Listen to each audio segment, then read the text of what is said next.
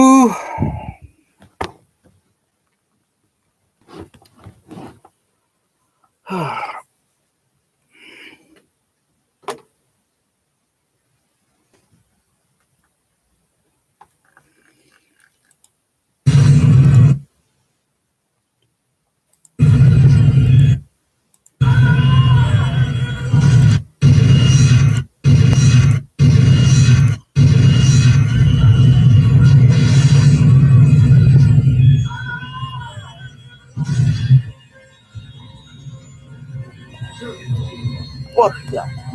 What the fuck? I don't know, but I think the Star Trek movie collection, in the words of Admiral Akbar, the 4K Blu-ray remastered, whatever, it's a trap. Yeah. Well, it turns up in a few days. Kind of,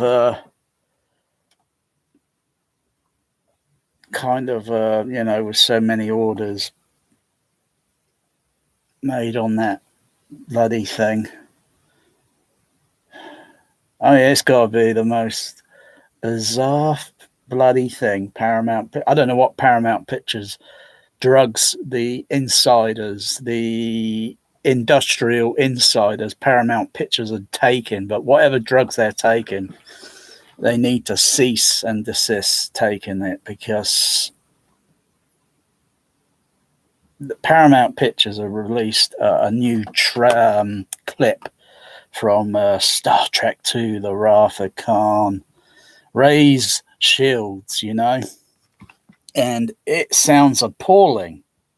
Even when I heard it on the laptop, and I said, what the blazes? The dialogue track mix is being lowered so much, it's almost inaudible. It's like a fucking Nolan movie, you know what I mean? Oh my goodness. Because if the Blu-ray is going to sound like that, then the 4K is going to sound like that. And I'm betting that they've got the same error in the side surround channel, or leakage of dialogue of Captain Kirk's voice leaking out into the right side surround channel. That is so distracting. That just stood out like a sore thumb when I heard that years ago. Because they're trying to fake the surround track channel. I don't know. They haven't used maybe stem tracks. So you got the individual elements of, say, like a rumble, a wee, or whatever sound element of the stem tracks that make up a whole to a soundtrack element for a part of the Enterprise, because it's probably made up of several tracks of stem tracks and whatever, and having the panning sound coming from the right rear back, and then a crossover to the right side, and yeah, kind of okay, but not even I tell you, might as well just stick with the bloody DVD. Or at least if you haven't thrown it away, and if you have, you're going to have to go and buy it again. You're going to have to go and buy the out of print version. I wouldn't trust anything that was, a little bit kind of later sort of thing, maybe with a different artwork, because you got to check the disc, or you got to make sure you check everything, that the year release date is around 2001 when they released these on DVD. I just got to check the other Blu-ray version to see if it sounds as appalling as this, what I'm listening to on this scene on YouTube. Raise the shields. Yeah, where is it? Let's post the link. Because bloody hell, the Laserdisc sounds better than that.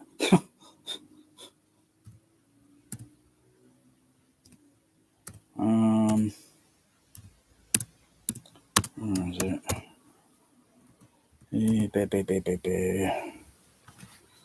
Where is it? Where is it? Where is it? Where is it? Where's that bloody clip? Yeah. Where is it? Oh, needle and a haystack. Let's try filter. I'll try today because it was put up today by Paramount.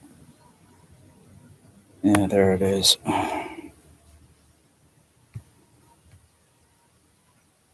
And also, I can hear bloody distortion in the bloody. I can hear distortion. Go and listen to this bloody pile of steaming crap. Jesus Christ. It's got bloody distortion in the bloody soundtrack.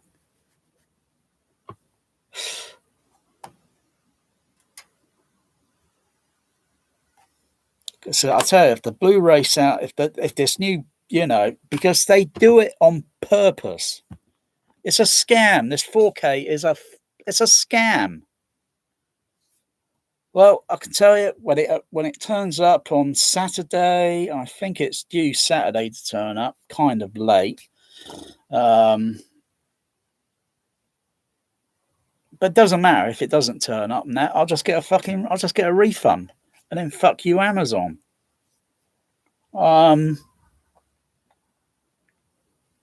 If it, I'm just going to throw it in the cat litter box.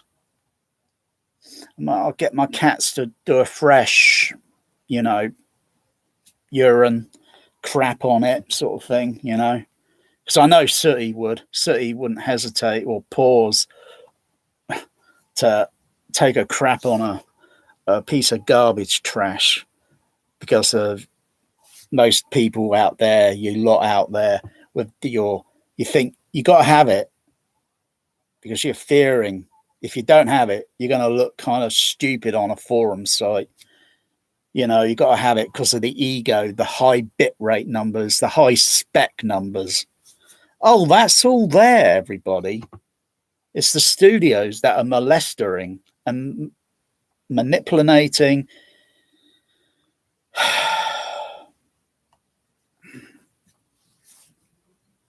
And looking at the screen captures of some, because, hey, we've all been waiting for screen captures. And I've seen a few popping up here and there. And they're absolutely appalling. It's just like getting some software and farting around with the gamma level, this level, this brightness, this contrast, this tone level, and messing around with it. If you actually look at 35mm, which I've got some 35mm cells of Star Trek. Which ones is it? Star Trek 3 and Star Trek the motion picture. And I look at the pure color and the transparency of film. And then you got to look at this medium, which is made up of pixels. So you trade off an artifact to pixels and grain. And yes, there is grain on film, depending on the film stock, depending on what, there is grain there. But the grain that they are applying to these movies now is like Photoshop. You go and look it up. If you want to add Photoshop to your digital picture that you just taken and want a grain effect with scratch marks and stuff on it, yeah, you can add that.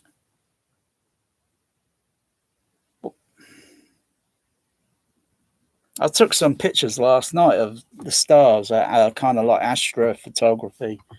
I need to get a different lens for my DSLR because I'm using an 18-20mm, and I've got to get something that's a little bit more, just a little bit more wider. I think it's, well, I can't remember now. I think 25 or 25 mil, something 25 mil.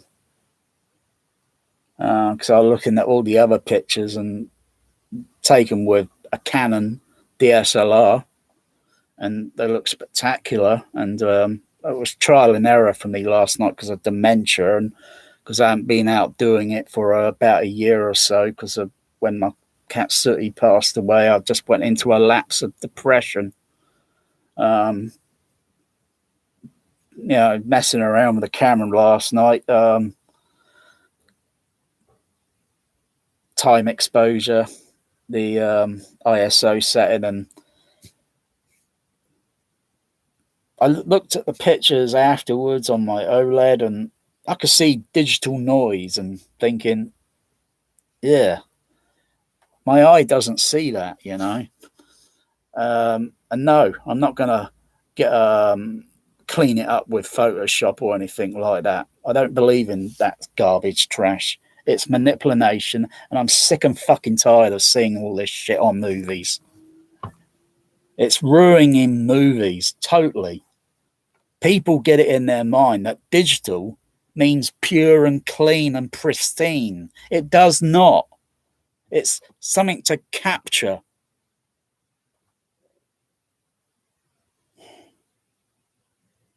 Laserdisc, you can actually see some grain in some, whether depend on if it's very thick and dense, and you can see a grain texture moving around on the screen. I've got the PAL Laserdisc loaded up. I'm just going to give it a little spin on that. And that's an early Laserdisc pressing before they did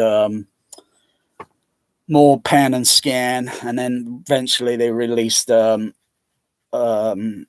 letterbox scope version during the early 90s.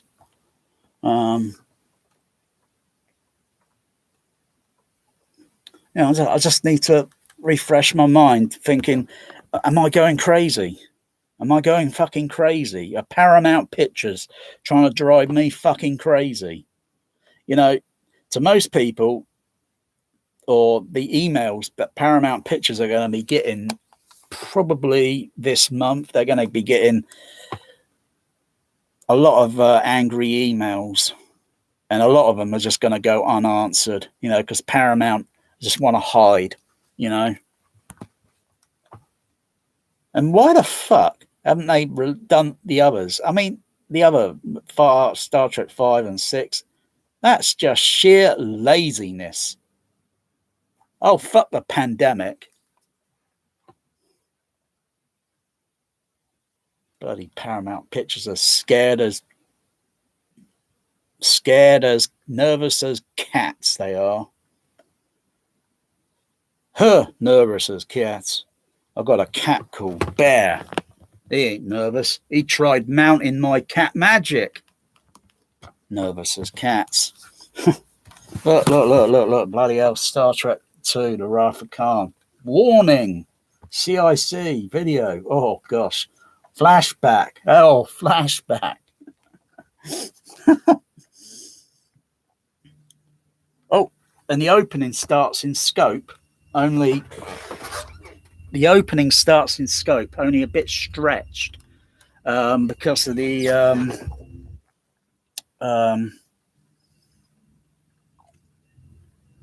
I think they're showing their kind of the frame as it is, if it were 35mm, and doesn't look like they're pan and scan. It might be a little bit overscanned. All I have to do is adjust the vertical on the OLED and just move it down a little bit. I can't stretch it out too much. I can only stretch it out a slight proportion. And don't forget, when films get projected in cinemas and you see all this, You got to remember there's a thing called an aperture plate that goes between the lamp house and the film gate. So you got the lamp house back here, then you got the film gate, and then no, hang on, the lamp house, the aperture plate, and the film gate, and then the lens, and then up onto the screen. Well, actually, don't forget the porthole, you know. Oh, dear. And I like the analog sound on this. It's nice and scratchy, and as if it's capturing the essence of 35mm.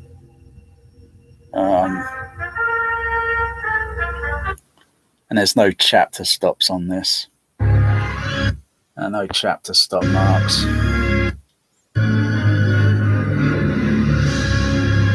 And that, for a PAL Laserdisc, surprisingly, just fade it down, surprisingly looks pretty damn good.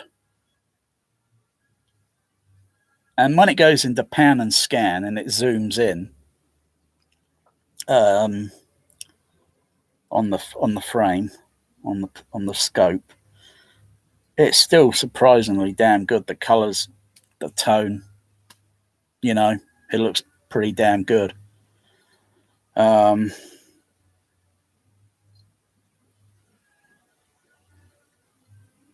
I mean, if I zoom in on it and zoom in on it, I'm going to see something there that's going to be a video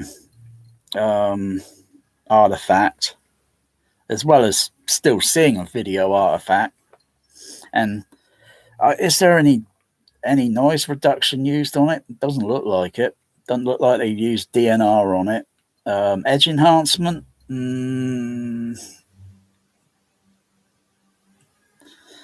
Bit hard to tell, really. I mean, I've seen severe edge enhancement that's so dire that it just makes the movie just completely unwatchable. Yeah, you know, when it goes now into the 20 into the pan and scan. Guess what? I can see grain on it. I can see grain moving around on the image. I can see a nice density of grain. If I squint my eyes, I don't notice it much. It's a bit kind of stretched, the image, because it should be in 4x3. Should be I should have that down at 4x3.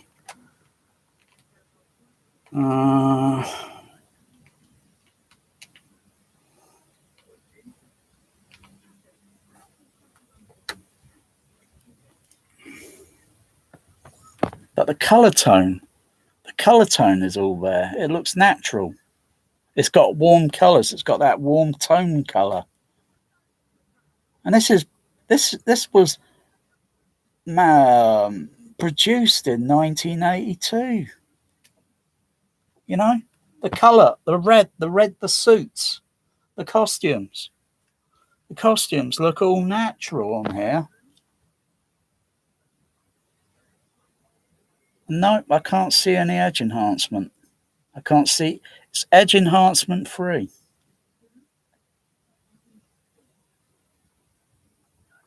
And it looks film-like. It's too bad. They should have kept it in a letterbox ratio to show this movie. And then 35mm. You know, it's 35mm, and then you put an anamorphic lens on it. You stretch the image. The image gets stretched, and so when projected back in it looks and appears to be super wide. And I just can't get over how brilliant this Laserdisc looks. And thinking of grain and texture and such, if I had a 35mm frame of this, I might get a 35mm, some 35mm frame of Star Trek 2. And if I were to compare that to the size of that image, that 35mm frame is going to be so damn tiny. If I wanted to see a possibility of what is on there, I'd have to get a slide projector. I've got an anamorphic lens. I'd have to get a slide projector and put the bloody film in and then just project it up onto the projection screen and look at those pure colors and that detail and that sharpness. Do I need to? Maybe. Oh, this Laserdisc does have a little laser on it, but yeah, this was pressed in 1982. It was pressed in 1982.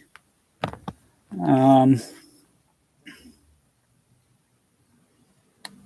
it doesn't look like it's got, any, like I say, any noise reduction, any DNR on it.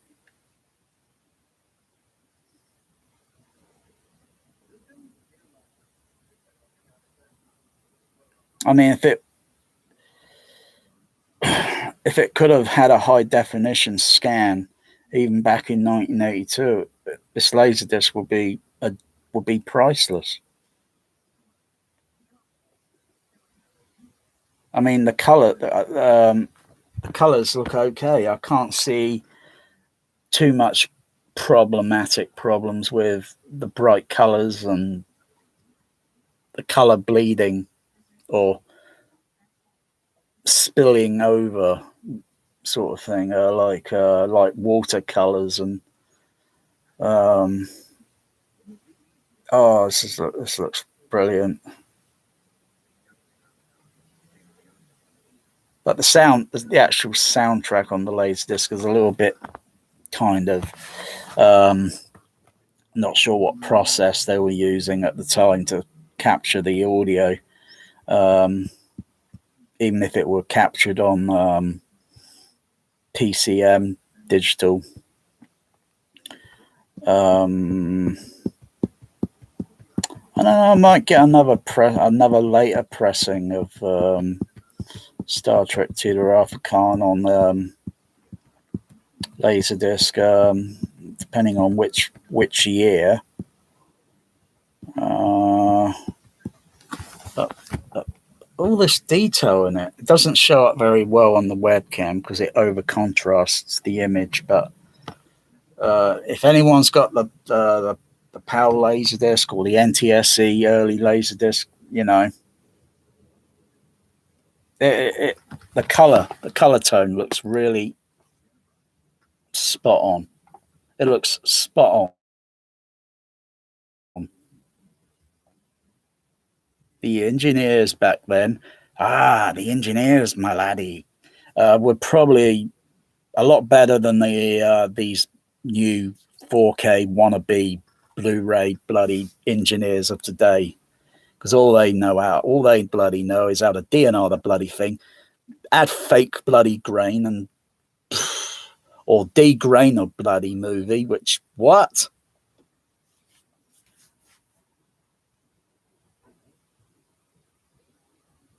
And this version that I'm looking at on Laserdisc is a film print version because it's got Q dots.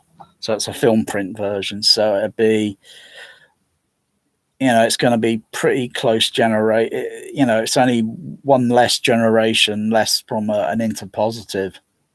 Or is it the internegative?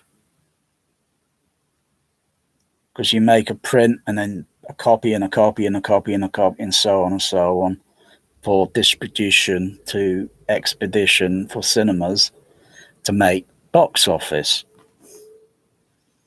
or fail.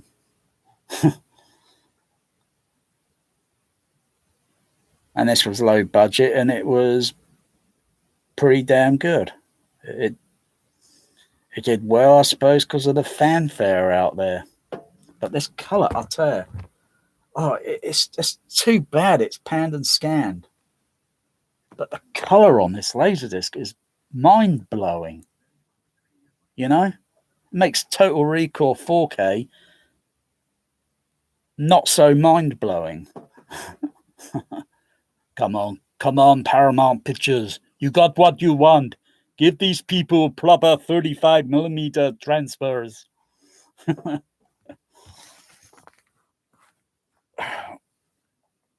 Oh, dear. And all this bullshit with Dolby Vision. Oh, my goodness, bloody hell. After I saw some of those screen captures of the Star Trek the Motion Picture versus the Blu-ray. I'm not sure which version Blu-ray they were comparing. The Blu-ray that comes with the in the box set, or was it the Blu-ray of years ago?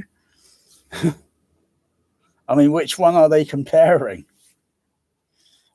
Because they're all, those early versions were garbage trash, DNR, and image enhancing, enhancing the image, and then cleaning it up, enhancing it. How long has image enhancement been around for?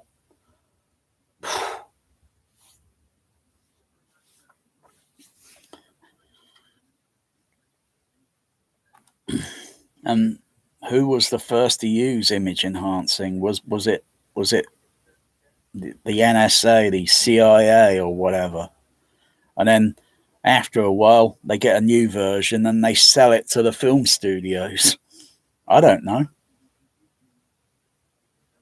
I just don't like it because it sucks.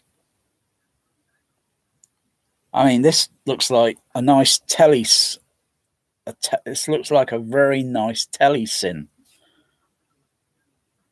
where the film is in a projector and there's a video camera and it's all calibrated, adjusted, and so forth, and captured onto master videotape.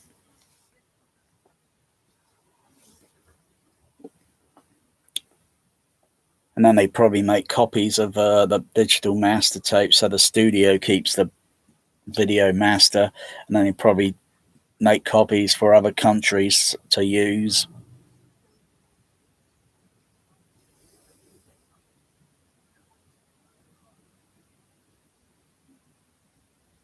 Oh, but the detail on this, I could see all the hair, all the fine hair, you know, and that's on Laserdisc. I remember reading a review by someone in a magazine years ago say, Armageddon on Laserdisc. Oh, it's so brilliant and pristine. You could see the fine hairs on Bruce Willis's almost bald head. You know, of course you're going to see it. You don't need bloody ultra high definition to see a bloody. See, look, you can see my hair here. You see? You don't need fucking high def as fucking 4K bloody definition. Jesus Christ. Stick a sock in it.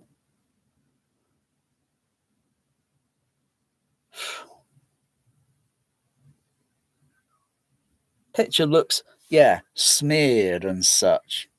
Laserdisc is a bit smeary.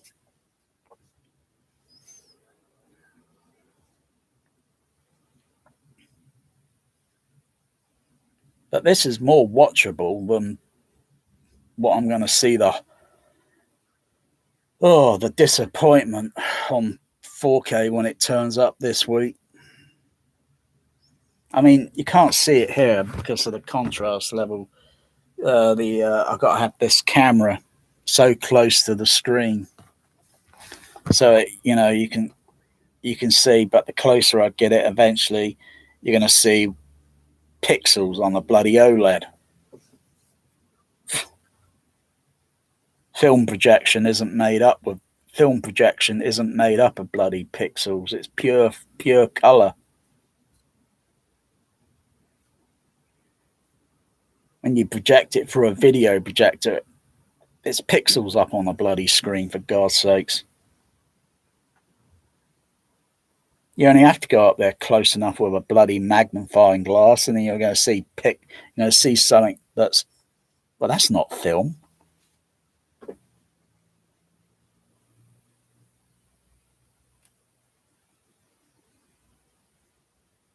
I think some people, as like us now, want things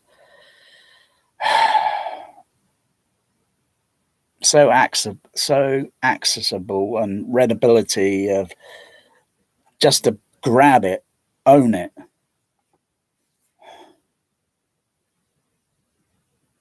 I mean, I've seen some 35mm film prints on eBay, and yet some sellers are really bloody greedy because of the popularity of the movie, and they're starting at like $800 bidding at. So most people will kind of lay low on that and then wait till the last 10 seconds on the bid $801, and then you win it for $800. Unless the seller declines it because he or she just damn greedy, like the bloody film industry. You got to remember, these movies have made their money back. They're no longer, you know. But looking at this it's like it's like watching it at the cinema, sitting kind of sitting in front row and putting my hands around, closing one eye and doing that and looking at the image and pan and scanning the scope image.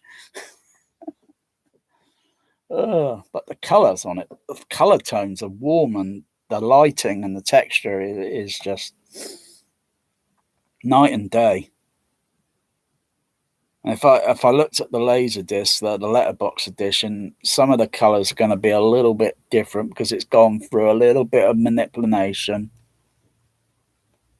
And then if I looked at a freaking Blu-ray 4K, the color tones are going to be almost but slightly shifted. I don't think there might have been as much manipulation with this Laserdisc transfer. It looks like spot on. Looks spot on. Too bad about they couldn't add chapters to it, because you've got to just add the boom boom boom. Got to go into the, what is it? Where is it? Oh yeah, time. Oh, it'll be about 30 minutes, 35 for 37 minutes.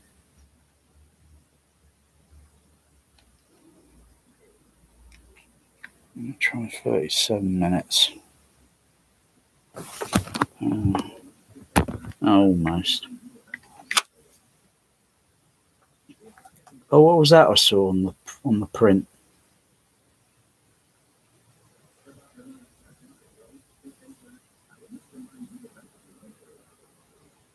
Yeah, I can see a scratch line going down horizontally on the screen.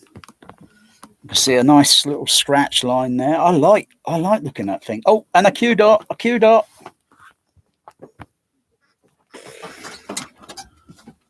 Yeah, a Q dot coming up.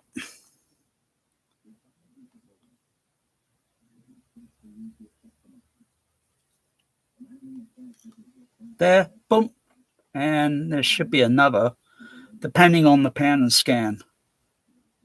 Oh, and a second one. Yeah, I like Q dots.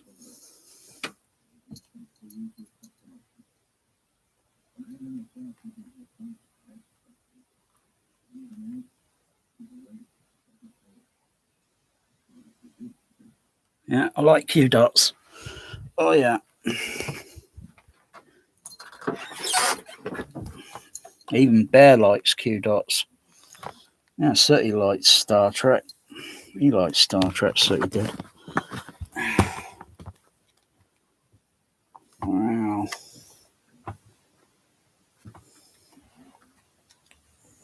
So listen to this. I have been.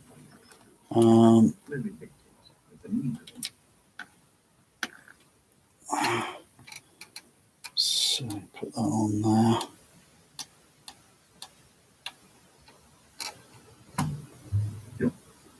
Dictates that the needs of the many outweigh the needs of the few.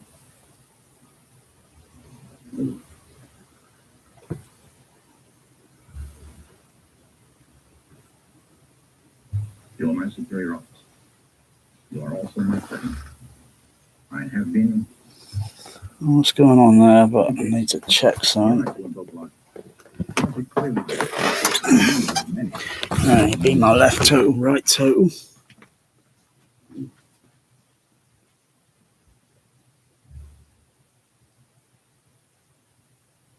You're my superior officer. You are also my friend.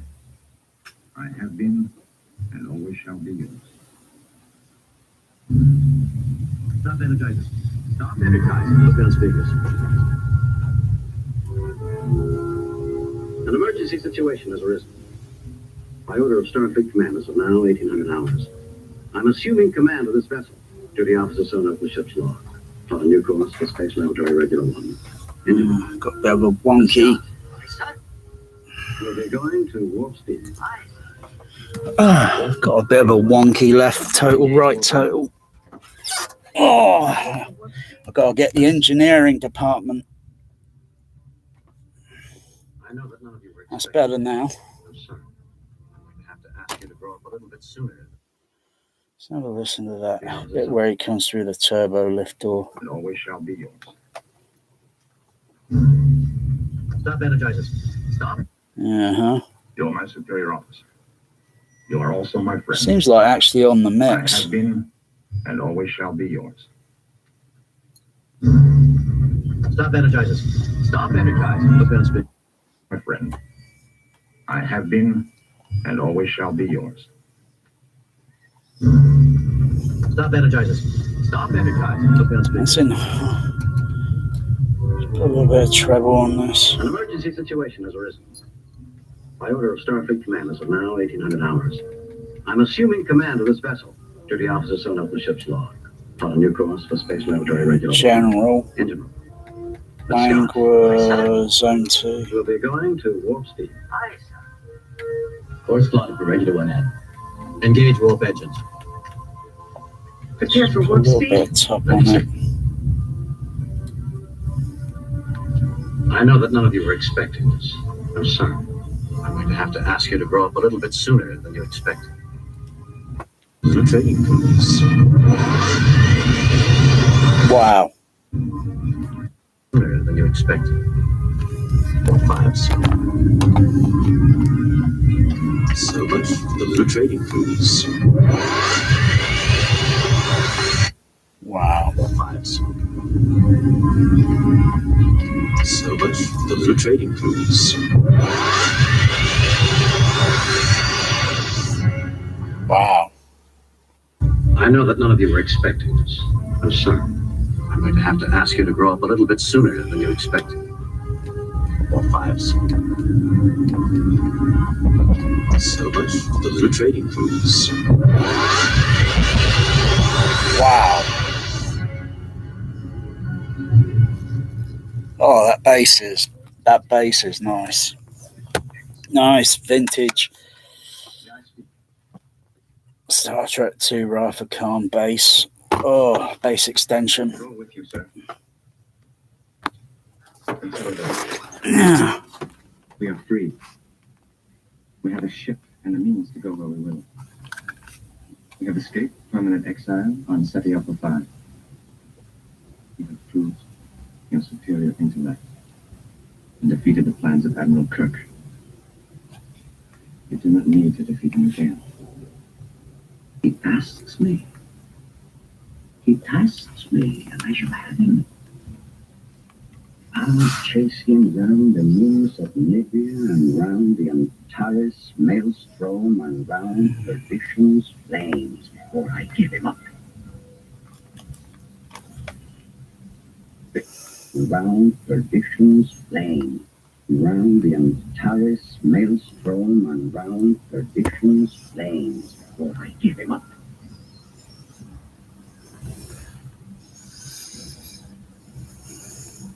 Prepare to alter course. Through the Antares maelstrom and round perdition's flames before I give him up.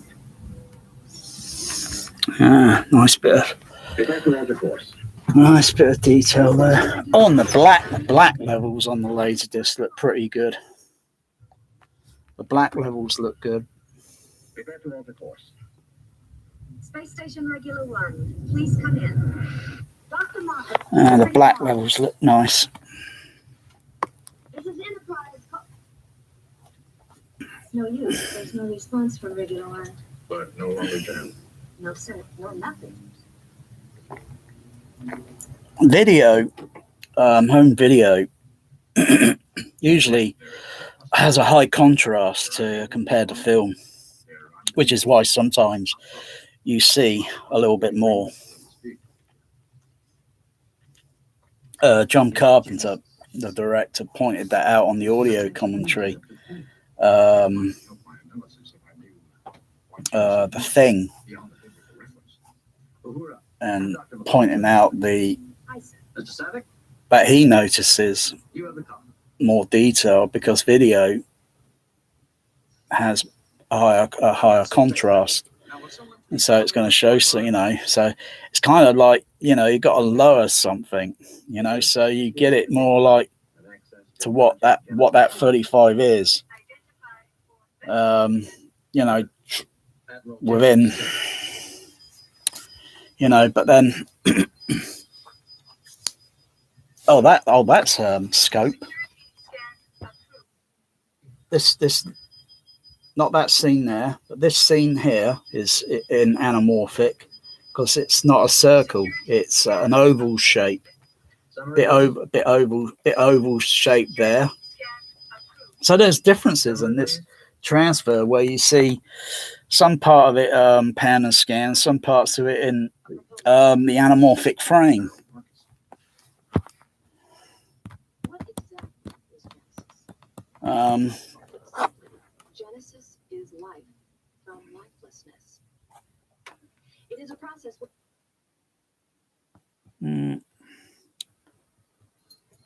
Wow.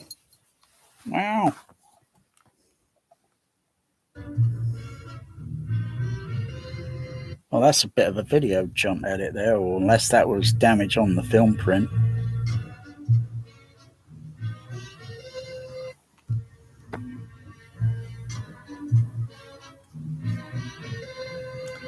A few frames missing.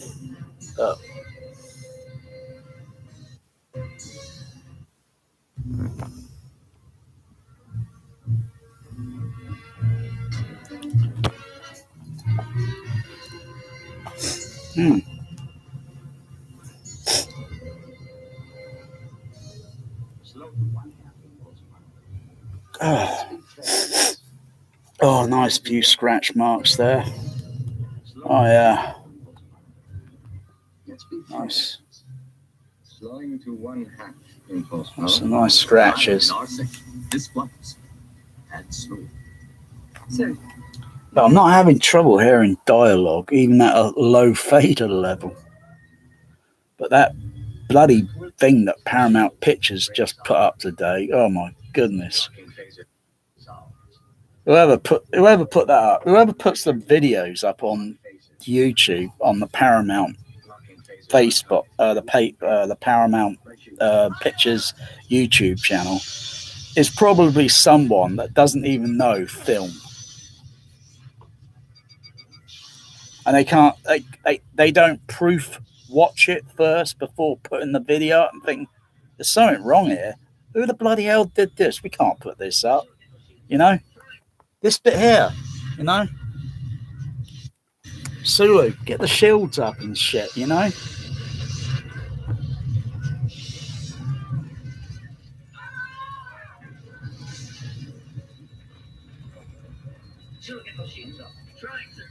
can hear the dialogue crystal clear, even at a low fader level.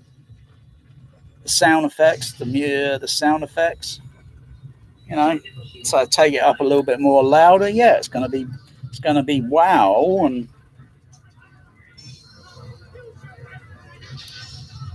And I think there's also an added dialogue line, which was added to the Blu-ray years ago. I think it's Mr. Scott, and there's an added little bit of dialogue.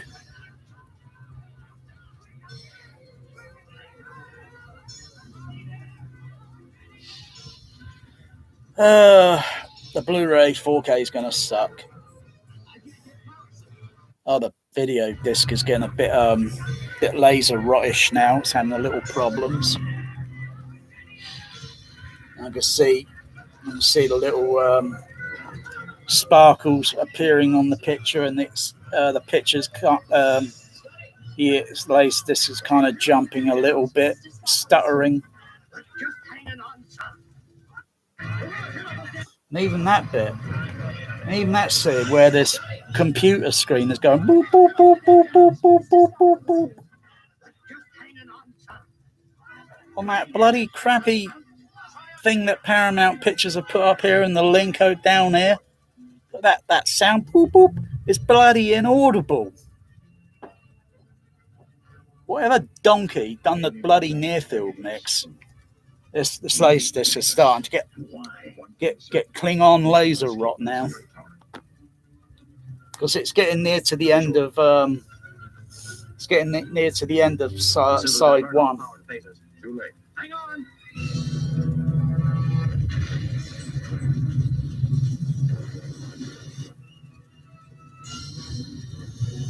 Yeah.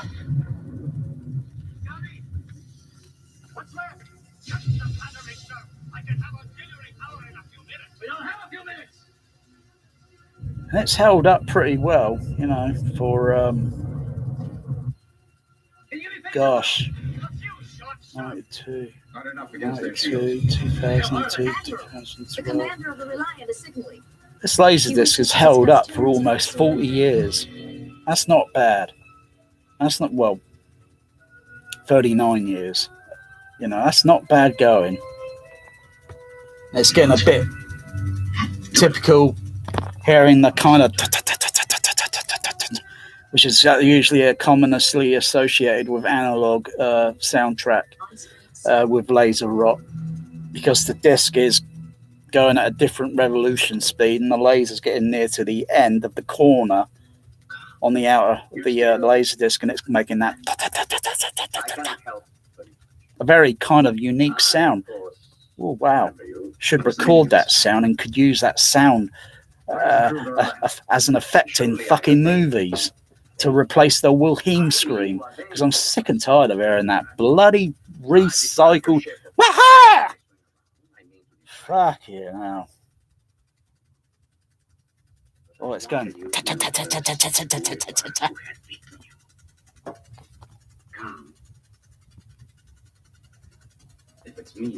I don't think this Laserdisc will make it to the end. I don't know. I'm just gonna whiz it a little bit.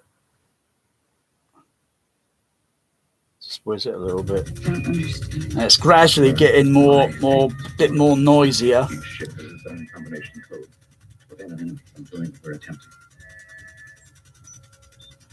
Believe me, I've even sat through a 35mm print of Willow that was absolutely appalling, from reel 3 right to the last end credit. Half the image was dissolved in some solvent, and it looked out of focus, and only one half of the image was clearly visible to watch. At least the soundtrack wasn't messed up, and it were playing in Dolby SR with overhead surround, and that was 1989. It might just make it to yeah, there we go. Wait, she's not going anywhere. Wait, she's not going anywhere. Yeah, that sound. Da, da, da, da, da, da, da.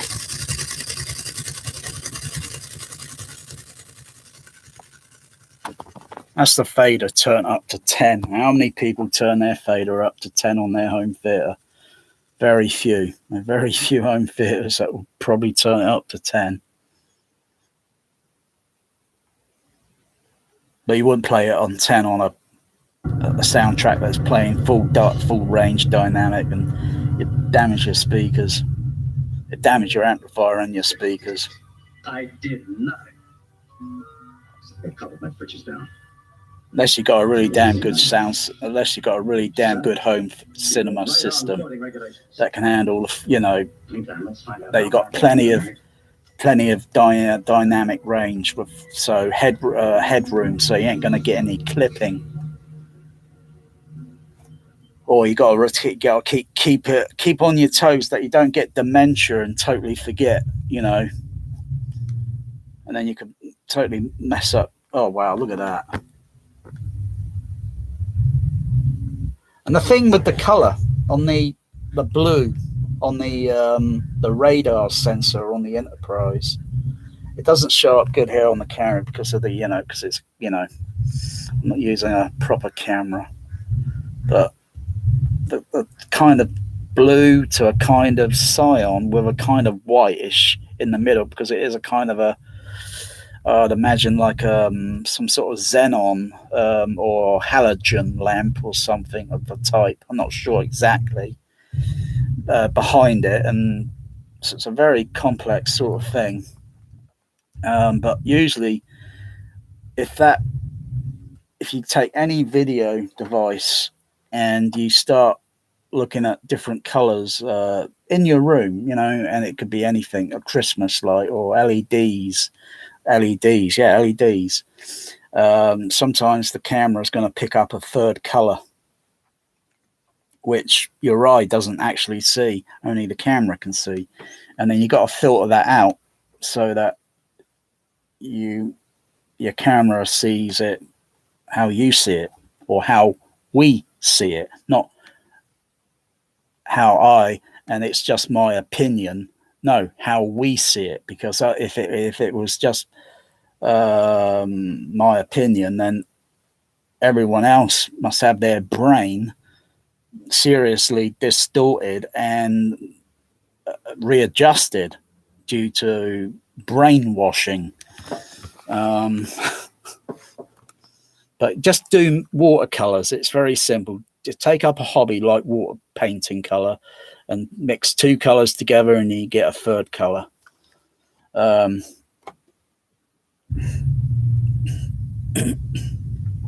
seen worse transfer.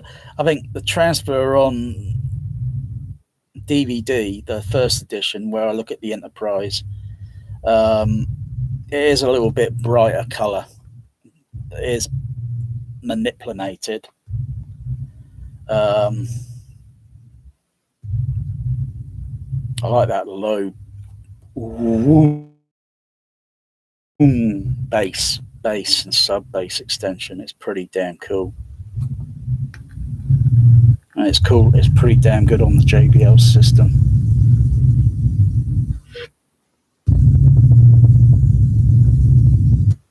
Let's take that audio limiting up a little bit.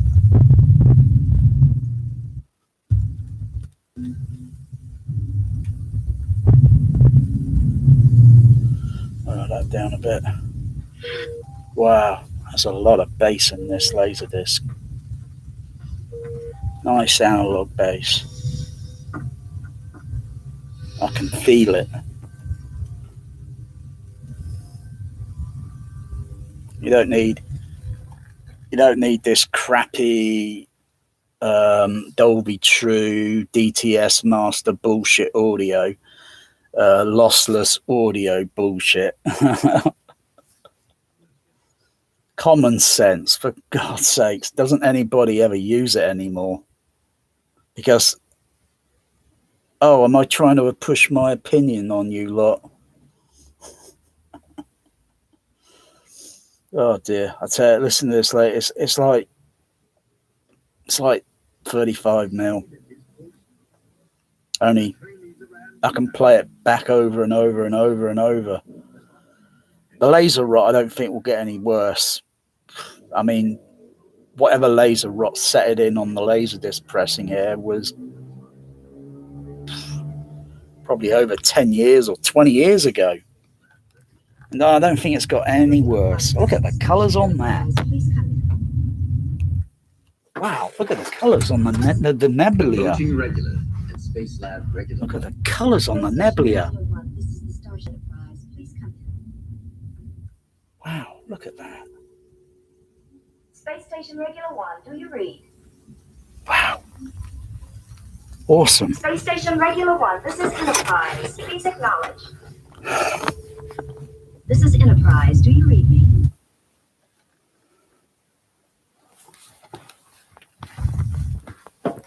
His post.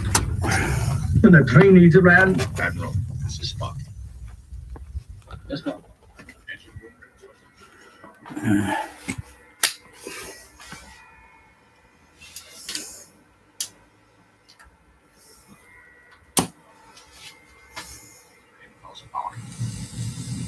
Best speed, regular 1, Kirk. I'm sorry, Scotty.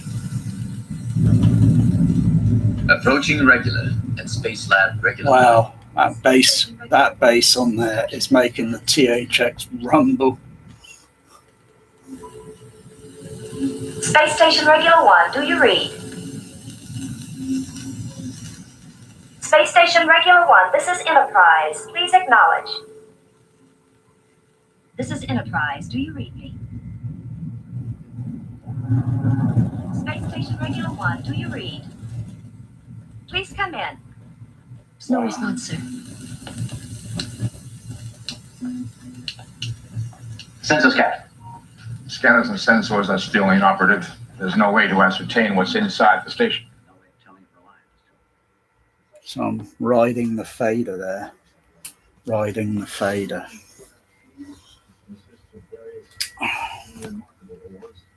Magic. Magic. What, you want some whisker? Want some kitty food? Made for kitties. Made for kitties. Made for kitty cats.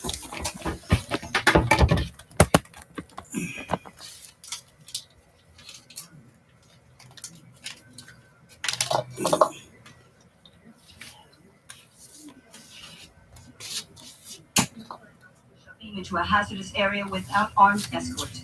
There's no such regulation. Oh, and there's a Q dot coming up. All right, you're on the line. Mr. Spock, the ship is yours. Jim, be careful. We will.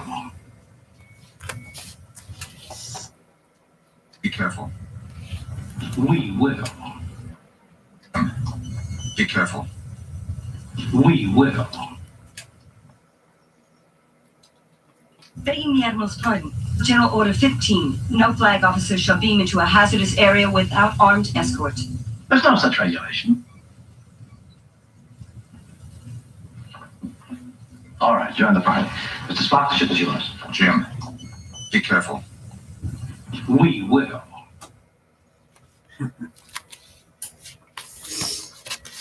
Oh. Oh. Everyone's got their 4K Star Trek, and they're watching it now and they're thinking, scratching their head, thinking, there's something not right with this picture. There's something wrong with the look of it. Oh. I mean, you think these studios would have a documentary on how they did the transfer? No, not one single bloody hell. I mean, this 4K Star Trek bullshit, box set, blue bull 4K bullshit. It got all the same extras from the same of the previous, maybe DVD, the Blu-ray, the previous Blu-ray. The only different one here, they got an isolated music score for, I think, only Star Trek motion picture and Star Trek 2. Huh? That's what I read. Huh? Bloody cheap bastards they are. And not a single documentary on how they put it together. Do they do a scan? scan the film frame by frame, capturing all the grain, everything that film print is got on it. And then of course was the 35mm different with the 70mm because of the Star Trek 2 opening, that it doesn't have the 2? Or was that on the entire? Because I think they changed it for the Laserdisc. And Magic, come on, sweetie, come on. Oh, meow. Yeah, Magic doesn't take Paramount Pictures prisoner. Do you? No prisoners.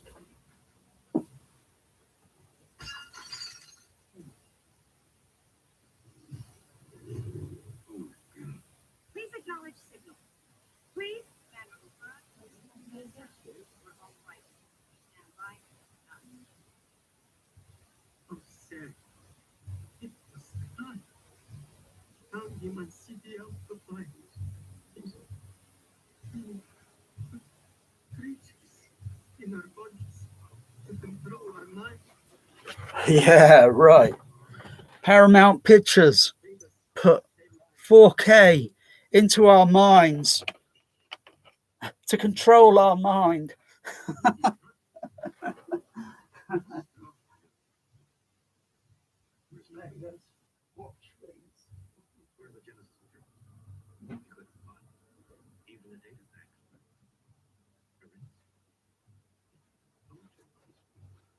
Yeah.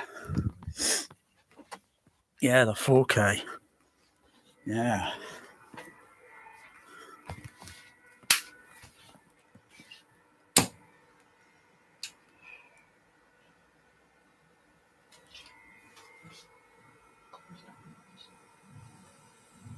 Where are the Genesis?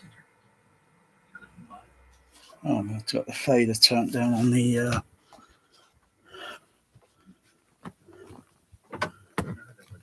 Anything. He went wild. He slit their throats.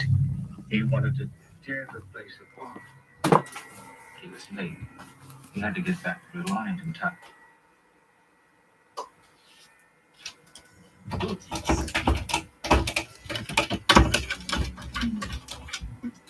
Creatures in our bodies to control our mind.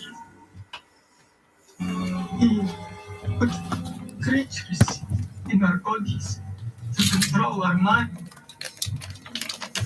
All right, you're safe now.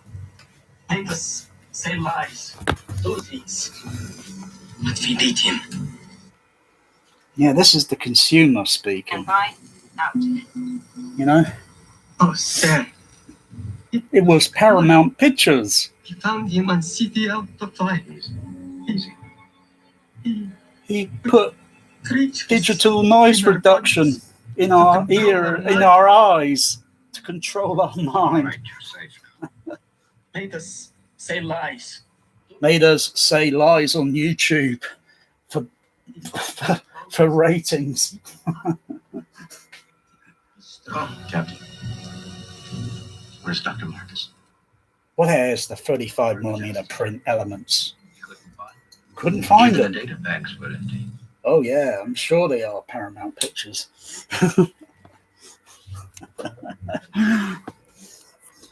So Paramount, they're just bloody greedy little robbing company today. They are just little greedy robbers. I think this whole thing is a conspiracy, and it's been planned for many decades. You know, because if there was a perfect, absolute perfect copy made, then there would be no more need to make any more. You know, go and get the 35mm print. Hey, you ain't going to need a fucking 4K disc. You're not even going to need it. No if, no but, no debate, no vote. You wouldn't need it. You wouldn't want it. But if you have something like that, you think, well, I'm going to need a telesin now because I'm going to need to make a copy of this and keep it on disc, you know, so I can watch it over and over and then store the film prints that I've got in a nice controlled temperature. But even still, you know, ain't going to last, you know. Ain't going to last. Won't last. It will deteriorate eventually. Just like anything that deteriorates. And then you get the mass hysteria of people. Oh no, it no longer exists. Oh, the end. It's only a movie, for God's sake. It's immaterial. But I suppose same could be said if you took a picture and, you know, oh, do I check my SD cards? Oh no, oh gosh, oh dear, they deteriorate, they don't work anymore. Oh dear, you know, I'd be gutted. You know?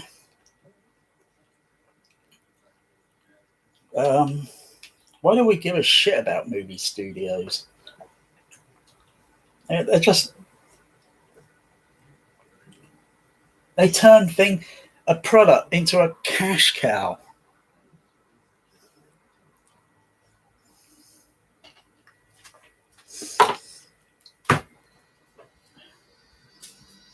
How many versions of the thing is there? How many versions? I mean, the thing on video, it just keeps getting transferred into a different thing every time.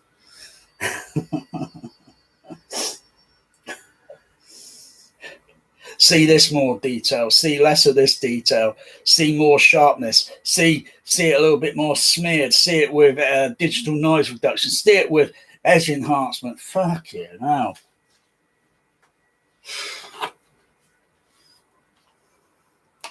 And these are people that are professionals, and they're the ones that need to calibrate.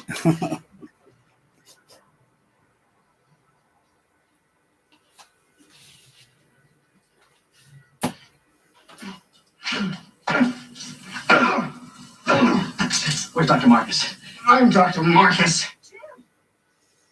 Oh, he put creatures in our ears to control our minds.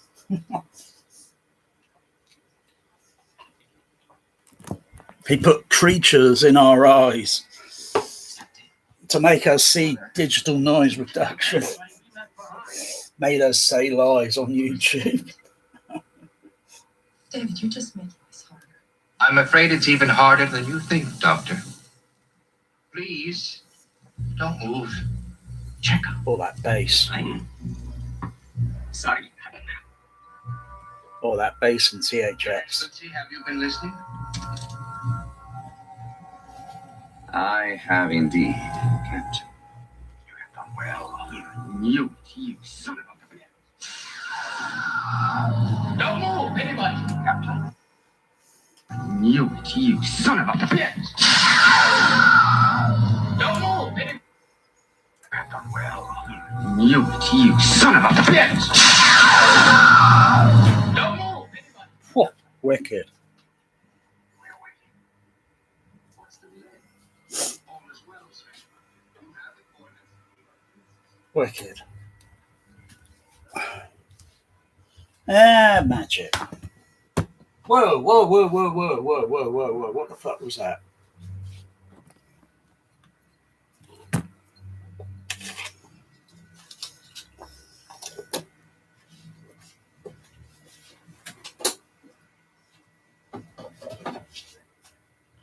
But creatures in our eyes.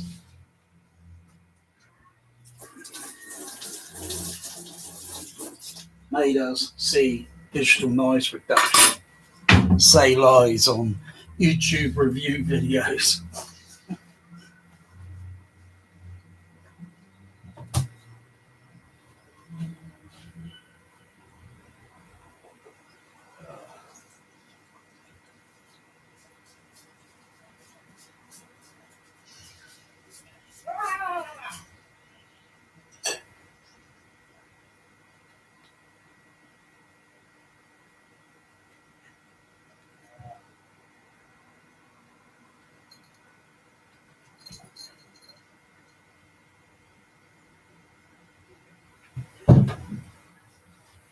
Well, Magic, you've been fed. You've been fed. You've been fed.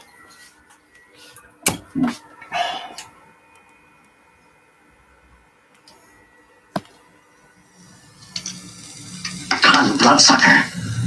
You're gonna have to do your own dirty work now. Do you hear me? Do you? Bloodsucker.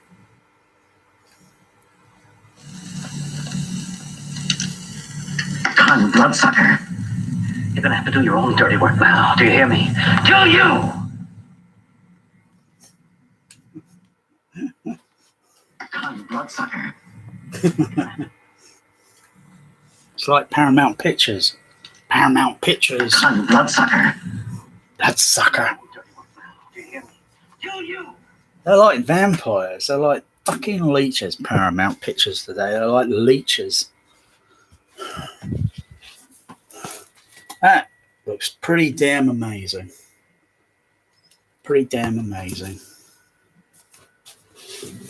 I mean, that looks pretty damn good. You know, in scope, and soundtrack is a little bit more clearer. So, wow. And look at the artwork. Look at this artwork. You don't get artwork like that on a crappy 4K crap disc format piece of garbage trash now, do ya? Look at that. Fucking not embrace that artwork. Embrace it. Huh? Look at that. Look at that. Freaking stereo video disc.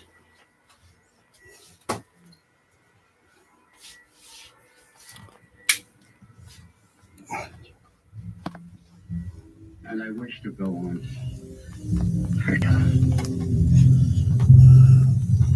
I shall leave you as you left me.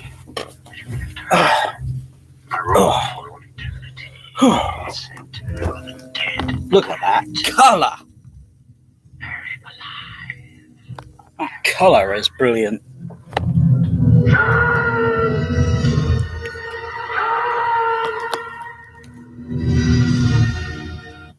So listen to that in the analog.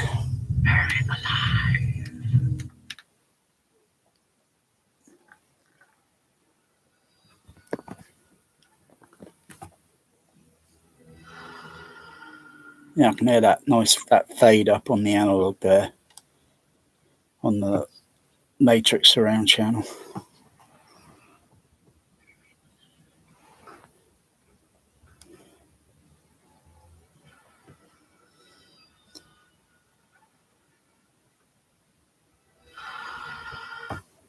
Let's reset the levels down a little bit here.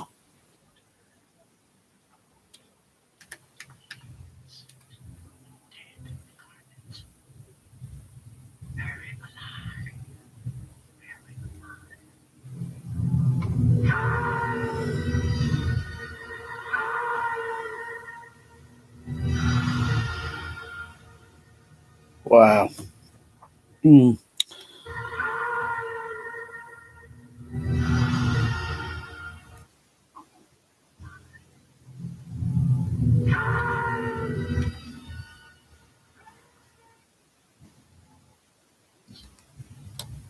check the general.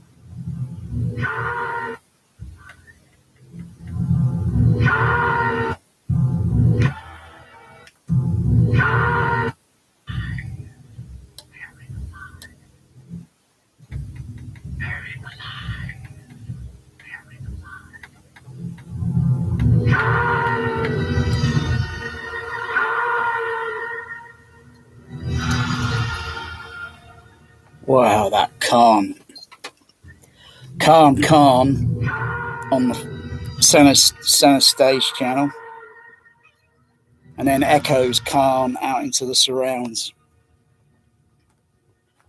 Lieutenant Savick calling Enterprise. Can you read it? What are you doing now, Bear? Bear. Is it me or is it getting hot in here? God, must be the. What are you doing, Bear? Meow. Meow. Meow. Meow. Meow.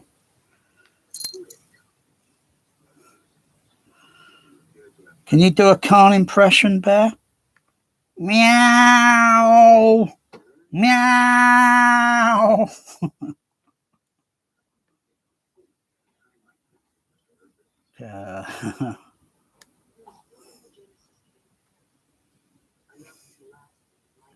Oh. You really pissed off my magic at you, have you? Really pissed him off. You seem a little bit different since you've been neutered. You seem a little different.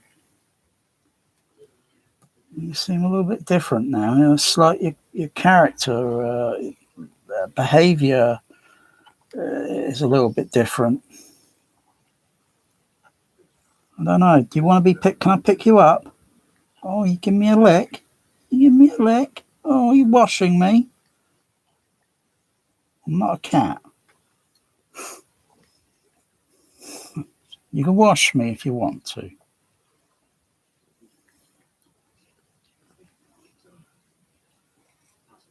I mean, Bear's got more detail on him than a fucking 4K disc will ever a format disc will ever have.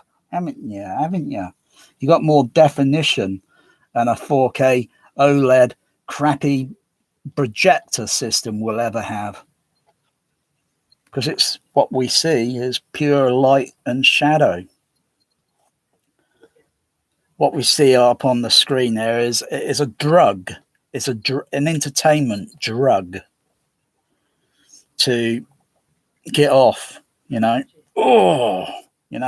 what it is. Oh, this is a bit of a scan pan. Oh no, oh bloody hell. And it starts to scan over because it's just one frame. It's just one frame scene looking at two characters. Oh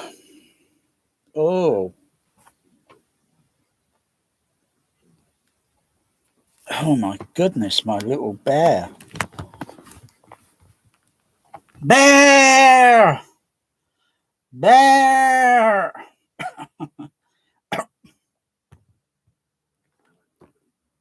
You're not into Star Trek, are you, Bear? No, he's not into Star Trek. He'd rather do that. Oh yeah.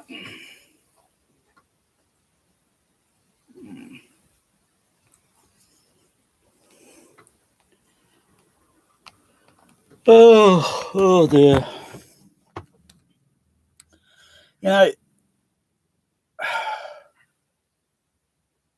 I might just get this scanned onto DVD-RW. This pressing of Star Trek 2.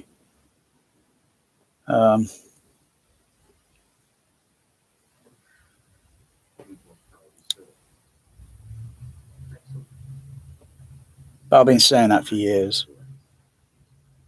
And yeah, I haven't even rigged up the Panasonic, which is up here. I haven't even rigged it up. I don't think it's even powered on. I think it is. I just haven't bothered to connect the output leads, the input leads from the... Where's it got to go to? It's got to go primarily from the Laserdisc player into the Pioneer, and then the output HDMI back into the AVR. But I can't be asked to do that. It's a lot of effort. I'll just. Oh my goodness me! Oh!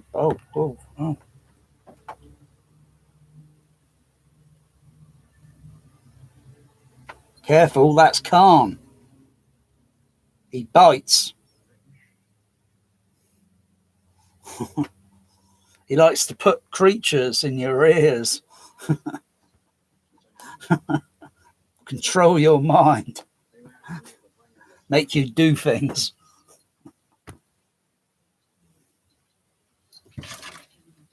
All right, now come on, down, off, down. No, come on, off of that JBL. Oh no, he's gone behind the projection screen. Oh, he's up here.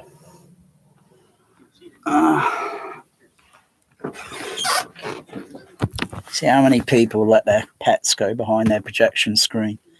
You know, because they value their bloody crappy home theatre that much. You know, the more than their bloody pets. Oh dear.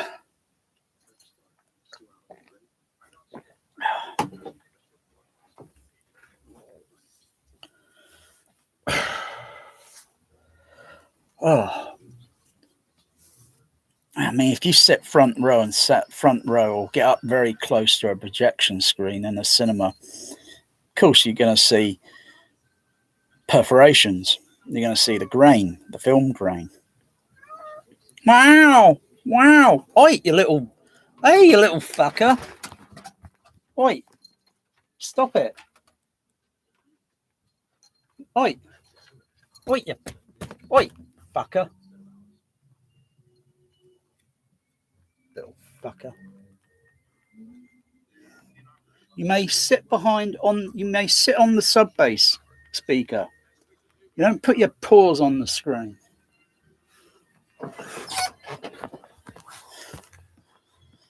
Fucking hell.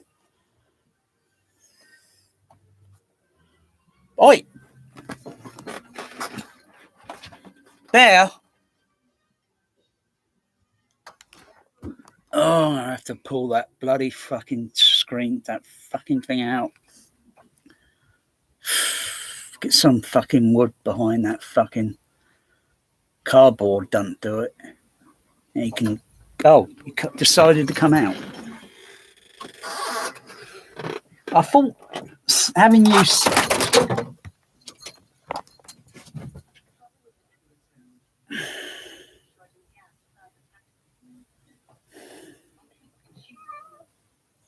What drugs are you on, Bear?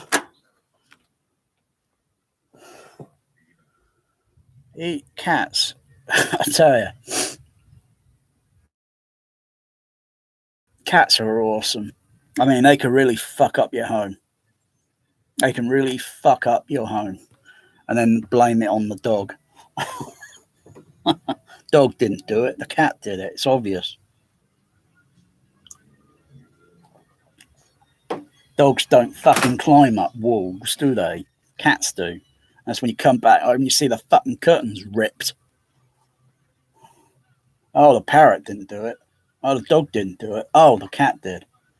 Cat sits there looking so... I didn't do it. I like how dark it looks here on the 35. I like how dark that looks. On the DVD, it's a little bit brighter. Or rather, on the later Laserdisc pressing, on the letterbox edition, it's a little bit more brighter. I like how the tone is kind of darkish,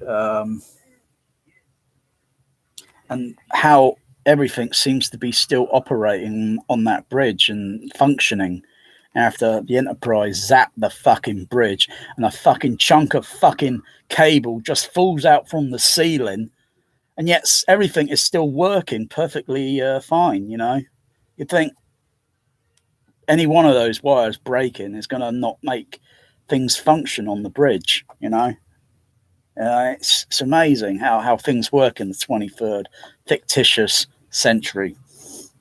You know, you can get zapped by a fucking phaser and everything's still fine. You know. Oh, have I got to do that now, Bear?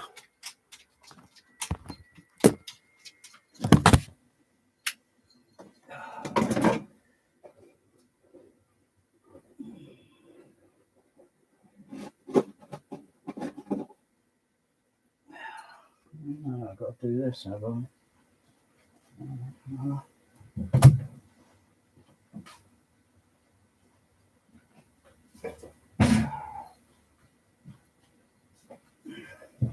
That's why you were going flipping crazy. Look at that.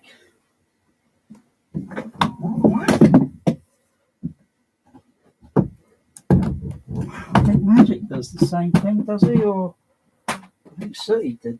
Does City Magic do the same thing?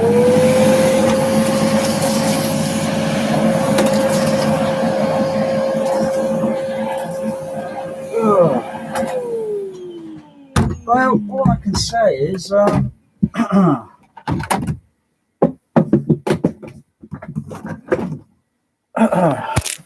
I can say is, you're in for a great disappointment on the 4K. I couldn't care less how fucking sharp the fucking image looks. I don't give a fuck.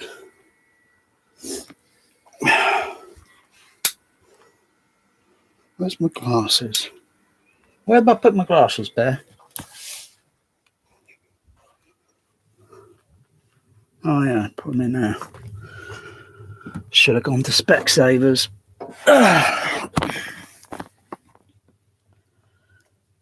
Hard to starboard.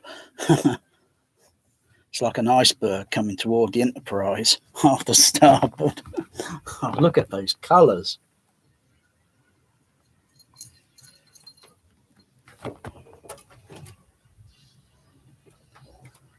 Yeah, I've got a bit of a loose wire on my left total, right total. Not sure if it's up here or if it's down at this end. I'll fix that later. I'll tighten it up.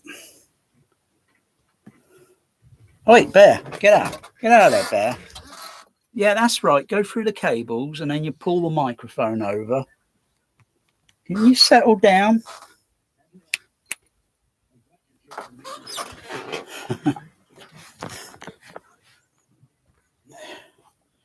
Needs to be out. You need to be outdoor cat, Bear. You need to be outdoor cat.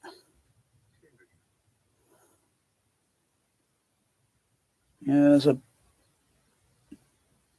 nice, colourful world out there, but we don't have a garden, do we? We don't have a garden. We don't have a private island. And yet the universe is, you know, you take a bit of sand up from the beach and throw it up, or you look at that sand and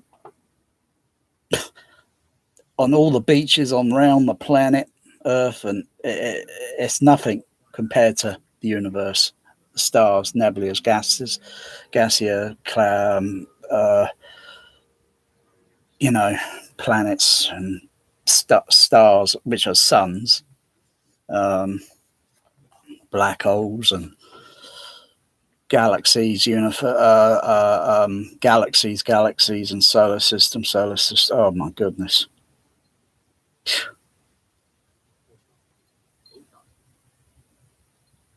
Maybe we go to one of those when we, you know, when life forms, they go to those special islands.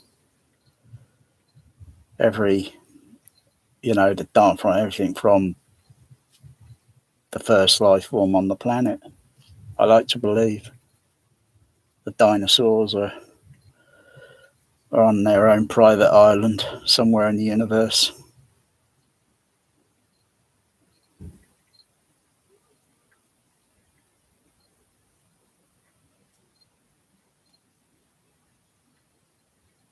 Wow, I just can't get over how brilliant this Laserdisc transfer is. It is absolute knockout, 10 out of 10.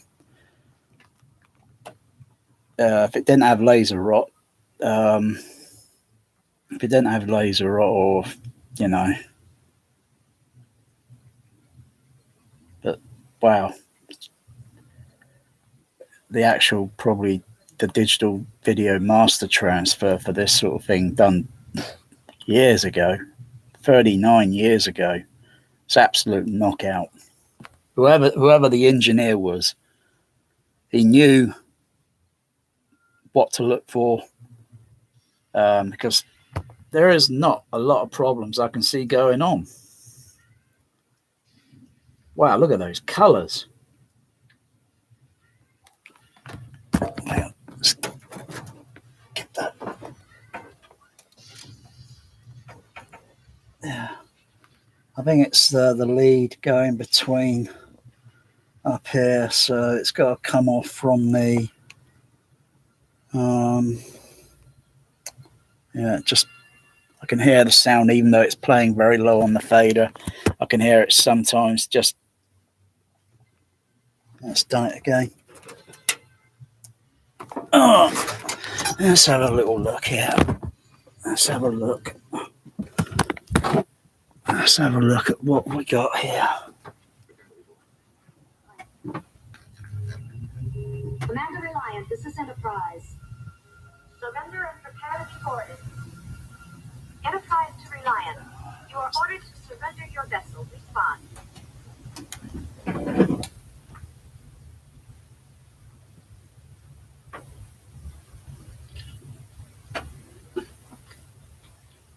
Reliant, come in, Reliant. You are ordered to surrender your vessel. Enterprise to Reliant. You are ordered to surrender your vessel. Respond.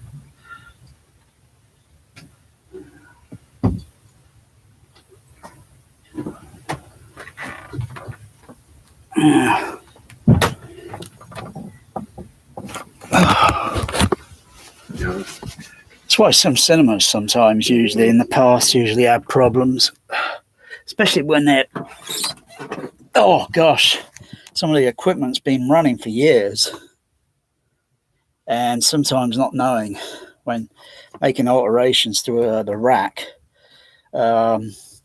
may just sometimes go unnoticed, and you knock something, a certain wire or something, out of place because it's just probably got loosened, and then you gotta go back and think where that is, and then put the test tone noise through, listen to the booth monitor in the projection room and see, until the fault is corrected, and then you hear the sound getting restored, and then it's A-okay. And things like that can happen with a HDMI lead, but what, there's 19 wires inside those little tiny little cables? Bloody hell. And those HDMI things are crap. They're so flimsy, they can break. You can just hold one end and that end and just break the bloody thing. Whoever invented the bloody HDMI cable, really. A bloody SCART lead is more bloody durable and robust than a fucking HDMI cable. You might as well just modify your player to have a SCART connector on it. Doesn't make any difference as long as you got all those wires connecting.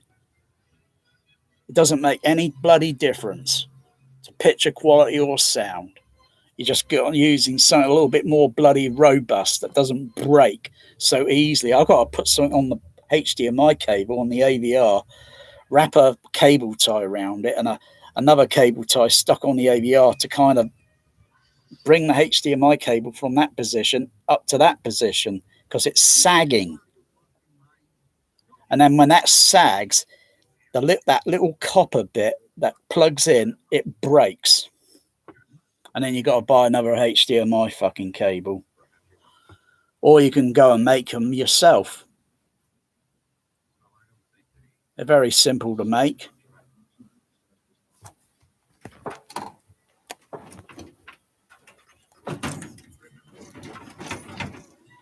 Fucking hell, what's loose behind that fucking rack? Is it on this end? So I've just got to think where my left total, right total's going. Let's It's coming from the Laserdisc player. So it's A-OK from there. It's coming into the room. Connects up onto the AVR, onto zone number 2.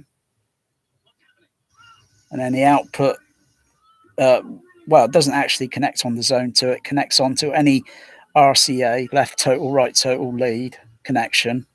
And then I have to use the zone number 2 to output the signal.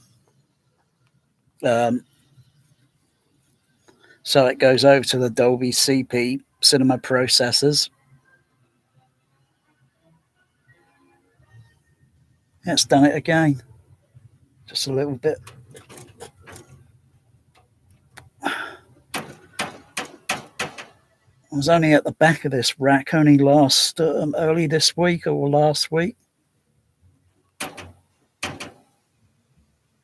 I think something's just got knocked. I must have knocked something when I was adjusting something. But obviously, doing that, you know, it goes back in place and works. It's kind of like having a circuit, a component on a circuit board. Maybe say typically like a capacitor or a resistor. And you bang it, yeah, and then it works because the dry solder that's got loose, the component pin connects again, and then it gets the signal flow, the electrical signal flowing through it. There's no dry joint here; it's just a loose wire. Because my rack wiring behind that is not very, very nice. It's very tatty. There's freaking thousands of cables behind the bloody thing. Well, hundreds of thousands. That only matters if you're an audiophile and you've got a little strand of copper cable.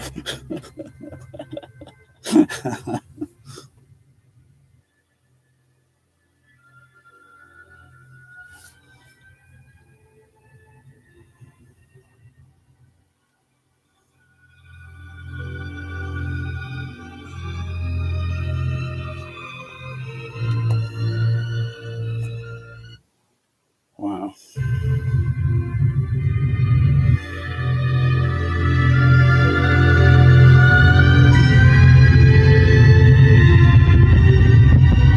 Wow, that sub-bass extension. Wow, that was rumbling against my body. Better get down here. Bones? Better hurry. Savick, take the con.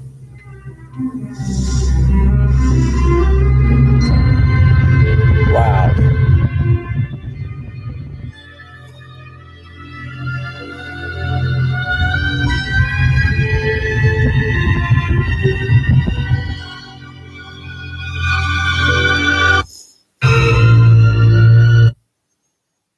Son, he's dead.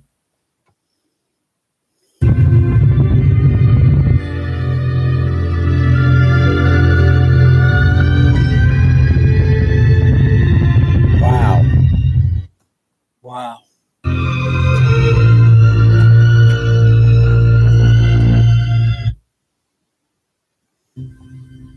That's too late. Oh, that's cool. That is cool. That sub-bass extension. Jim. Yeah, it's Better get down. probably a loose wire on the... Bones? Better hurry. Because I could play the sound out through my zone number 3. Savick, take the con.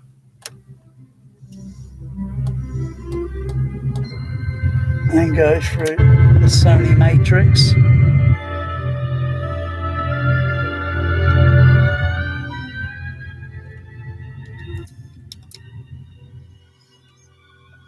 Need to readjust the levels there differently because the levels need all balancing because they're on different line input and outputs. Let's just turn that up a bit, that fader. What's that sub-bass extension like on the Sony Air Matrix?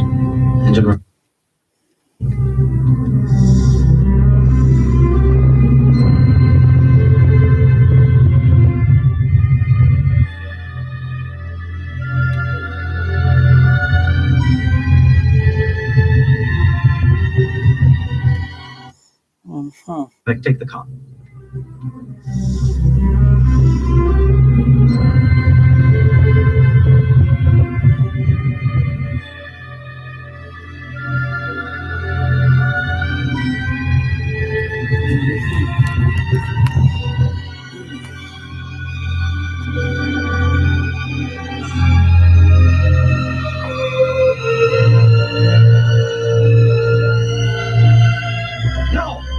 Or that bass on that bit there in the music, that bass.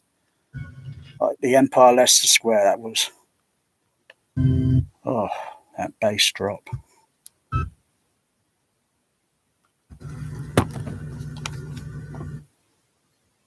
Let's get a little bit problematic, the Laserdisc with scanning.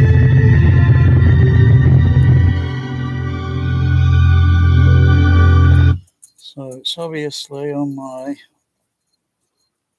go over to auxiliary 2.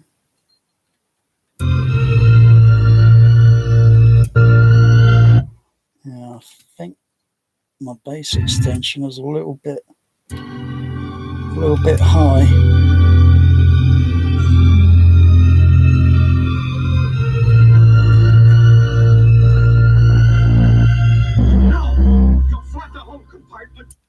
Wow. Come on, Bear. Come on, Bear. Wow. Let's see. Could be on the back of the bloody AVR.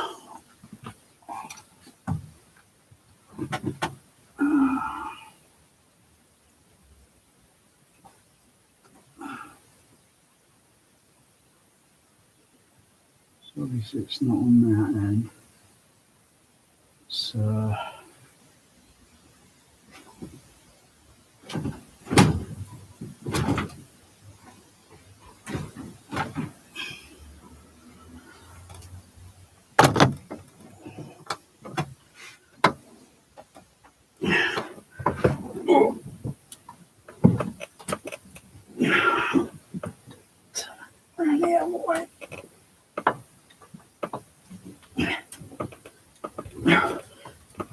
oh, it's heavy.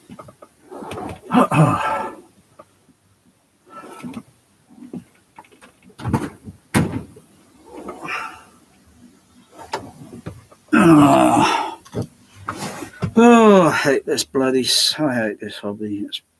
It sucks. Movies suck on 4K. They suck. They really do. They just don't deliver. They just don't deliver the goods. You know? You get all these crappy near-field mixes. You know? And everyone's got a Calypso speaker in their home theatre. Or maybe little JBL Tower speakers. Or some other sort of rubbish. And you're trying to recreate a small auditorium cinema in a basement. Because that is, you can't, you know, do what it would be like in a large premiere size auditorium. You just end up turning the volume down. You end up turning the fader level down because it just doesn't match the size of the room. As well as the scale of the sound doesn't match the size of the image.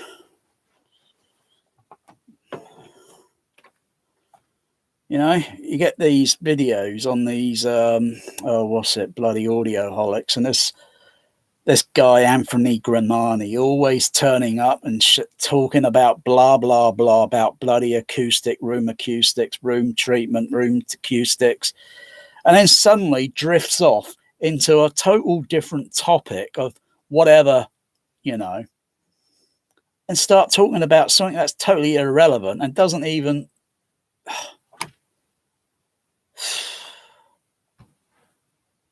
Crikey.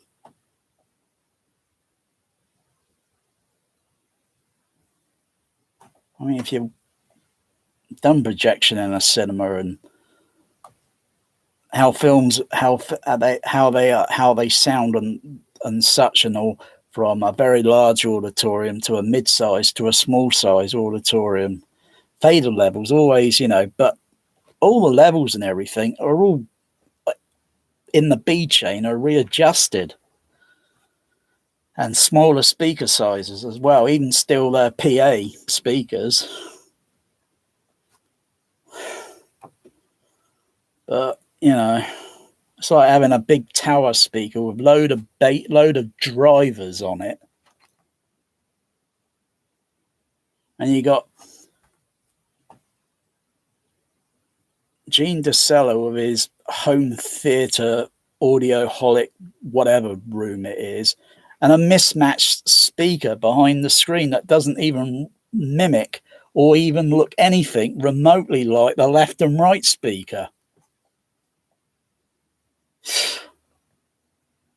God. So when you get bass panning, oh, it's just not going to match. It's just going to be completely all over the bloody place. It's going to go from big down to tiny. And that center channel sometimes carries a lot of bass in it sometimes.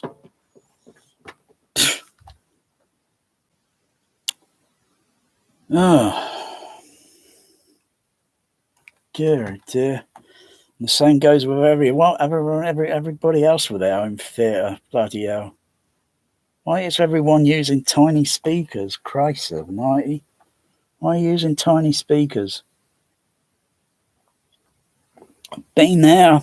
I've heard it. You end up wanting to turn it up more because you're trying to get more bass out of it. I mean, you can't. You're just going to end up with problems like it's distorting or it's clipping. It's making noises.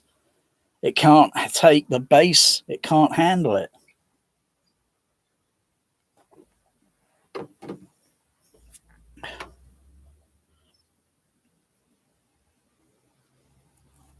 God. All this bullshit about room acoustics. Fucking so much bullshit. You look at most cinema auditoriums, they don't really go too over the bloody top. And most is hidden with a fabric, so you can't even tell what's behind that fabric. And it's nothing special. As long as you don't get a freaking slap echo in the room, who gives a shit? You don't need all this fancy shit that's costing how much? How much? How much? Just so you can put their fucking name on a plaque outside your home theatre. This GRK or whatever. Fucking hell. I don't want to make my room soundproof. To make it soundproof, I'd have to make the walls so fucking thick, I would end up with a room looking the size of a bloody bathroom.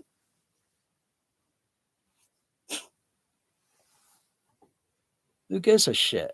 As long as you don't have a slap echo in the room, who gives a fuck?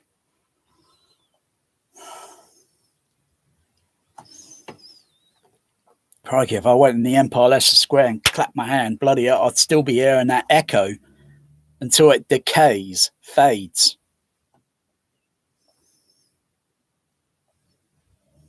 I think it's over about 1.5 second or something. I think it was like 1.5 seconds sort of echo delay in that Empire Leicester Square. all they do is use a special painting the walls just so they can lower reverberation down just a fraction. Wow, that's doing a lot now, isn't it?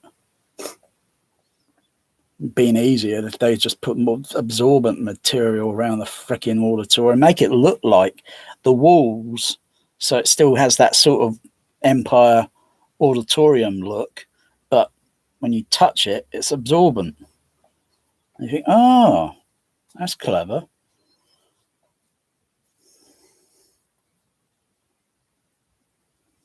You go into a car, and it's mostly got an aesthetic in it to, you know, of course, if you took all that out and then did that, it's going to be a very short, sharp, reverberant echo, like very short. You absorb it and then go in there and clap. You don't notice it.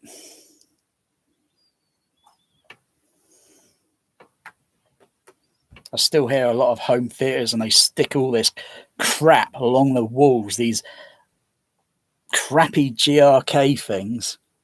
And I can hear in the video, and the room's still got a freaking echo sound in the bloody room. You don't want to hear that, period. When was the last time you went to a cinema and clapped your hand and you don't hear a fucking echo? I wonder if that so-called THX theater in Los Angeles, THX Ultimate or whatever they call the bloody thing, because THX doesn't seem very relevant in my view anymore. I bet if you went into that auditorium and clap your hand, you're going to hear a slight echo. It's going to go on for about maybe over 1 second. I don't know. I haven't seen a single fucking video of that auditorium where someone's gone in and done something like, you know, not one single fucking video of the thousands of people that go to that bloody cinema every damn day of the week, and I'm not seeing one single fucking video. What the fuck? Don't tell me the fucking cinema confiscate your camera phones and all that, so you can't, you know, and you've got to hand them in, you know, because then, yeah, it's a THX conspiracy. But oh, more laser rot on the end of Star Trek 2, more laser rot. Because the disc is heavily, very blackened. But I'm surprised it's still managing, even still, but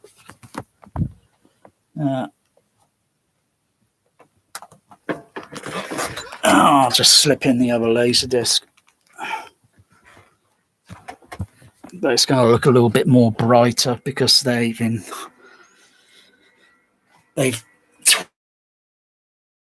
tweaked it. But the color tones are almost still more or less the same. But I think they look a lot more better on that. A lot better. A lot better. Unlike some of those crappy Blu-rays that come around and then they turn the color into what? What color is that? Oh, it's like adjusting the color tone on the TV, on the OLED or the TV. You have it cool color, warm color, medium, this and that. That's what it looks like. It looks terrible. It looks terrible.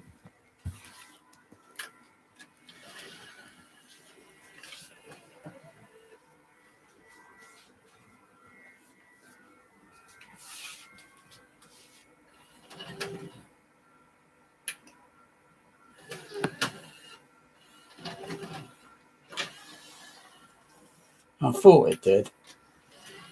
Thought I'd just check, make sure.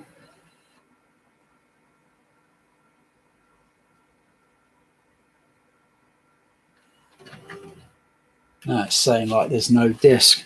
Come up with an error.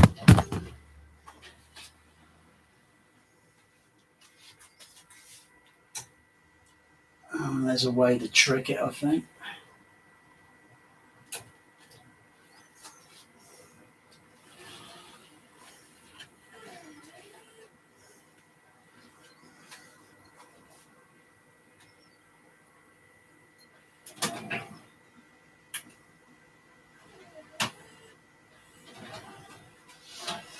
I'm just going to try that other. Something to do with. Oh, look at that laser right on there. Look at that. Oh, you can see it all black there. Look at that.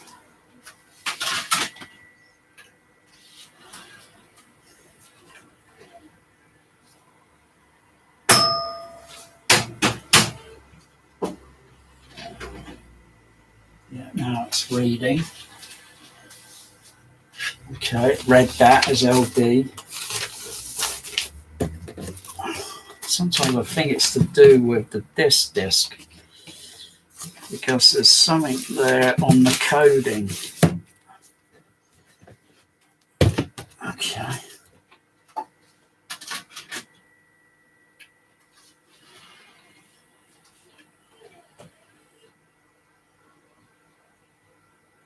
Now it's doing it again. Because I can hear the mechanism going whoosh, whoosh, whoosh, whoosh, whoosh, whoosh, and then clunk, and it says no disc. It's just a little hiccup error.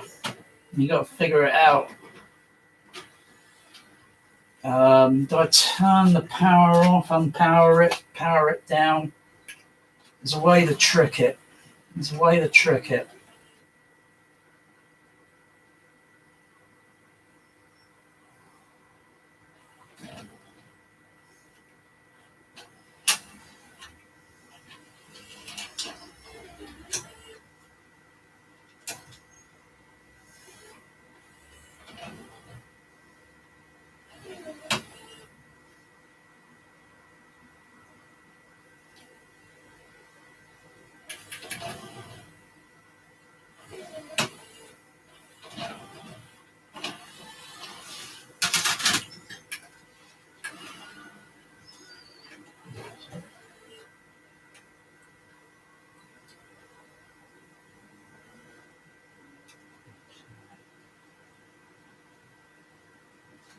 Okay, got it going. There's a way to try and trick the bloody thing.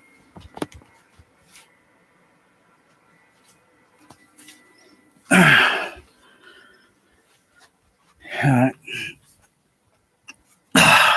It's like cinema. You know, if you or the night when Titanic had to be played at the Warner Brothers and freaking circuit card on the cake platter didn't work. So the film's already booked in for an auditorium, one of the four large screens, and I think Lethal Weapon 4 in one large screen and Saving Private Ryan in another, and not sure if it was Armageddon in another large screen, and then Titanic in another, and then you got the medium size auditorium and then the smaller size auditorium. And so, it's already, I don't know why anyone was just thinking, hey, just take the circuit card out of that other projector down that end that's not even playing a movie. Take that card out temporarily and put it in here, and then it should work. Why didn't anyone think to do that? Just swap the card around. We end up playing Titanic. We ended up playing Titanic to turn the cake platter, wind it off.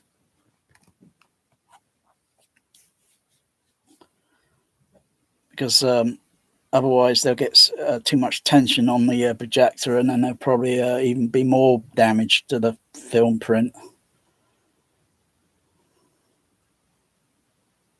Yeah, I can see this little glitch here. There's a little, what's it here? Bear, what are you doing? Bear? You sneaky kitty cat. Again, no bloody chapters on this bloody Star Trek. No bloody chapters. I think there's a bit of a glitch there. I'm just going to start it up again.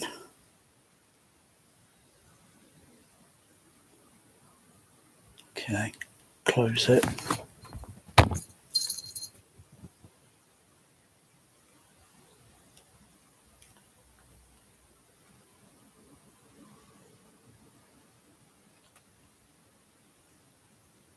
Bear.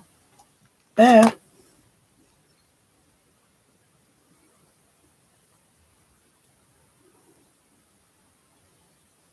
Let's see.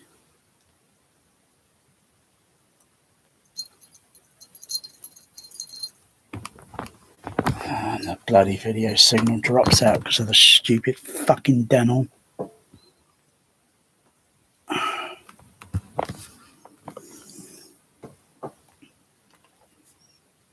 Denon can't handle analogs. Can't handle analog video. Oh yeah, I'm seeing a what's it glitch there. Let's just go in. Sort that out. It's to do with the tracking thing on the laser, which moves along a track, like a crocodile track.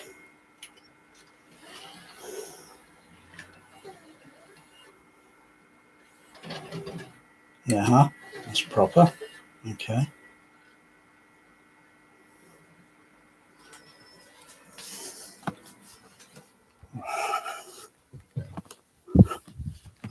That looks okay so far. Looks okay so far. It's getting fucking hot here. I'm gonna have to put the air conditioner on. You know.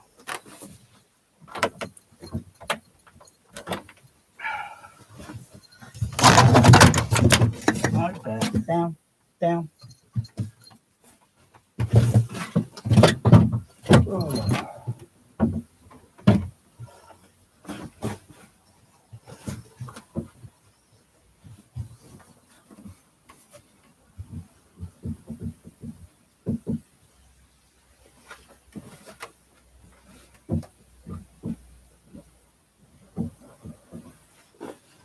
Oh,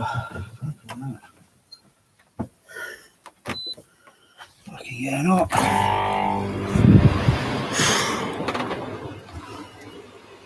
Yeah, I think that's better now. It's like a little video noise in the horizontal. That kind of gets like a hiccup. A laser player needs a lining. It needs a lining.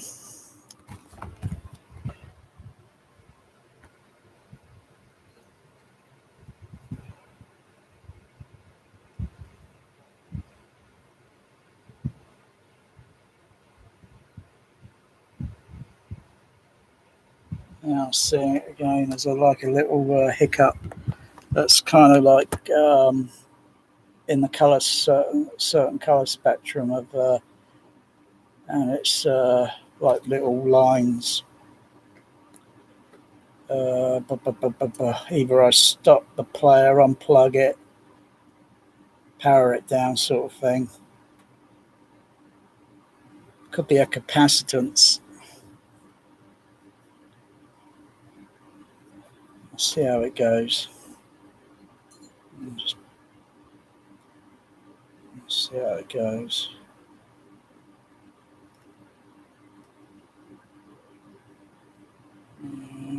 Seems okay so far. Let's just see how it goes. There. Ooh, careful. You're Speedy Gonzales. Ándale, Ida.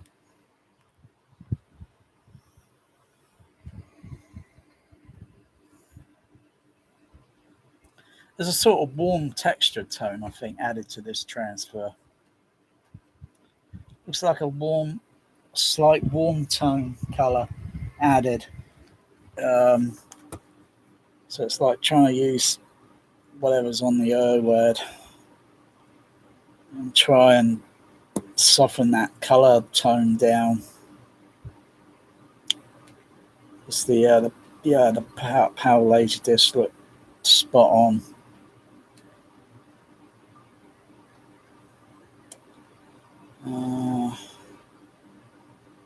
So expert motion, color management, white level, medium. I'll put it on cool. Just try and soften that warm color look down on it. Because they did this with like a Die Hard too.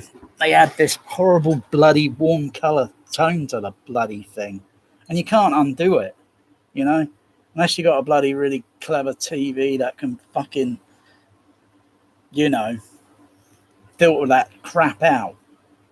Because looking at the earlier Laserdisc pressing of Die Hard 2 makes the fucking Blu-ray look like garbage trash.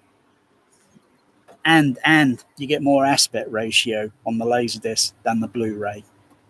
Because they're cropping the image. They're cutting the image off. Oh, my cat, Bear. Bear, you've been a naughty kitty cat.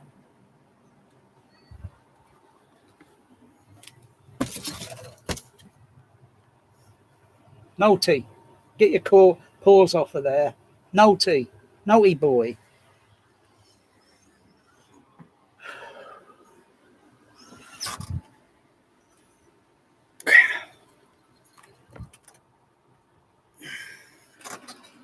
What does he want?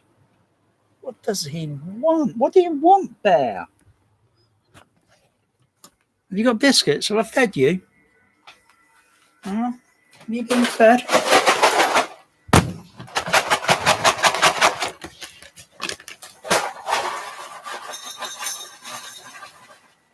I got some biscuit. I got some biscuits.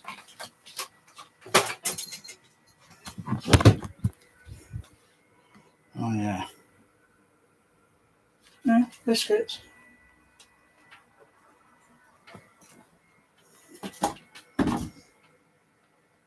You can tell by my window blinds they've been wrecked.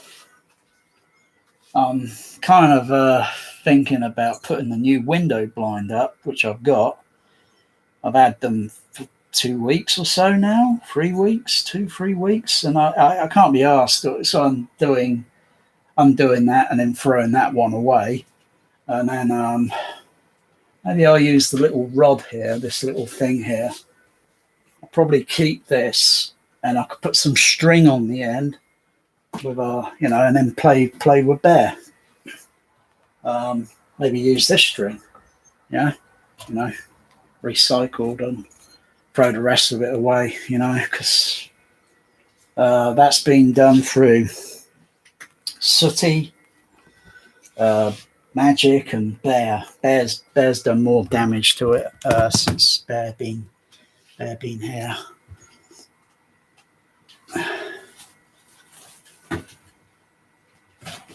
He's a clever cat. Clever so that I can't tell whether he's in, out, or how he's able to get in and out, and you know, I just can't tell. And he's clever, aren't you?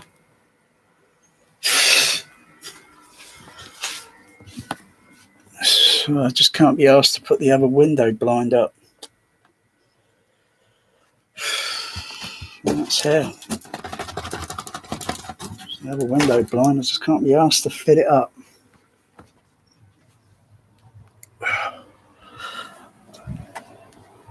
Finding a purpose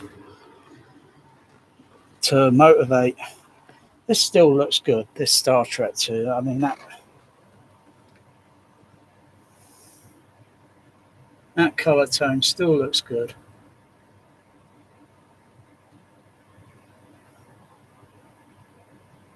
Maybe the Laserdisc can use a professional. Professional is a bullshit word. Use another type of video device as such, other than the one that I've got, which is a Devo something, a little 1U frame. It's got HDMI output, HDMI input, XLR, not XLR, BNC input, RCA, component and composite inputs and such. It's basically, when you look at those things, they're like a generic computer, because it's like when you put the mouse on the thing and you can stretch the image. It's like a little cheap PC computer in a box. I've tried it once and I thought, it's okay, but it was cheap. Yeah.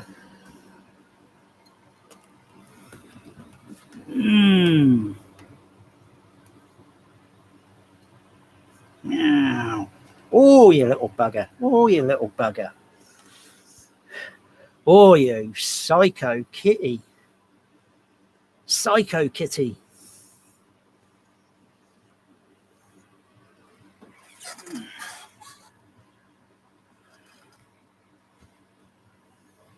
You want to play? Oh, I've got the tape measure. I've got the tape measure there. Oh, fresh cut.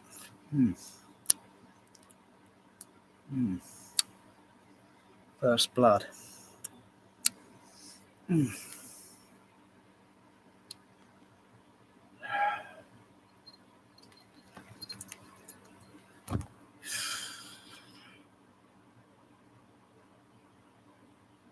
For such a small cat, he can do a lot of damage. I mean,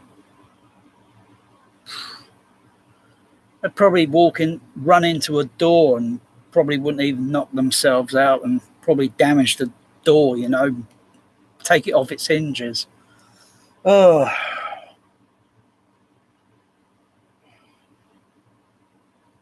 Cats are very, very strong. They're the big cats. Now they're the, big cats, blimey.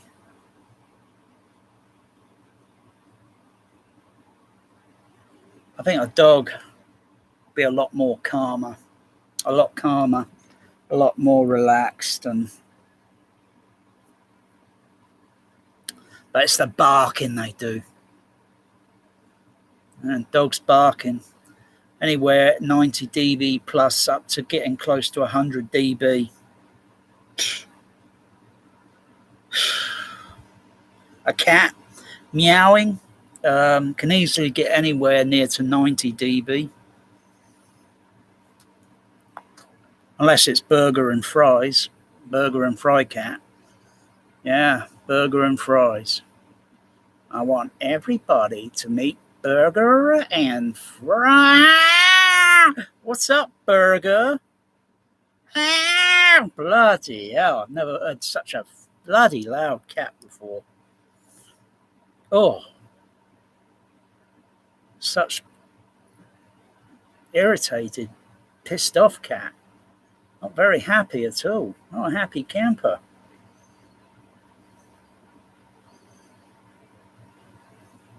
Yeah, this Laserdisc version of Star Trek II, Wrath of Khan, the letterbox, I think it might have, it might need a gamma level adjustment. But the thing with the crappy AVR, you don't get any of these settings to adjust, and Sound United with all their bullshit on YouTube. They're such bullshit. Whoever designed that Denon needs to be fucking fired.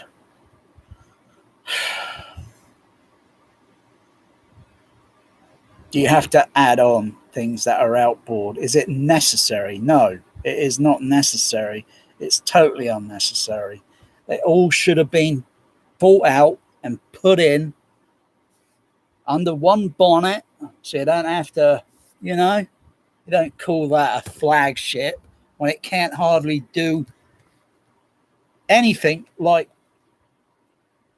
a flagship. Well, But you know what they say about the Titanic? It was big, it was gigantic, and just like that thing, it hit a fucking iceberg and it sank. I think I read someone's comment recent about Denon, and they didn't even reply to his email. That's like Denon saying, fuck you, consumer. We don't care. That's like Sound United saying, fuck you, consumer. We don't care. We're all right, Jack. We're making lots of money. We're all right, Jack. Yeah, fucking Denon. Oh, I'd never buy another Denon.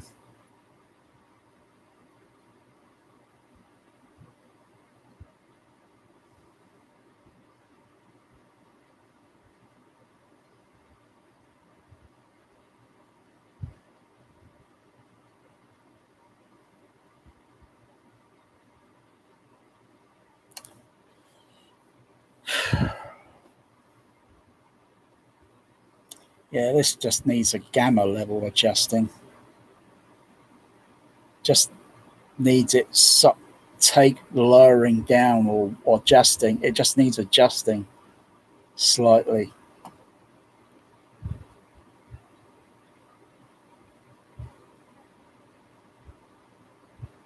I don't think that video box thing I've got would do it. Where would I want to fit that box? In the kitchen? I don't think I want to fit it in the kitchen, because how the heck am I supposed to adjust anything and see it? And I'm in the kitchen and the monitor's out, and unless I put a smaller monitor in here up on the wall that I can check and monitor, but I don't want to do that shit. It's turning the whole thing into a dog's bloody dinner.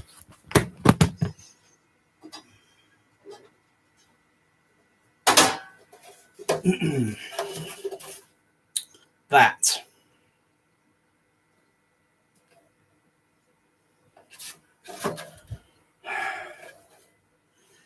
Ta-da! Yeah. Oh yeah, I can do. Oh, workout with this. Yeah. That's what you call a video workout.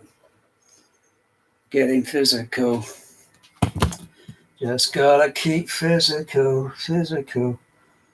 But this just operates like a cheap bloody version Windows computer.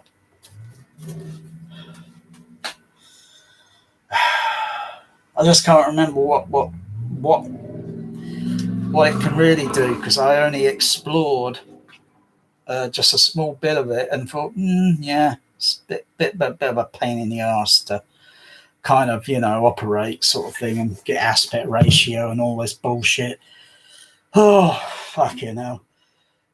Too much fucking work when fucking cinema projection was so fucking simple, even though when I first saw it, oh my goodness, how do you do that? Oh, well, crikey, you got your dowser for turning the light on and off on the lamp house onto the film gate. You got the you got your film gate. You got your aperture plate. You got your film gate. You got your sprocket. Sprocket up here. Come down here. You got rollers, and then you got to go over into the film gate, and then come down from the film gate over around another roller, and then I think the intermittent sprocket, which really does the trick for the film, and then over around another roller over the sound optical sound head, and then around up and down the rollers, because you got to go up and down rollers like a bloody roller coaster, and then to the takeoff sprocket that takes off the film, and then it all goes back around all rollers again over to the cake platter where it's wound off, auto rewind. So basically you can lace up a film again before a VHS tape can even finish rewinding. If you're proficient, you could do it before tape can rewind the same movie. It only takes a few minutes if proficient. Oh, and then, you know, when showing the fucking movie, fucking hell, your trailers are finished, and then you close the dowser, mute the audio, change the aperture plate, flip the lens over from widescreen to scope, wait for the film to come down, and when you see it just coming into the film gate, because it's all blank film, and then when you see the actual film coming down into the film gate, turn the light on, just wait a few moments until it's gone past this and that sort of certification, and then you unmute the sound, turn the fader up to the fader setting for that film to play in that auditorium. Check the focus on the obviously on the certification focus light, and then when the actual film plays, just double check the focus again, and then watch it for about a minute, and then just go on to the next fucking projector. But this fucking shit is fucking playing around with too many fucking things. I can't fucking stand it. It is not simplified. It is not fucking simple.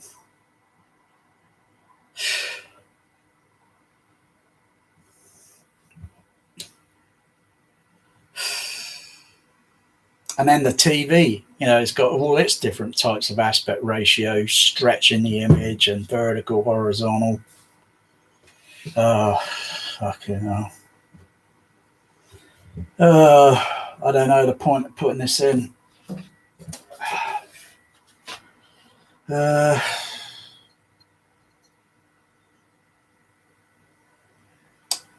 Doesn't take a lot of power to run it.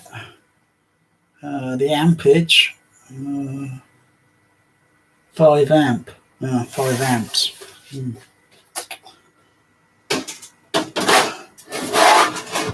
It runs on a very low voltage, but needs about 5 amp. So, oh, that feels cool. But this just needs a gamma level adjusting. There. There. Hey. What's that? Come on, Bear. Come on, come away from there. Come on, stop jumping up behind there.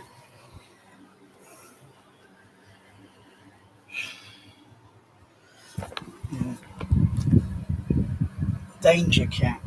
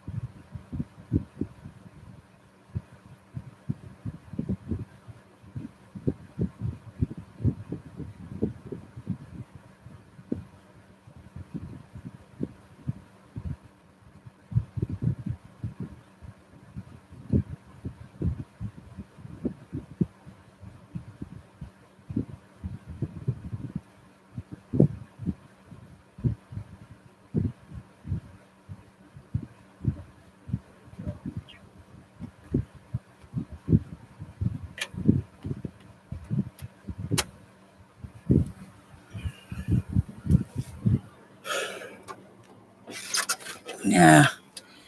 Turning the brightness down on the Laserdisc version here, turning the brightness down slightly doesn't really help much. Needs a gas like which the Panasonic's got. It's got white curve and white black curve and gamma, and you thought you'd be able to pass a signal into the bloody Panasonic and then output and use that video set color setting thing. You thought you'd be able to do that.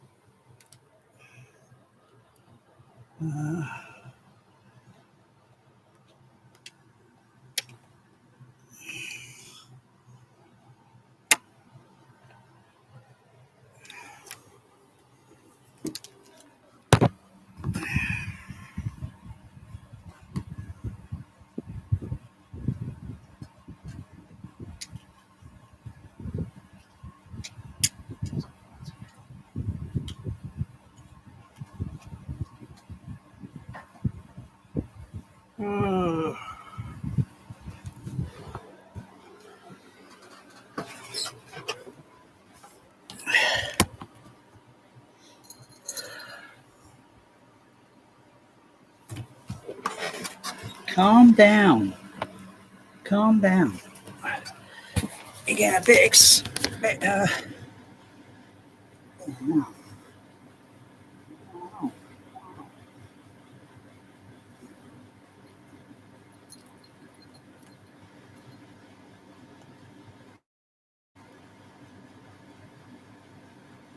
oh, yeah. Oh.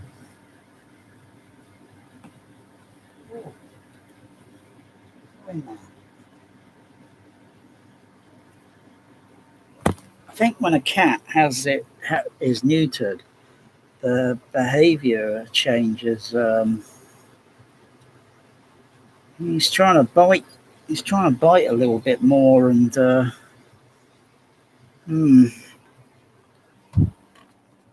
come away from there, bear.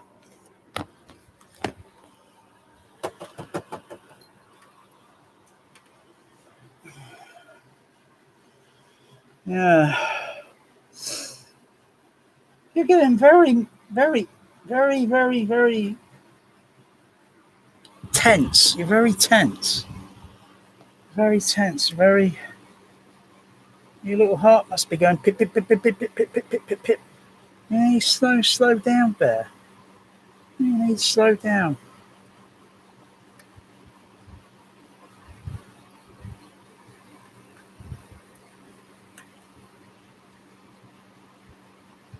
Yeah, you need to calm down, sweetie.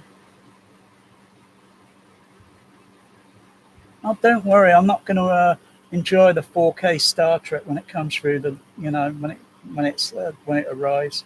It's going in the cat litter, all right? That Star Trek 4K is going in the cat litter before it even gets put in the player. Gets the cat litter award.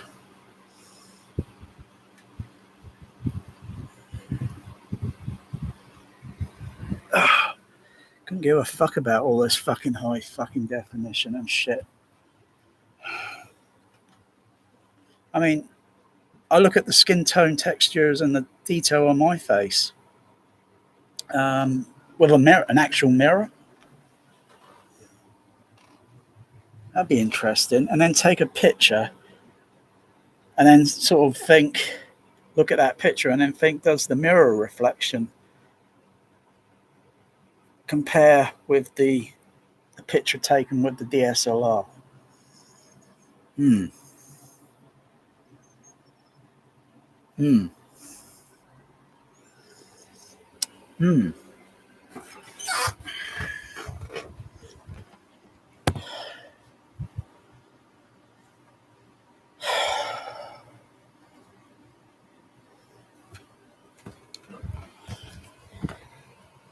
You seem fascinated.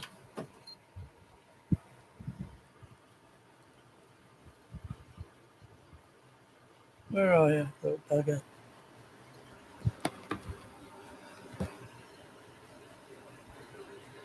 Yeah, you seem very fascinated. Go on, go behind the projection screen, Bear, because I can't really stop you. I can't stop you. You're out of control. You're out of control, Bear.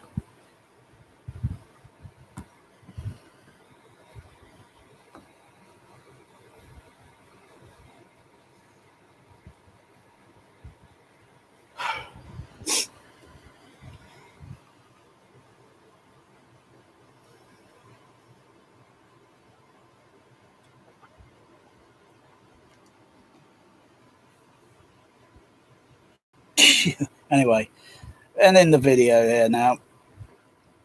So don't embrace the 4K. Treat it like a piece of garbage. dumpster fire trash. And go and buy a Laserdisc player. Go and buy a VHS, Betamax. Go and get Star Trek on Laserdisc. You know, and you look at all the different enhancement transferring and whatever they've done over the years, and you know, I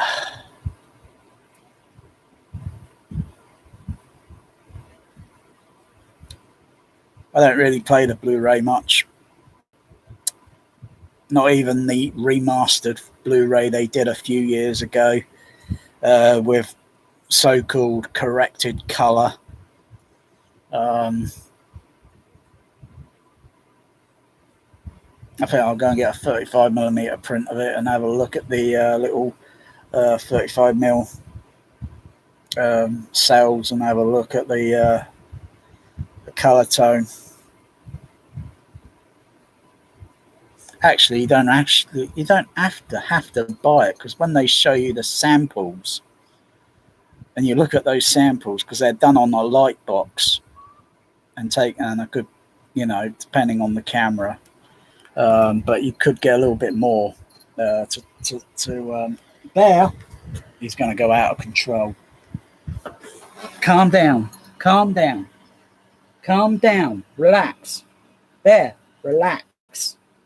Relax. He's going to go nuts. He's going crazy. Come on, relax.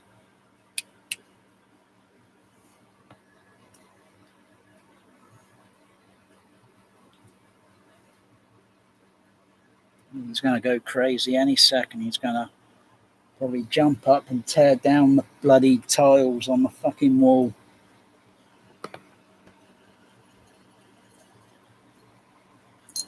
It's like this scene here, that scene there. It just looks a little bit too, like,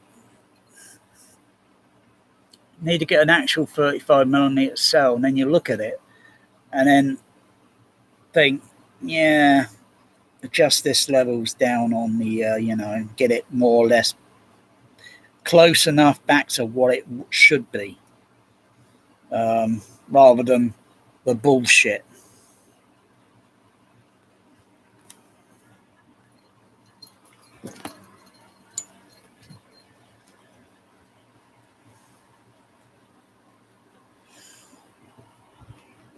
There.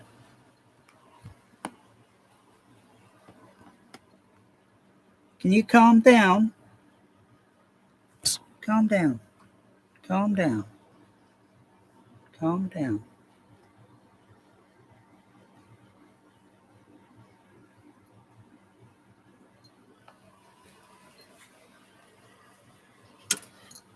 Calm down. You stop biting.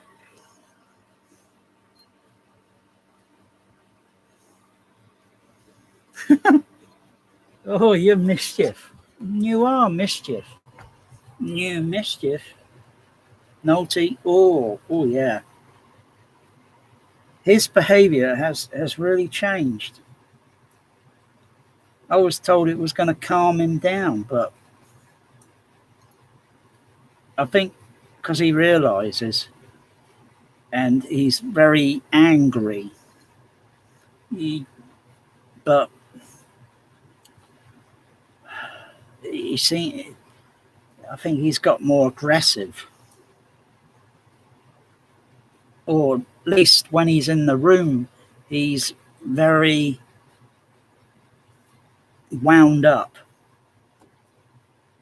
I'm not sure if it's the OLED, and it might be outputting like 5 gigahertz, you know, 5G, you know, ultra high frequency, because these things do operate on a different frequency. That's why a typical CB radio won't interfere with it. because it's on a totally different operating frequency. And maybe the cats got super sensors, and that's why maybe he feels at unease. I could put my CB radio in here and it wouldn't even interfere with the bloody thing. Maybe if I got it really close enough, it might do something, but I don't want to do that because I don't want to mess up any of the electronics. So CB radio can actually potentially blow a TV up, kaboom. And I've done that once. Years ago. 250 watts, and I blew a TV up. That was about four houses down the road, and I blew a TV up. Kaboom!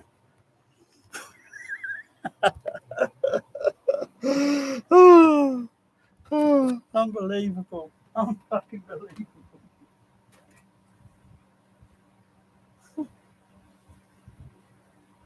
Unbelievable. How a CB radio can blow a television up. Bang!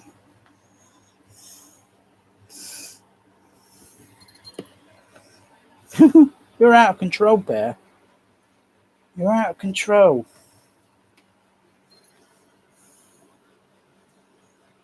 I need another scratching post in there. I haven't got another scratching post. I need to get another scratching post.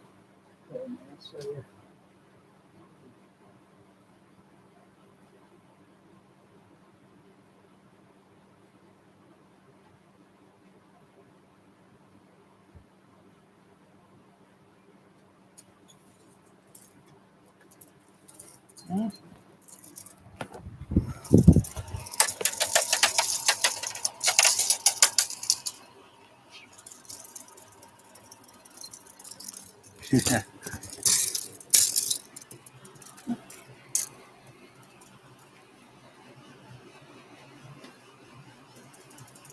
Oh, isn't he cute?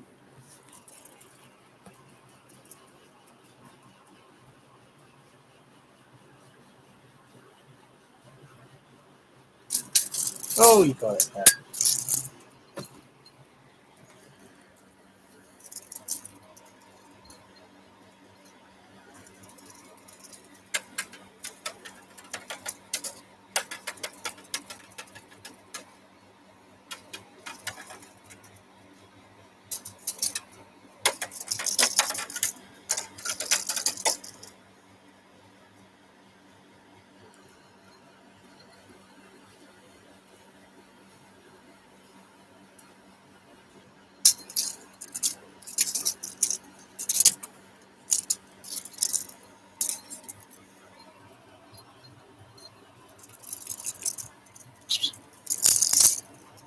Come, out, get out of there.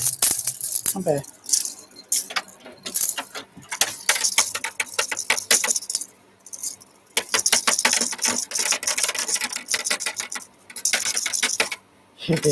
Come back. Go on, kitty. There. Wow. Oh.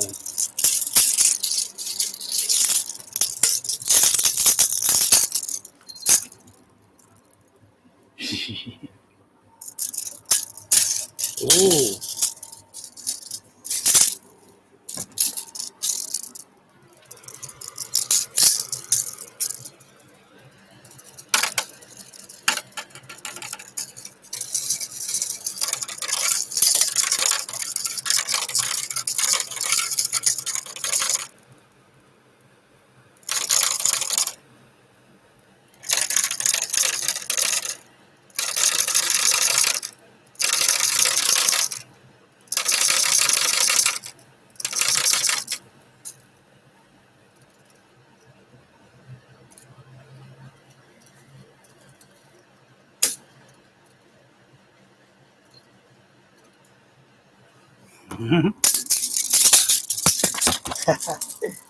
Ah.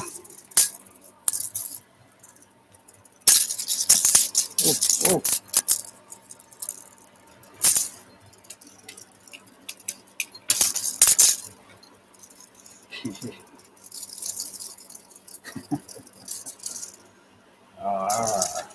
Oh yeah, want to have a bite on it? Have a bite. So what I do is I wear him down.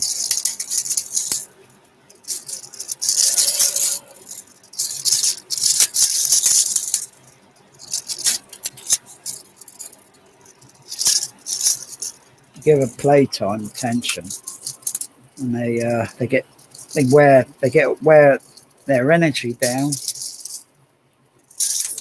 and then they'll relax.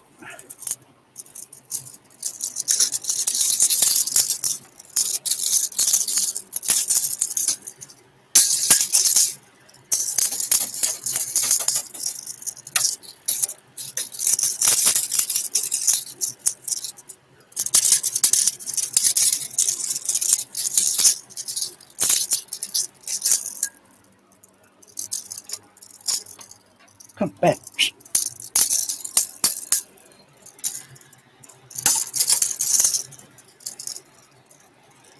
Oh, wears me down.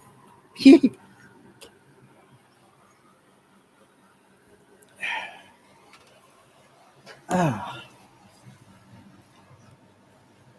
yeah, yeah, yeah. He tasks me. He tasks me, and I shall have him.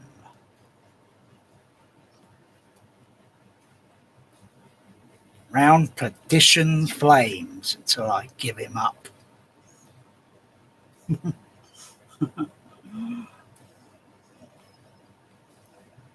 Yeah, I like the colours in there. It's a little bit, the blacks here, the black levels seem a little brighter than the other Laserdisc, where they were a little bit more dark, a little bit more blacker blacks.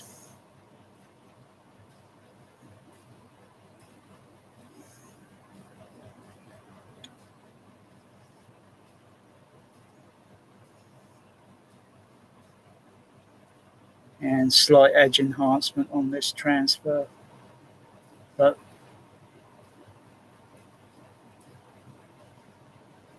I think it's very minor. It's very, very minor. You see round here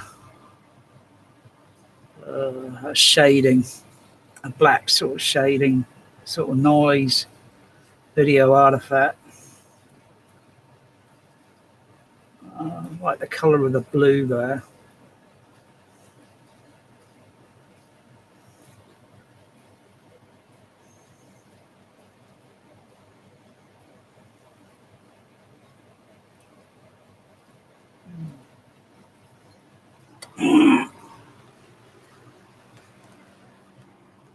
Oh, you're relaxed.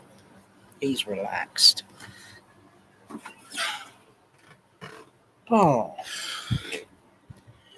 Oh dear.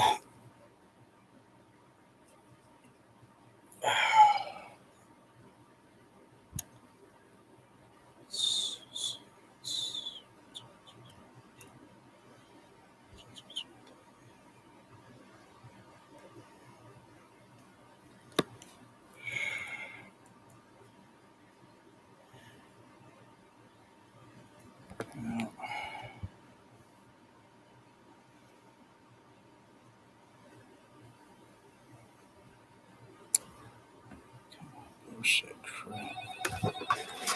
Okay.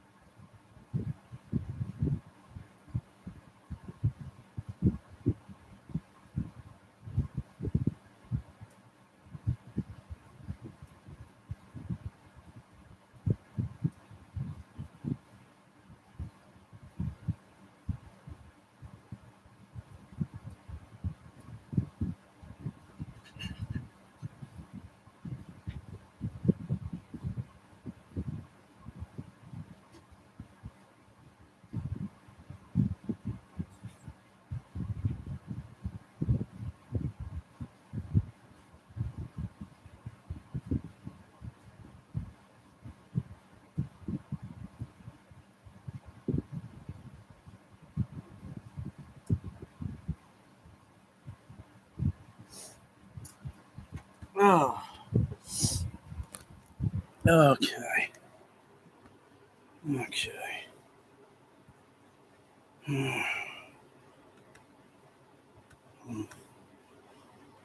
Back on that.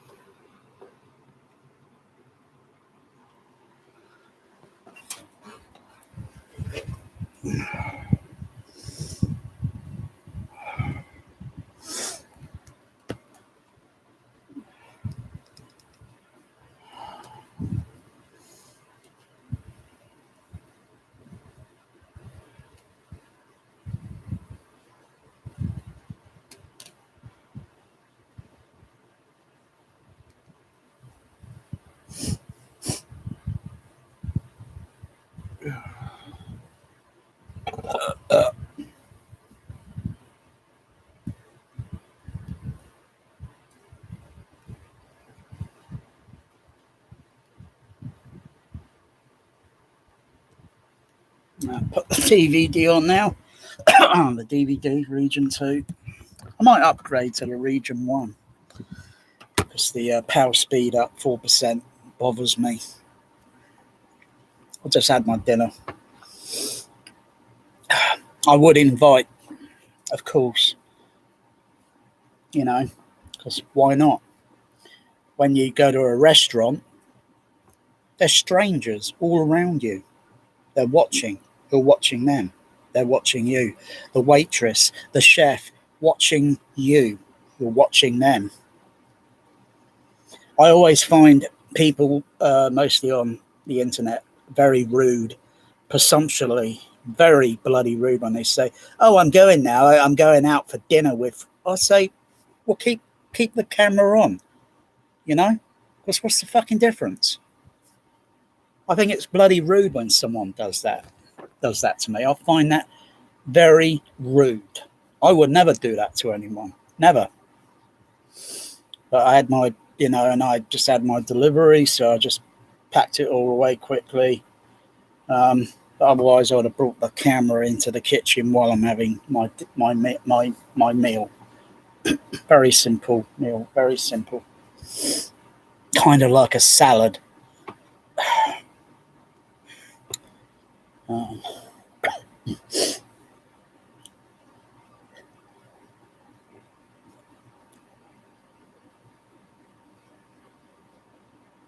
I mean, the blacker blacks are on the DVD.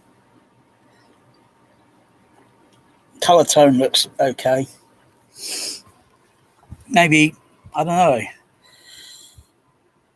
There is some colors that are kind of questionable. That's why if you can get a 35mm print and then you look at the color tones of certain things and you think maybe they used a bit of hue or phase. Depends on what, phase or hue, just adjust the color tint. Plus or minus, usually at 0. Everything should be standardized. Everything should have been standardized. But they might have,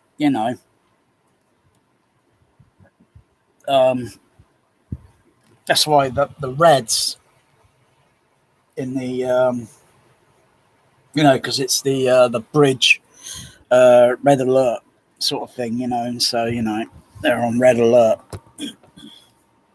because it's Khan attacking them.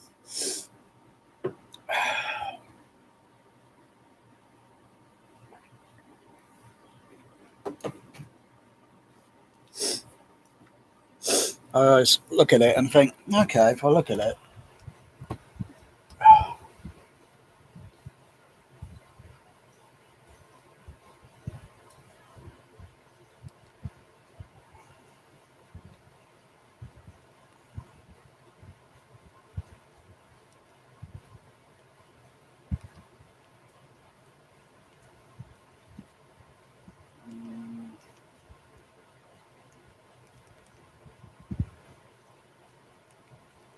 so adjust the hue.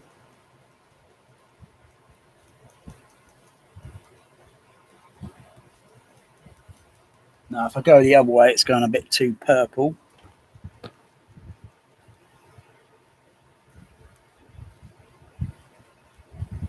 I think kind of nudging the hue down, -1,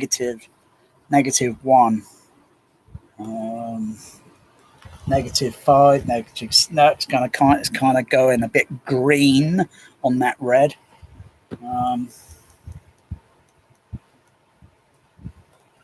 Yeah.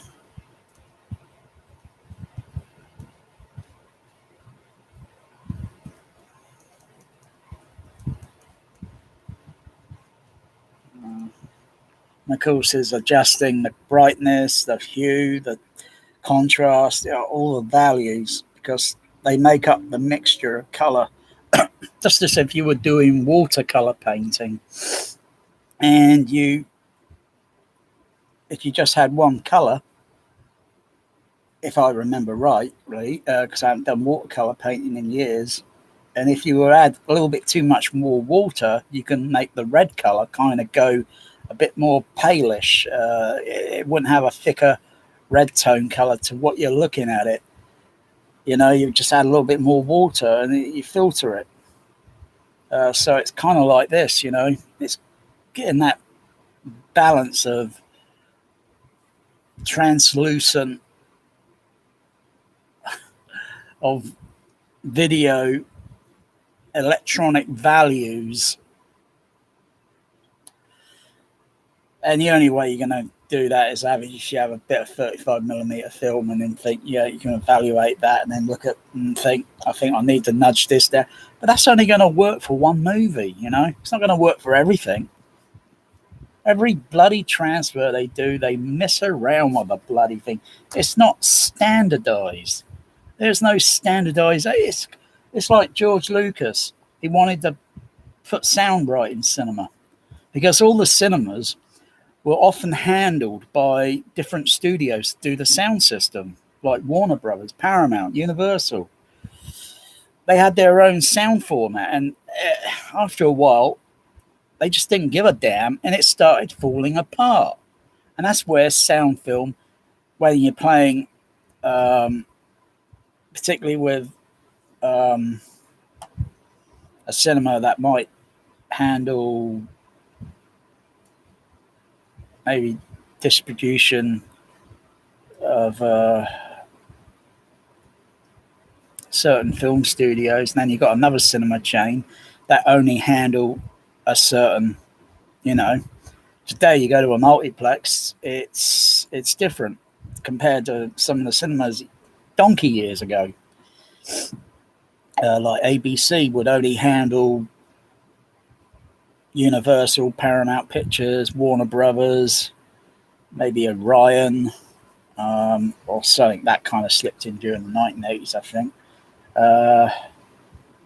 But mostly Paramount, Universal, and Warner Brothers. And then Odeon mostly handled 20th Century Fox, Columbia Pictures. Get the idea?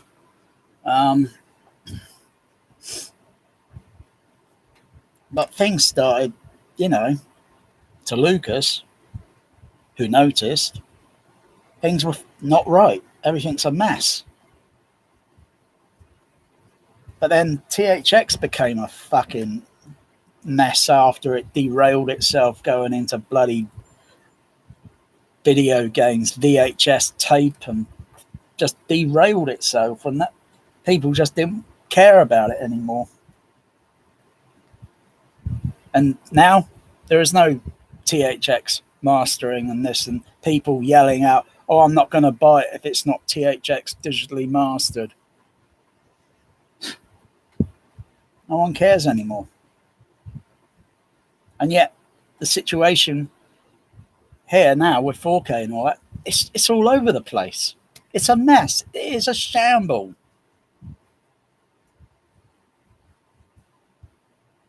Most of you lot haven't been to a cinema in years.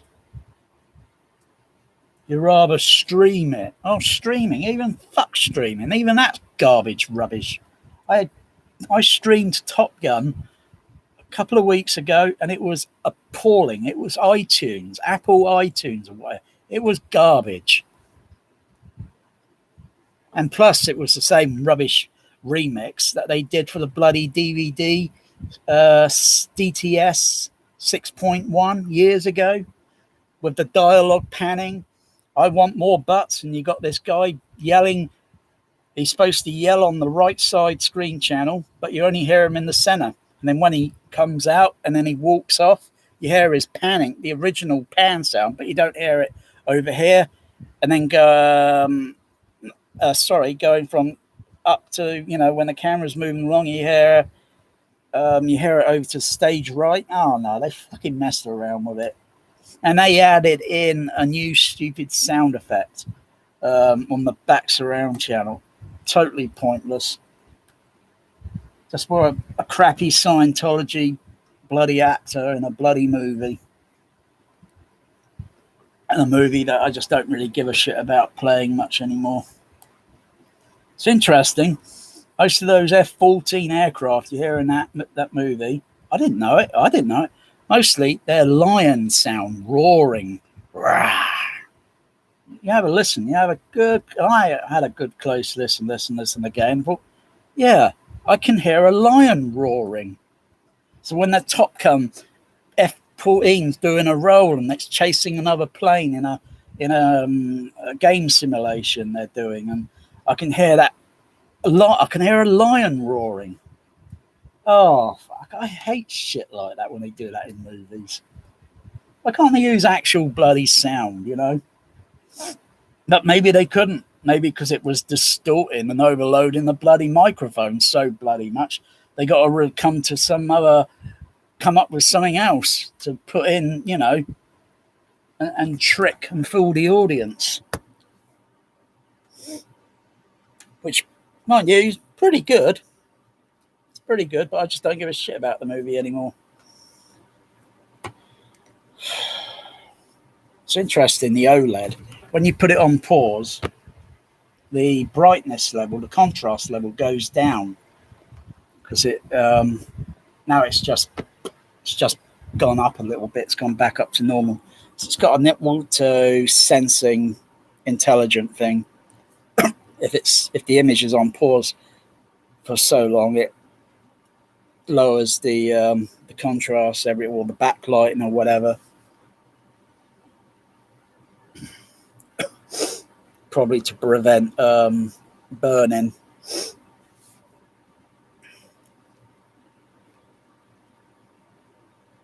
I'm surprised it doesn't bring up a screensaver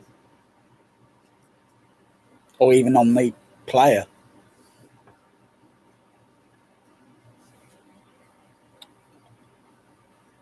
Because if you do that with actual film, it will melt.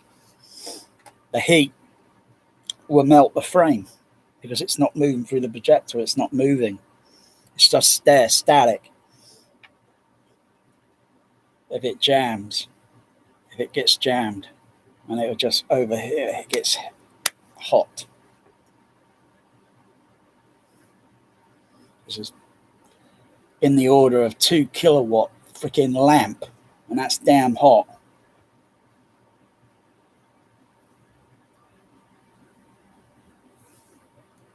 Yeah, I think nudge the hue down on this a little bit. Just nudge it down a little bit. And of course, if I lowered the brightness down a little bit, it makes the red color a little bit more deeper. If I add too much brightness, it makes the color red wash out, like adding water.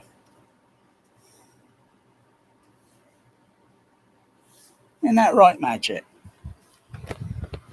Even he knows. Don't you, Madge?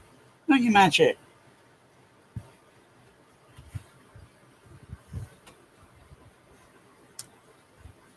You want to come up here?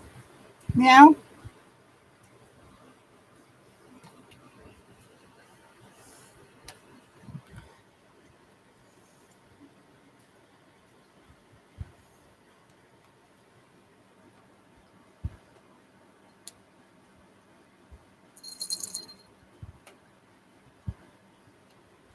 Oh.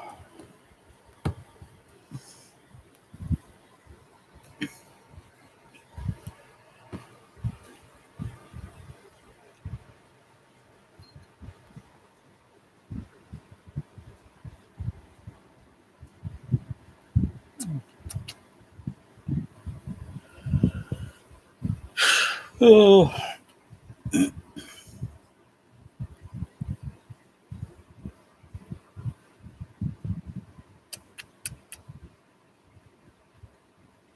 Yeah, so beautiful.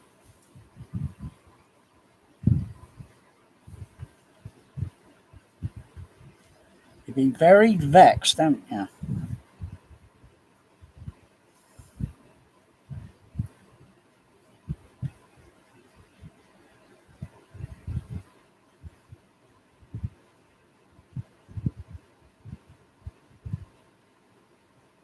Look at it. Look at it. What the fuck? Look at all that cable. It just drops out of the ceiling. Bam. Look at it. Fucking, that's a monster load of cable. Monster cable. Monster load of cable. Look at it. Bloody hell, look at all that cable. You can wire up the bloody telephone service with all that bloody cable. Bloody hell. Look at it. Everything still operates like perfectly on the bridge. No lights are going out or anything, or consoles going blank. It still performs. Bloody hell. I got to get a system like that, you know. That's they got some serious cable management going on there. Oh, shit.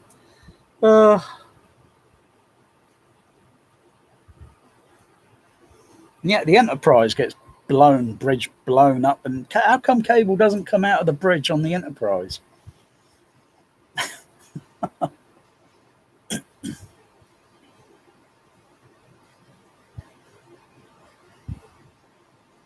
You know, I mean, what do they, what can you possibly figure out to make things? Oh, I'm surprised they got all that freaking cable, and it's not even fiber optic or.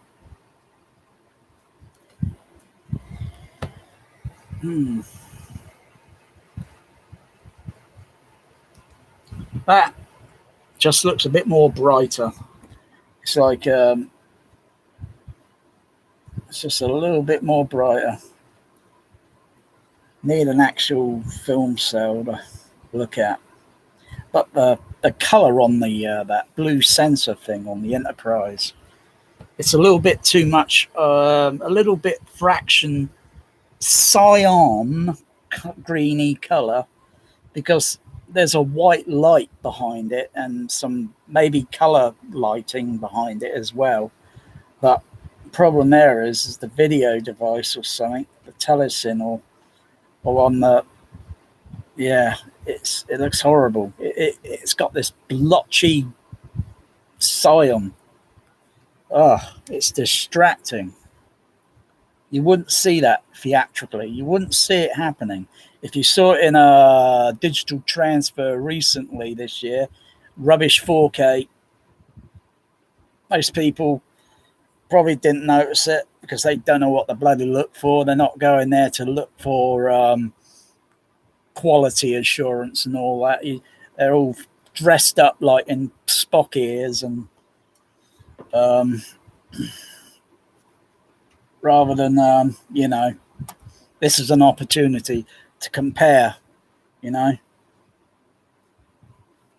So they did the same bullshit with that Total Recall, releasing it in the bloody cinema again, and it's a crap transfer.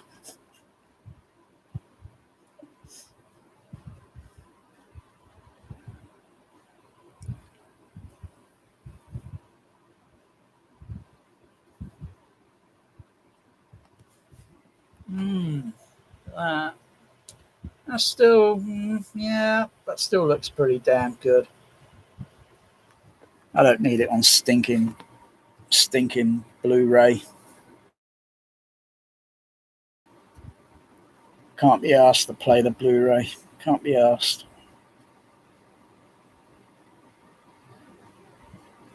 Because the sound mix being messed around with, and it's distracting.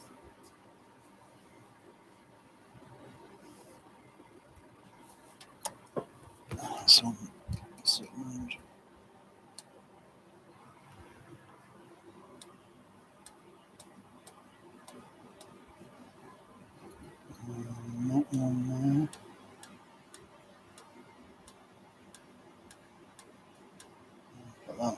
So that's the analog pass through on there. That's the digital, and that's the analog. Or rather, that's not the analog, it's the 4x4, 424, and that's the 6-track.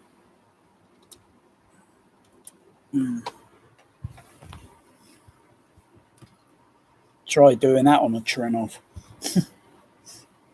Can you sound format on a Trinov and then literally press and then go into the 424 matrix mix without any pause in the sound, any interruption? The Sony, perfect. First time, every time. Brilliant for comparison. And yet cheap. Cheap. Oh my goodness me. You wouldn't believe what I've seen. I circled an ad here. One THX 3417. Cheap. Untested. Well, they're guaranteed to work. Hardly anything much can go wrong with the damn thing. Ah, damn. I wonder if that is still about. I wonder if that's still about.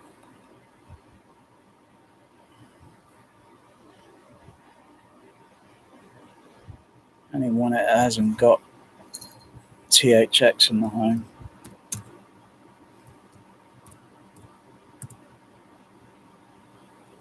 Oh my goodness me. Let's check on that. Come on, come on, come on. Ooh, somebody's bidding on it. Well, I can only think of one person because I've posted a link to someone who would remain anonymous. Bloody hell, there's 6 days left on this bidding. Bloody hell. I wouldn't go too crazy if I can get that. If you could get that, win that. By goodness, that is so cheap. That's cheaper than an actual THX poster, and yet it's the real thing that can do something. You know, it's got a purpose, a logic to what Tom Holm and George Lucas wanted. You know, it's the shit that, you know, people talk about on forum sites, but they don't actually own an actual professional THX. Oh, I suppose you now know what to look. Oh, golly gosh. But yeah, I can see there's only one there. Anyway, I own 2 THXs myself, so they're private. They're privately owned by me.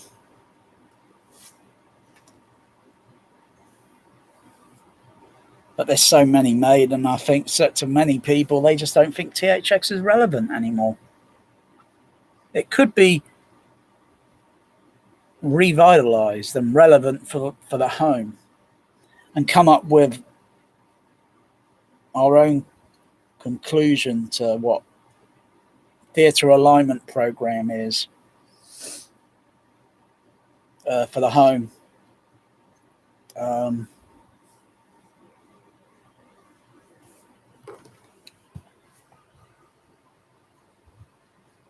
Bear, come on, Bear. I know what you're thinking. You don't do that. No. I know what you're thinking. Turn that air conditioner off. Oh, my goodness. Oh, this room feels refrigerated.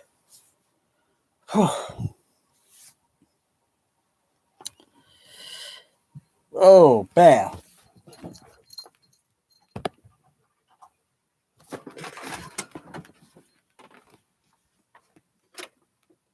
What the fuck? Where's Magic? Where'd that Magic go? Oh, you're back there, Magic. What are you doing there, sweetie? What are you doing there?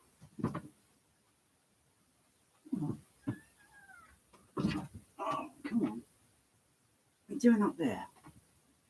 What are you doing up there?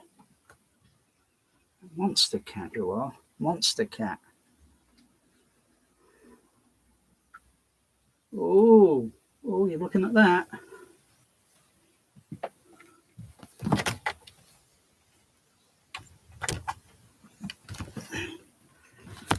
Monster cat.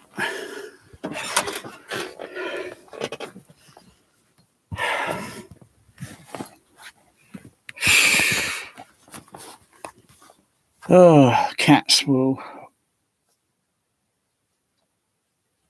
control your mind, make you do things.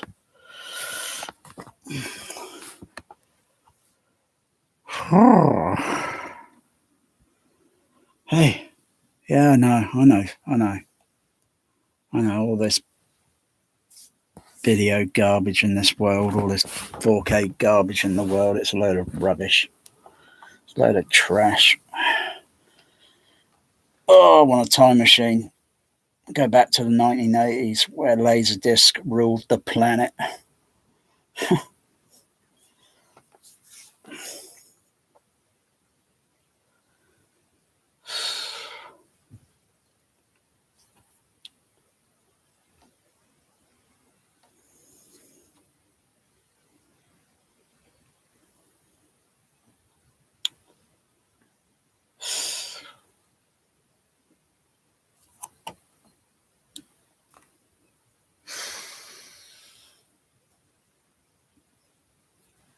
Uh-oh. Hey.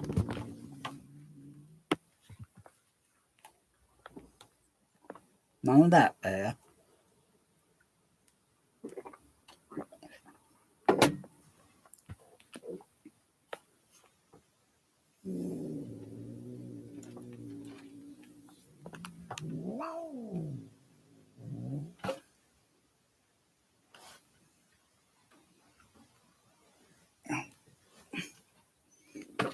Magic.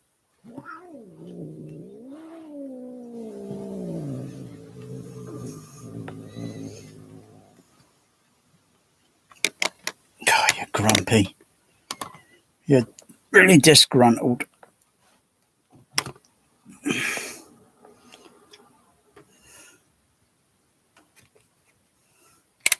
Speak into the SBL meter. Meow into the SBL. Meow. Meow. Meow. Meow. Meow.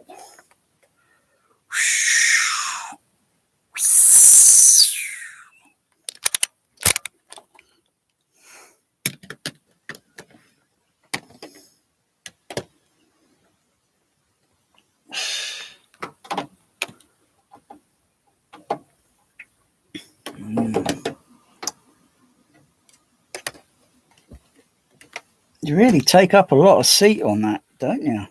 Yeah. What are you growling about, groaning? I thought that you was growling there.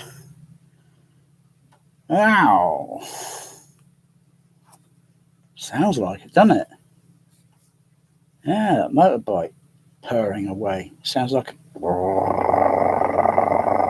growl. Wow, wow, wow, wow, wow. So you could actually use a cat sound effect to make a motorbike sound effect, like manipulate the sound and pitch and speed and reverse and forward and whatever, play backwards and upside down and turned around.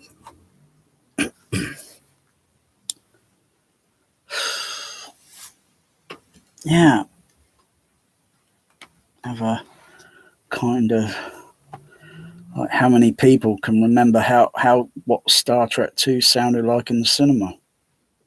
How it sounded at the local wasn't very exciting. Now knowing, experienced THX, and thinking, whoa, this is better. How many times did I see Star Trek 2 at the local ABC? How many times did I see it? 35mm? I think 70mm. I think they had it 70mm when it first showed. And then after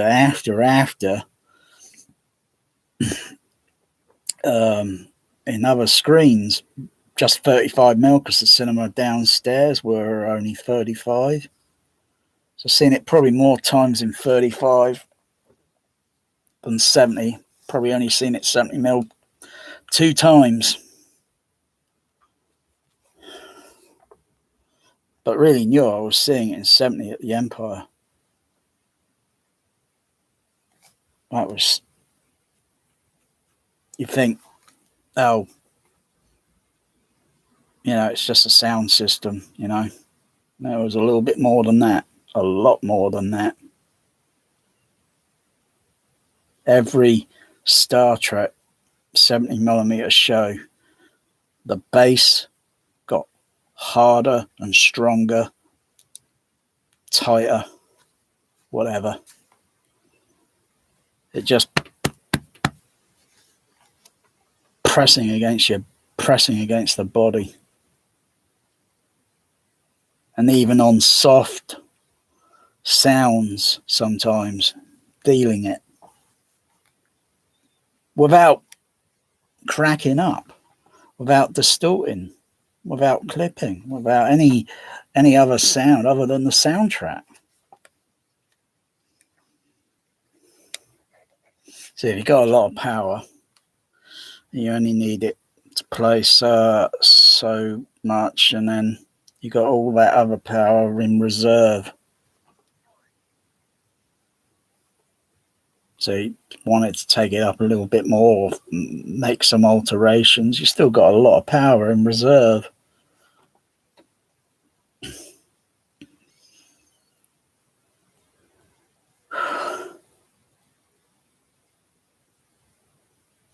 And getting typical dialogue passages like yelling loud passages at 85 dB. And then some of the harder, louder sound effects, 105. Or near about. It varies. It variables. It's up and down. It variables. It doesn't stick and stay up at 105 unless it's like a sound effect that's specifically designed and it's just sticking up at 105 literally for a few seconds or so. Otherwise, it's variable. It's always moving up and down, fluctuating. Just like music's always fluctuates. And does it sound too harsh, toppy? At certain musical instruments, do they sound a bit harsh?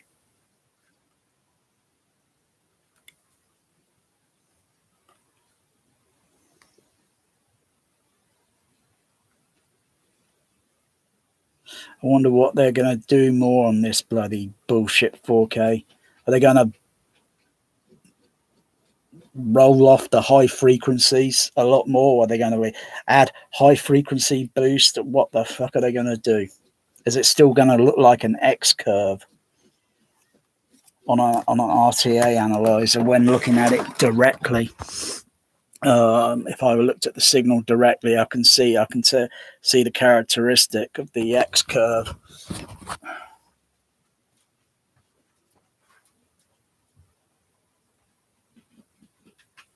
Okay,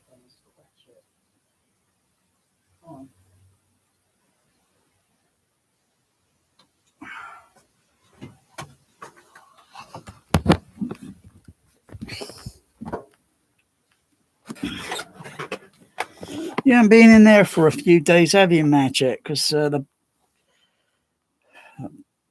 bear has been winding you up, isn't he?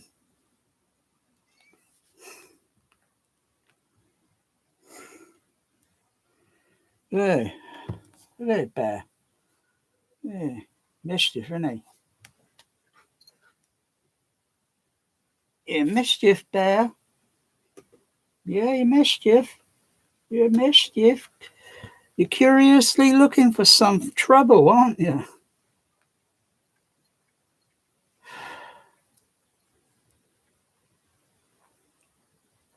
You want You want some attention? You want some attention? Jump up, jump up, up, jump up, up, up. Come on, jump up there. Come on. Good boy. Good boy. Good boy.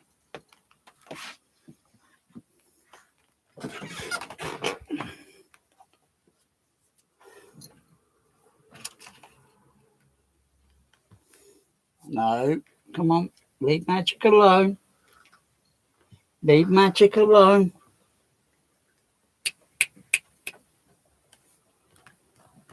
They say you can't train a cat.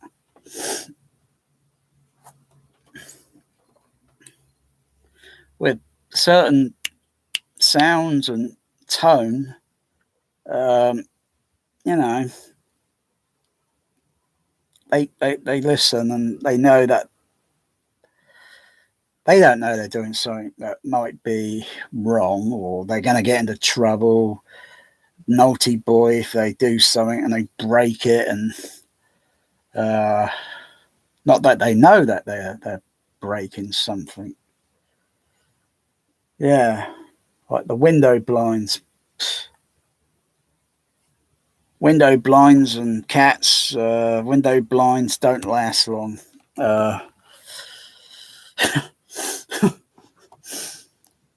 Best thing to do with window blinds is, I don't know, I might put something else up on the window other than window blinds. What is that stuff? It's like a polarizing filter thing that keeps that reflects light away, but you can still see out through the window. I need to get some of that stuff, and then I can stick that on the window and then do away with the window blinds.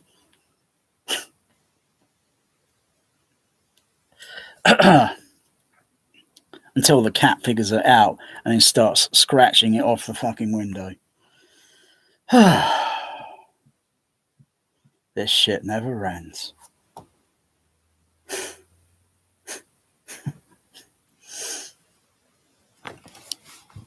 I like the color tone on this at the moment. I like the color tone.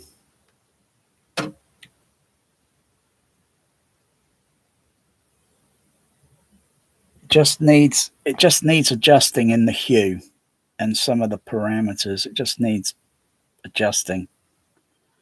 The thing is, when they do a transfer, they're going to write down on a paper or put it on computer and put it into a PDF file or something, so they can bring it up later on that what color adjustments were done.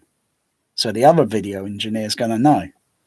What we need to know is we need to have access to that information, so we can say, fuck you, I'll look at this 35 and I'm going to put it back to how it should look on, but it's only, it's pointless with these fucking OLEDs and these TVs.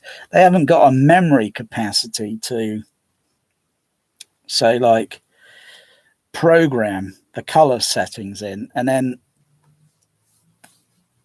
when you play that specific movie, you only have to maybe type in some numbers or whatever, because you're going to put a bit of paper in the case, so all right, I need to put that, type that in, and then those parameters will be adjusted, and then I can watch the fucking movie without being distracted.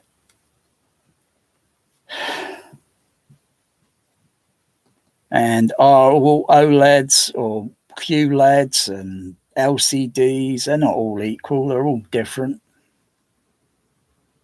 It's a fucking shambles, a fucking mess. Cinema and film industry, the cinema industry, 35mm, one fucking thing.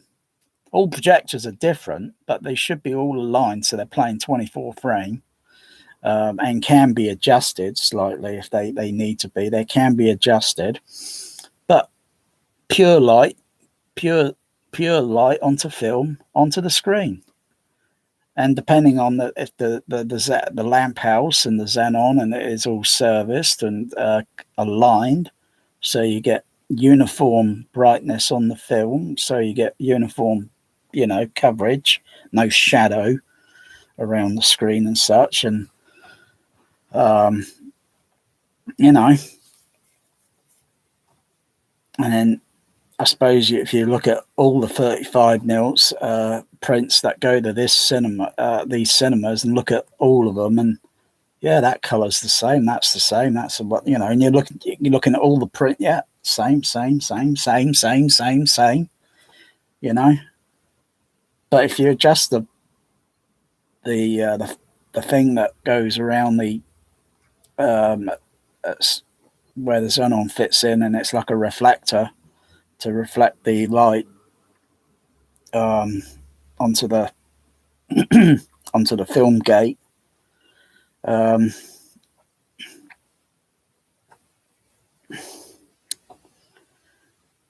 If that's aligned differently, or if the xenon's getting a little bit dimmer and you're cranking it up just a little more, just to get a little bit fraction more, and until you got to take the xenon out and put a new xenon lamp in. Looking at these new Blu-ray 4K crap digital movies, or whatever they are today, fucking hell, it looks like watching a dying xenon lamp. It's like, where the fuck's the contrast on this thing? It's like watching a dying xenon lamp.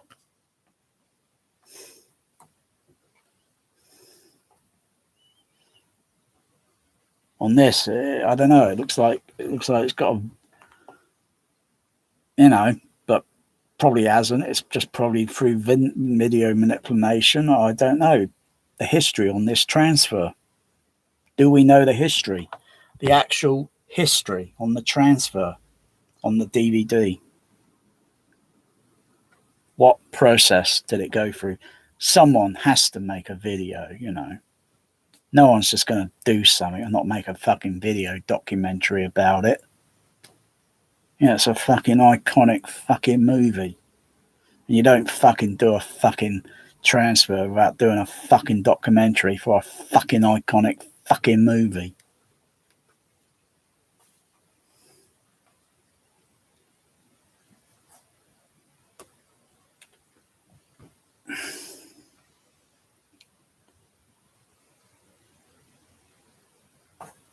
Now it's like where the lights all go dim on the Enterprise bridge.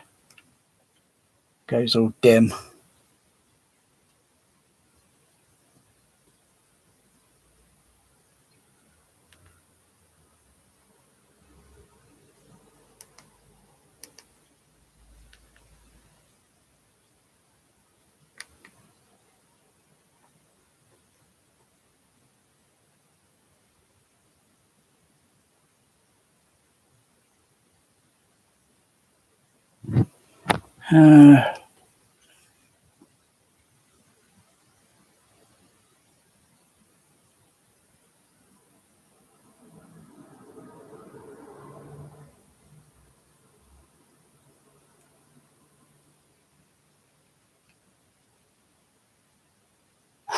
Wow. Oh, that would be absolute brilliant with below surround. That would really give you the sense of the Enterprise going whoosh underneath.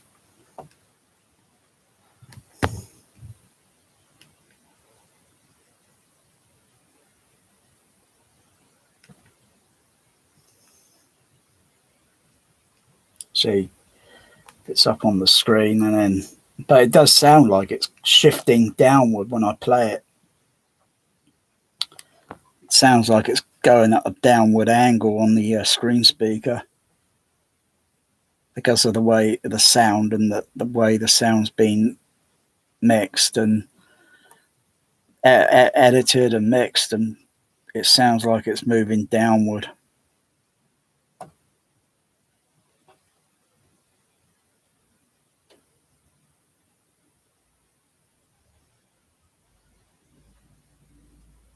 Because if you play sine wave tones on the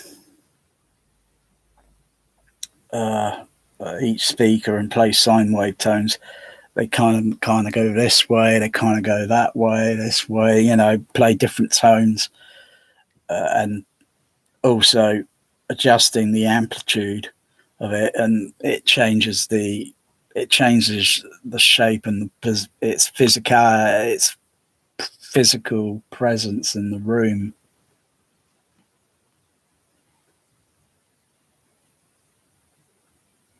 When it really should be all up there. As much as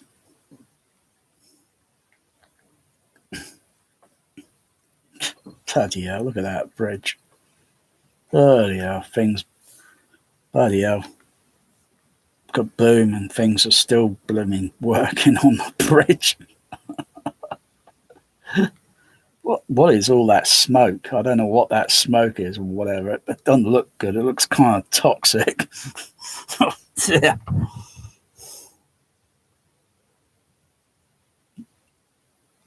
Shabam, and look at all that fucking hell.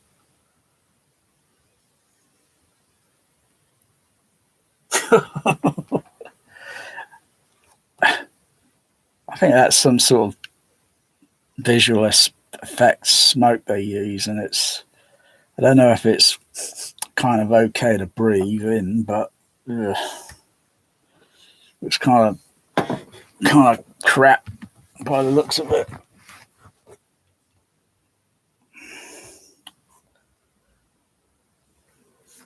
Oh,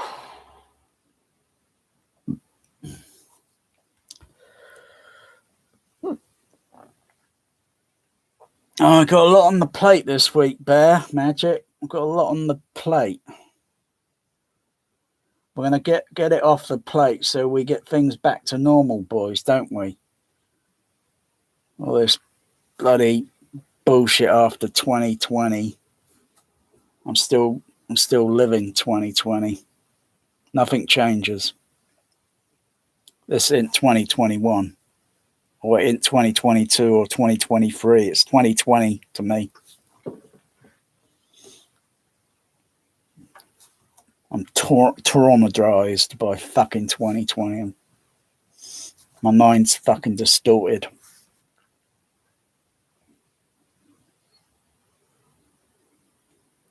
People still wear masks. I still keep my mask. You know, if someone else is wearing a mask, that's okay. You don't have to put a mask on. They're wearing a mask. You know?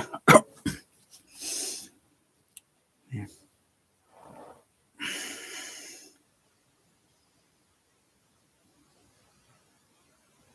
As far as I'm concerned, 2020 was an act of, yeah.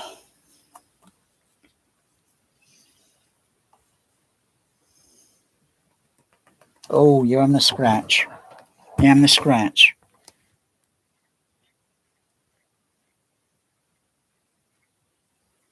You're on the scratch.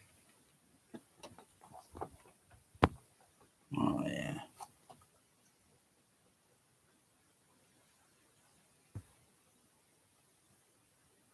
So that bothers me there. Where the Enterprise, you see the blue thing on its. I know, I think it should be a little bit blue, but it looks a little bit too hot in the center of it. A little bit too hot, like on the transfer. I'm pretty sure if I would look at a 35mm film cell, it would be a little bit different. Just looks a little bit too boosted on the. And you can't do anything on the OLED. You can't lower the gamma level or the brightness, the contrast down to it won't change too much of it. I've tried. I might get a little bit more better with maybe messing around with the Laserdisc letterbox edition than I can with this DVD. Oh, I like that sparkle effect, that sparkling effect. That is so wow. That sparkle effect. Wow. That is cool.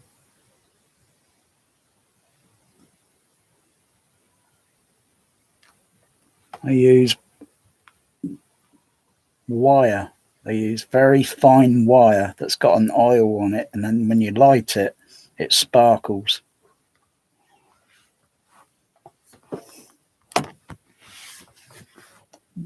What is that wire? Wire wool. I think oil wire wool or wire wool. I think it's wire wool.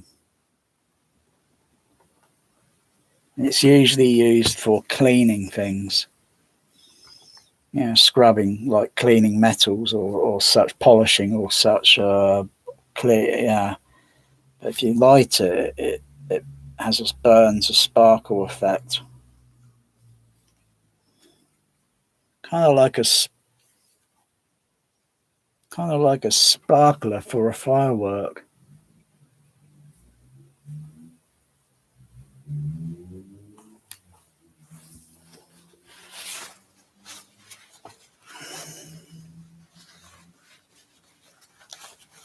No, Kirk. The game's not over.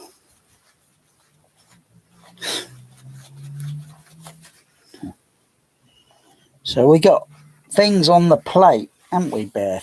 Troubling things. And we got to figure a way to sort it out. Troubling things.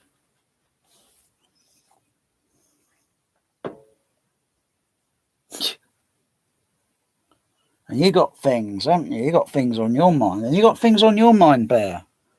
Troubling things. And now we got to figure a way to put it up. Solve it. Get rid of those things.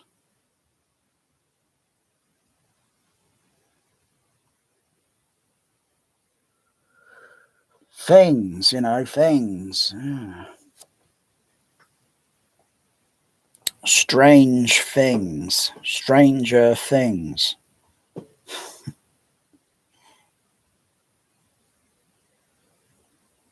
I don't even know what the fuck I was talking about there. Fucking hell. Strange things. Troubling things.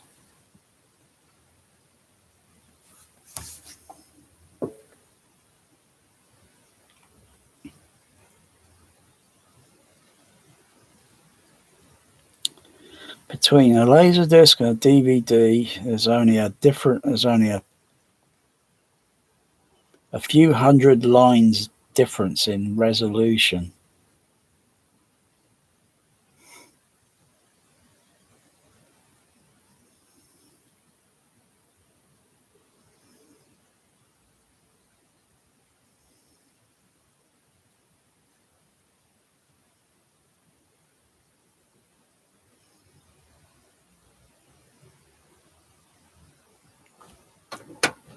Whoa, what's up, Bat Magic? Whoa. Magic. What's bothering you? Is it those things? Is it those things? Is it those things bothering you?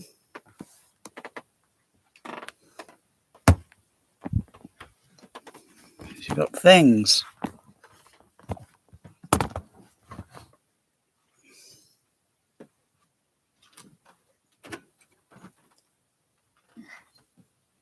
Come on.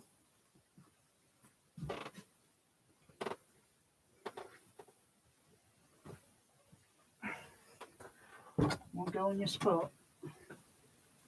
Want to go on your spot?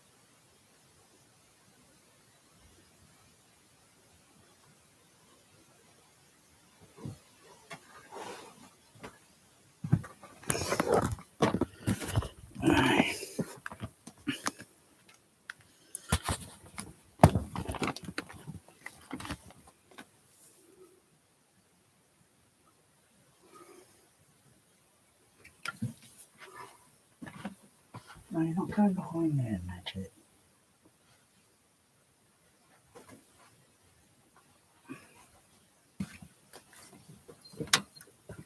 Slow down.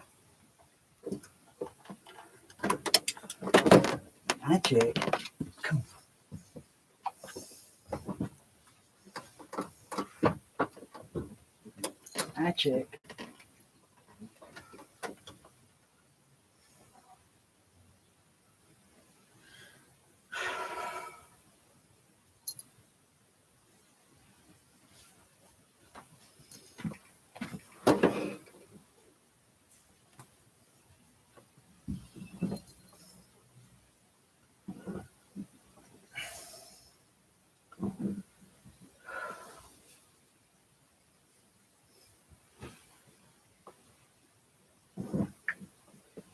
Oh, fucking hell.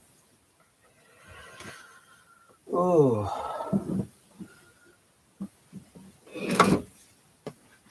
Big PA sound, eh, Bear?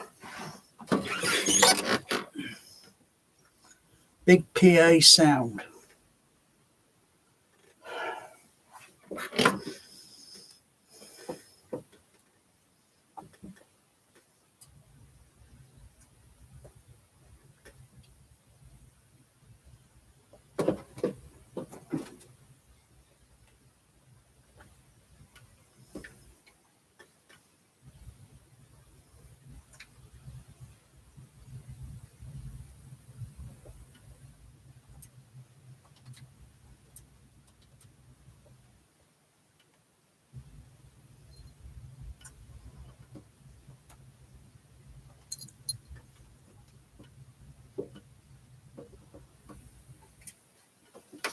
What's Magic doing?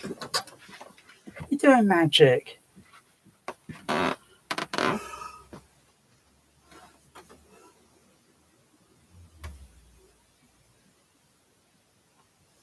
Trying to find a new spot to relax.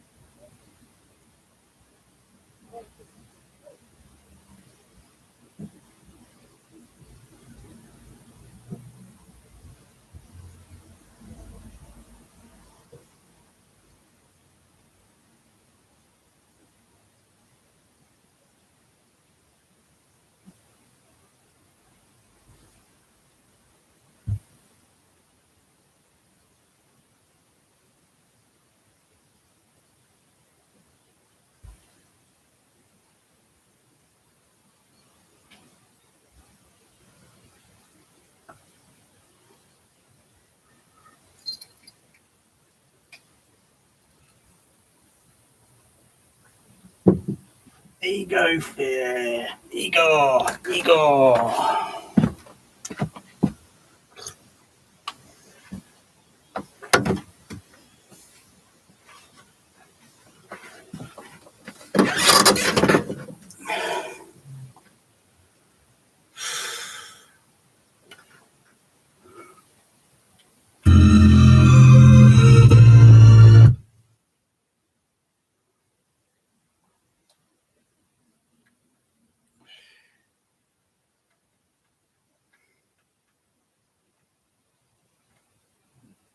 Just that.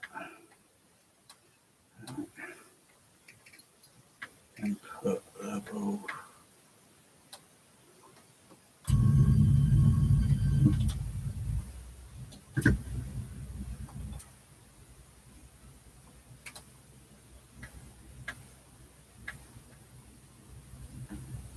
Spark!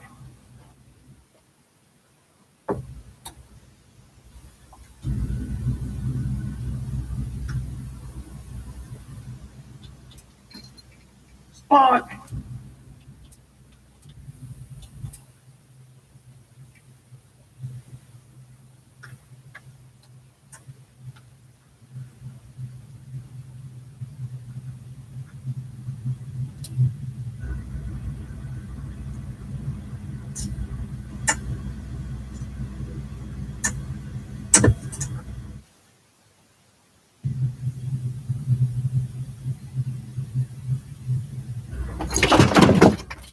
God damn it.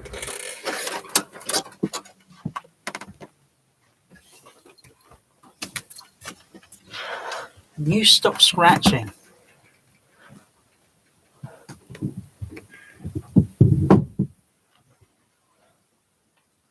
Where'd you go, Madge?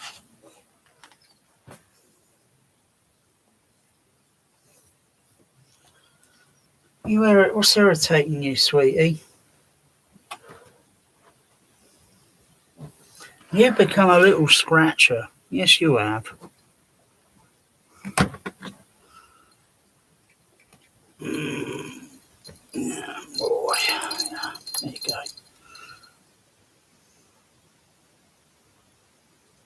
So look, so check that, sweetie.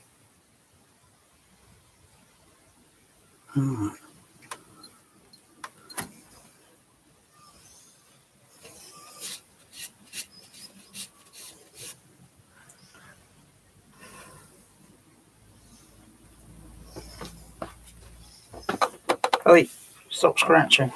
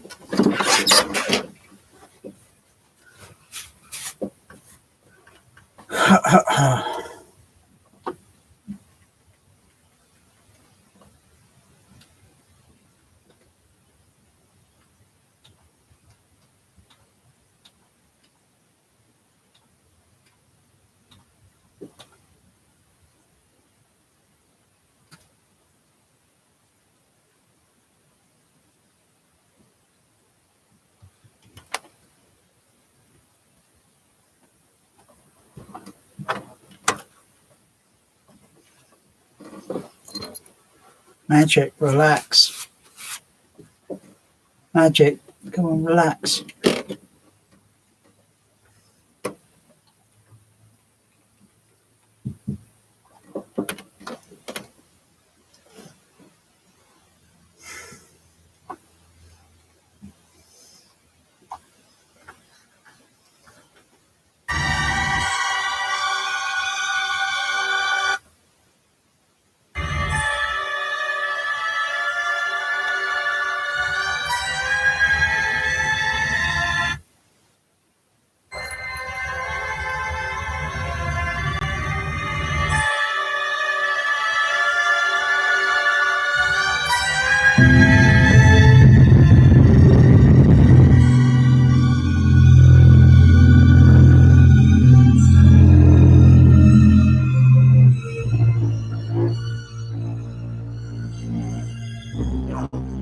Flood the whole compartment. He's dead already. Wow.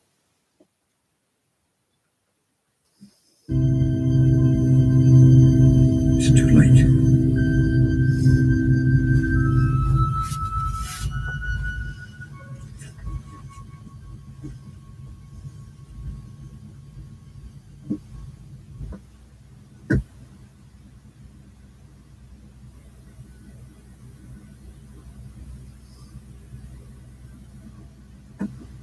Spark!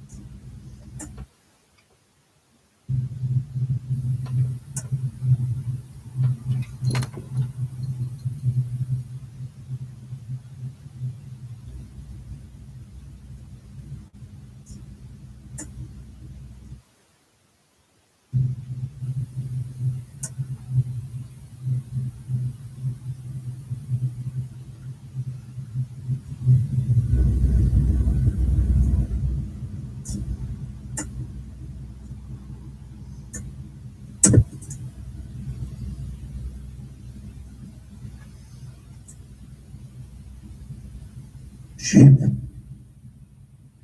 Out of danger. Yes.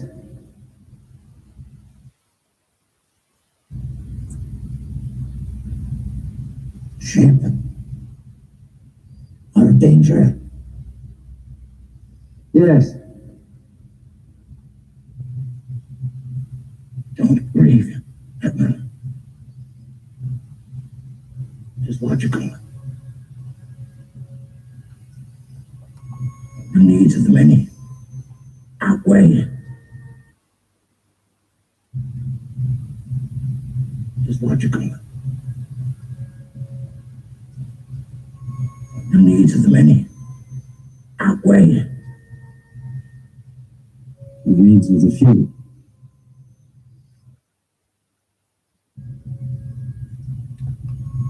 The needs of the many outweigh the needs of the few. It's logical. The needs of the many outweigh the needs of the few.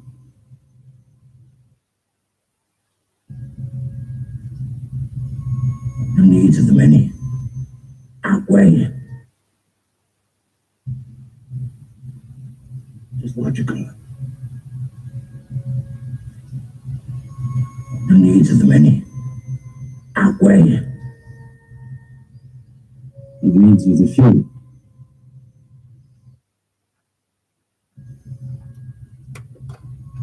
The needs of the many outweigh the needs of the few. Or the one.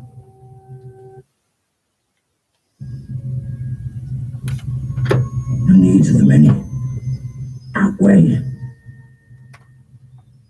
the needs of the few.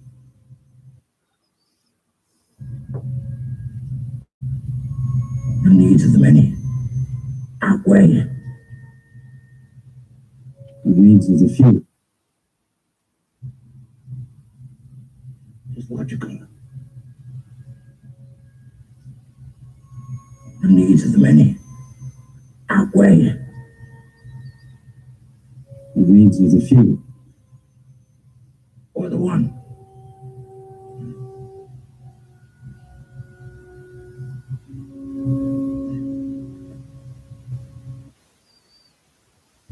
The needs of the few.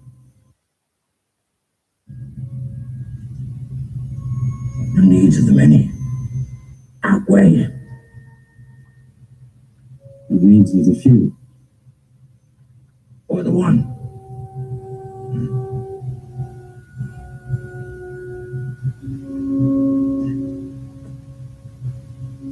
I never took the Kobayashi Maru test.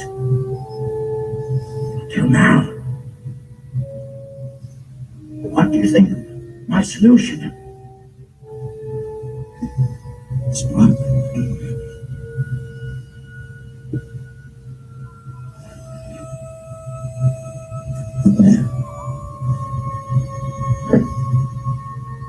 I have been, and always shall be, your friend.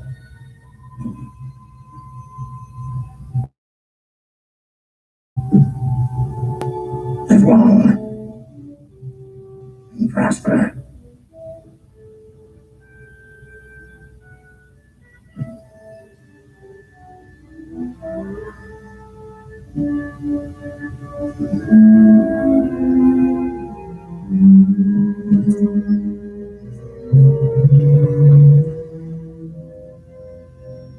No.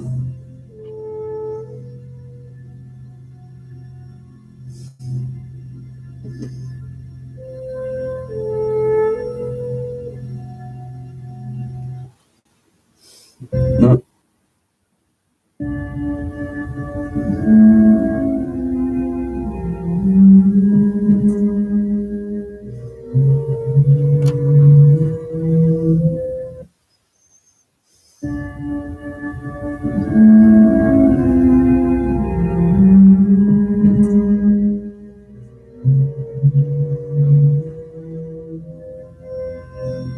No.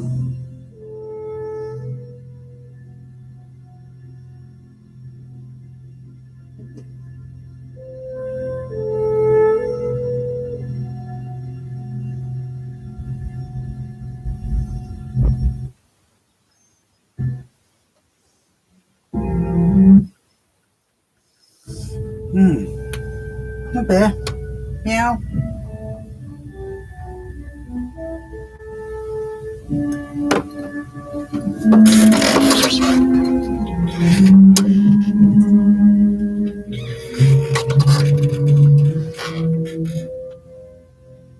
No. What are you nibbling on? No, no, no, no, no. Don't chew on that wire.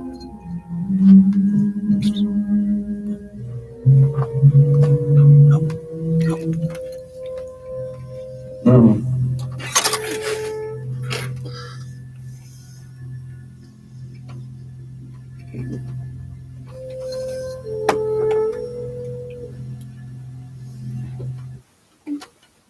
No. Bear. Oh, you've been a good boy. Now you're looking for something to chew on. Oh, Bear. You slow down.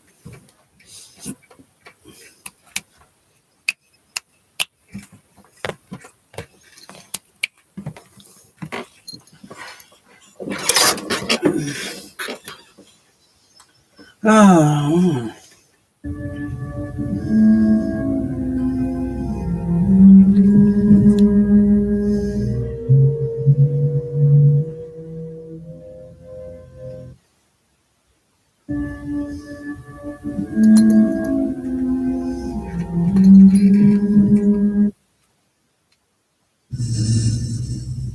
Aren't you dead?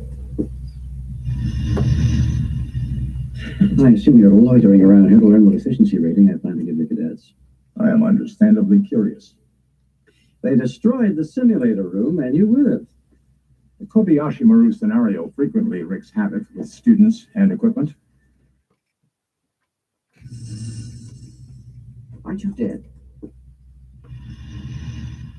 Bear, I leave assume magic you're loitering alone. around here to learn what efficiency rating I plan to give the cadets. I am understandably curious.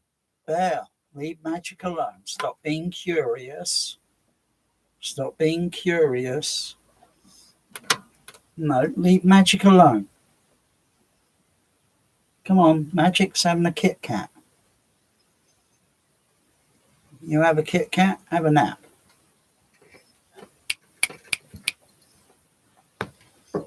Antiques. It was the best of times. It was the worst of times.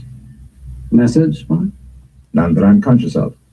Except, of course, happy birthday. Surely the best of times. Times. It was the worst of times. Message, Spock? None that I'm conscious of. Except, of course, happy birthday. Surely the best of times. Captain Spock, Captain Spock, space shuttle leaving in 15 minutes. Where are you off to now? The Enterprise. I must. Surely best of times. Captain. Times. It was the worst of times. Message, Spock? None that I'm conscious of. Except, of course, happy birthday. Surely the best of times. Captain Spock, Captain Spock, space shuttle leaving in 15 minutes. Where are you off to now? The Enterprise. I must check in before your inspection. And you. Home.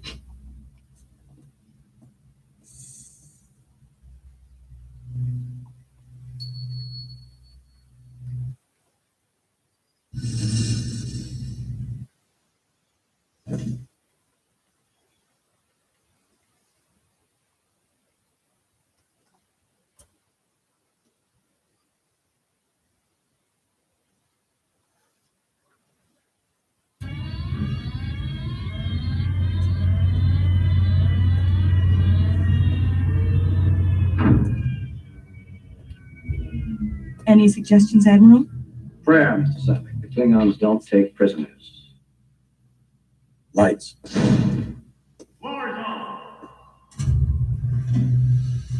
Captain?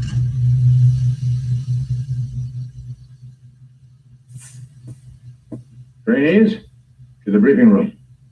Maintenance room, report to bridge simulator. Maintenance room, report to bridge simulator. Physician, heal thyself. Is that all you gotta say? Well, what about my performance? I'm not a drama critic. Well, Mr. Sadler, are you going to stay with the sinking ship? Permission to speak candidly, sir. Granted. I don't believe this was a fair test of my command abilities. And why not? Because there was no way to win.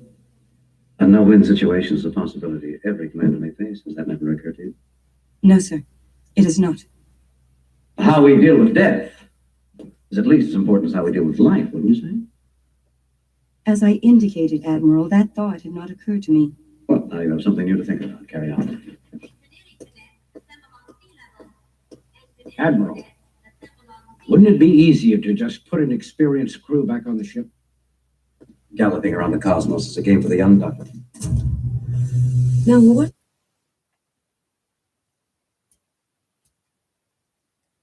Opposed to me.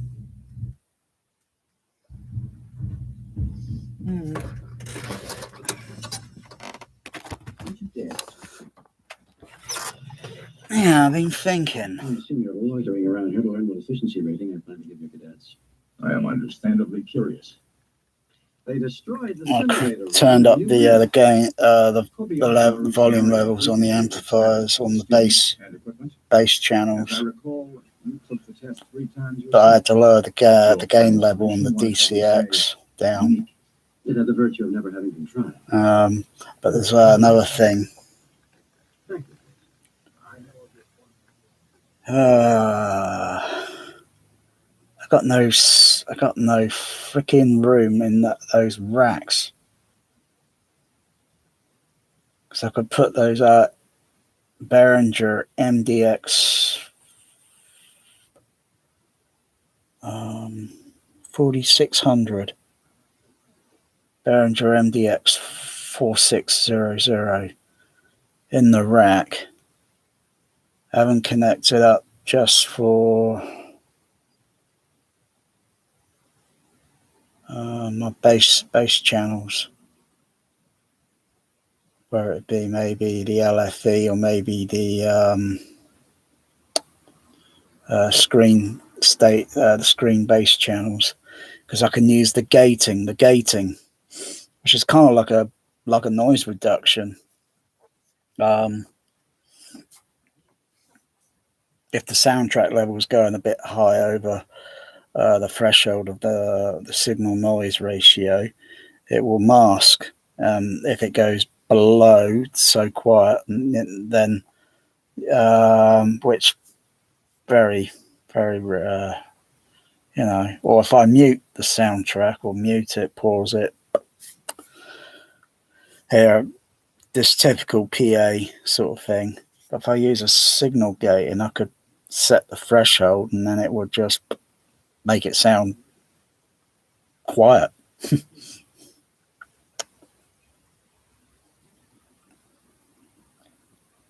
But it's so flipping, that signal noise ratio is so faint, so low down, probably lower than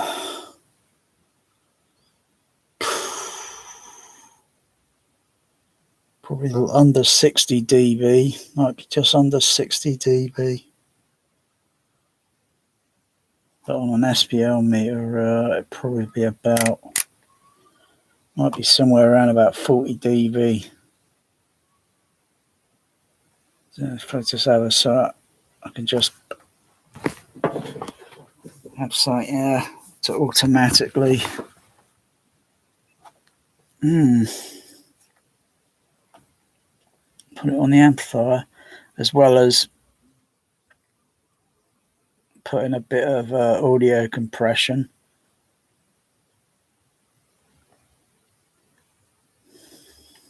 So when the dynamics go really, really, really ridiculously, they'll be kept down a little bit, and then I can sort of like bring up the softer bass note sounds and enhance it slightly up a bit.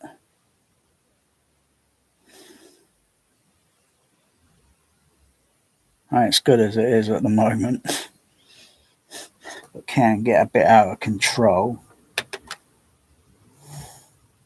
That's only really due to a few frequencies that might be a little bit too loud due to room gain.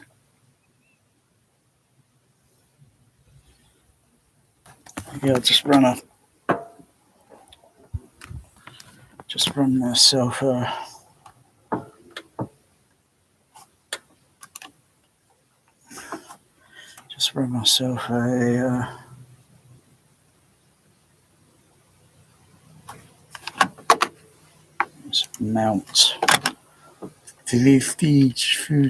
Mount Fuji.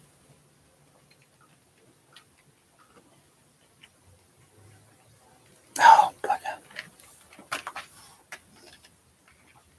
It's even turned on. How do you turn that off, Bear?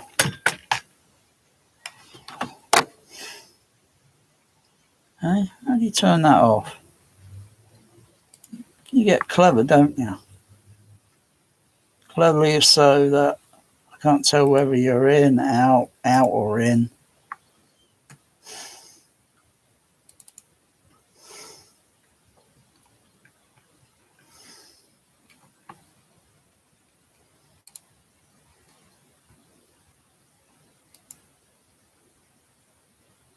Generator.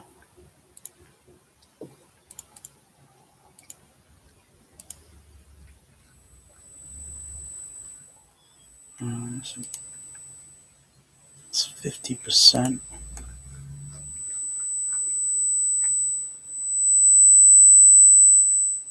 It's okay there.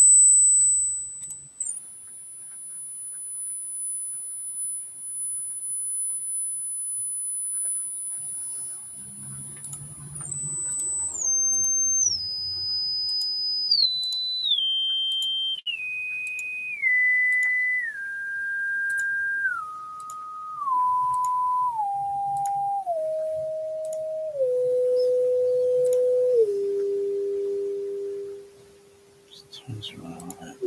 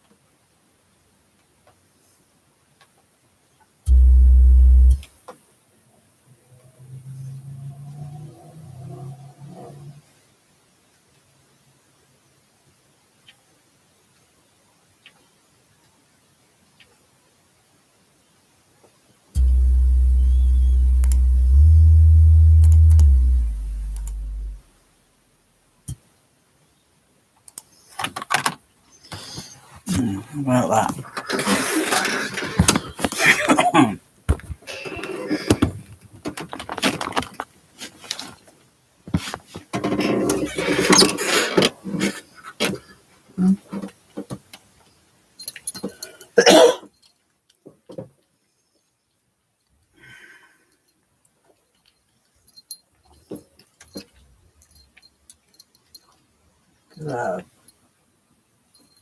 Oh, look at that.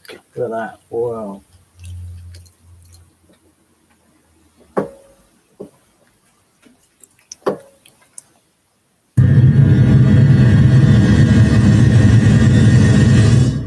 Starship Reliant to Captain Terrell. This is Commander Kyle. Will you please respond, Captain? Captain Terrell, respond, please. Starship Reliant to Captain Terrell. This is Commander Kyle. Will you please respond, Captain? Captain Terrell, respond, please.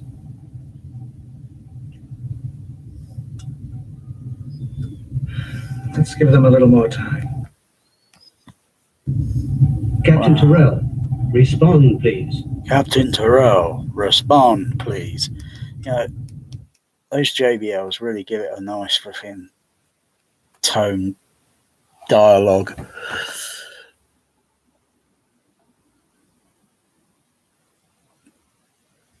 Wow. I like playing it through one of those little tiny center speakers, and it's just going to sound diminished.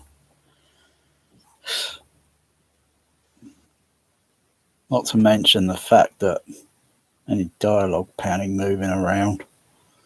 Crikey, the center channel sound down here, typical in a home theater, and then the speakers over here. The sound's going to go from here and then go up. Oh dear, dear. It's just not going to match. And how many people do check after check, make sure they, do the frequency sweep,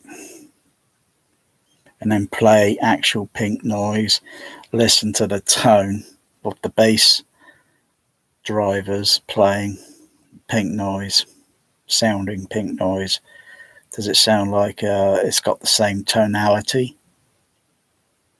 Because even in the bass, you can hear there's like, due to the crossover slope or the speaker, where the speaker's placed in the room, and it sounds like it's emphasizing a little bit too much, and you hear this frequency, and then you can see it on the RTA, and you just need to lower it down until you get the tone kind of sounding more. And then you got to match that in through the surrounds, which ain't really all that awkward. It's not that hard. It's not a big deal. Not a big deal. But it sounds damn good on the JBL. Damn good. It's like being at the cinema, Bear. Have you ever been to a cinema, Bear? You ever been to a cinema? This is Commander Kyle. Will you please respond, Captain? Captain Terrell, respond, please. Starship Reliant to Captain Terrell. This is Commander Kyle. Will you please respond, Captain? Captain Terrell, respond, please.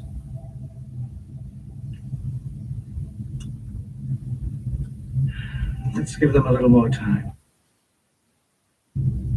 Captain Terrell, respond, please.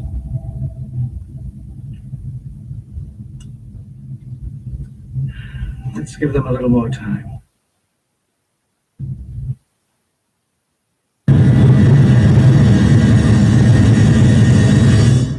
Starship Reliant to Captain Terrell. This is Commander Kyle. Will you please respond, Captain? Captain Terrell, respond, please.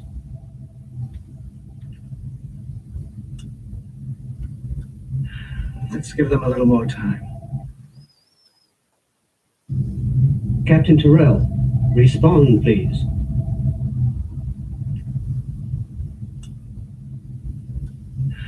Let's give them a little more time. Captain Terrell, respond, please.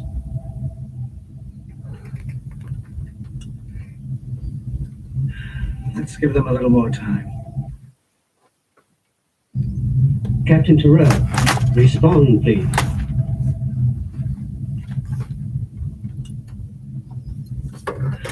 Let's give them a little more time. Captain Terrell, respond, please.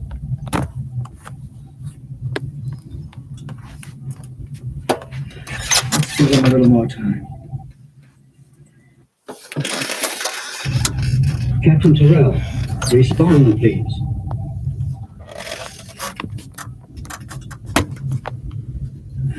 Let's give them a little more time.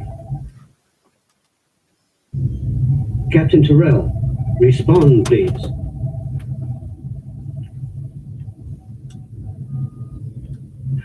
Let's give them a little more time.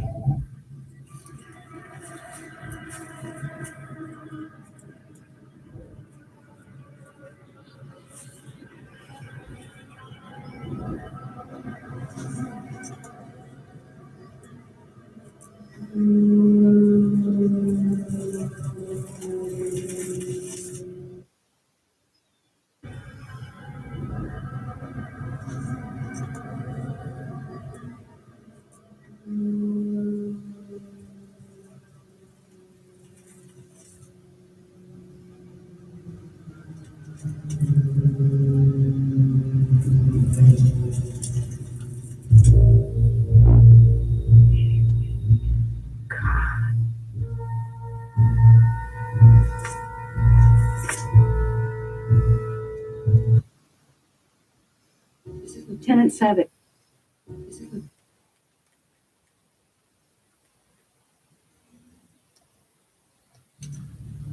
Con bloodsucker. You're gonna have to do your own dirty work now. Do you hear me? Do you?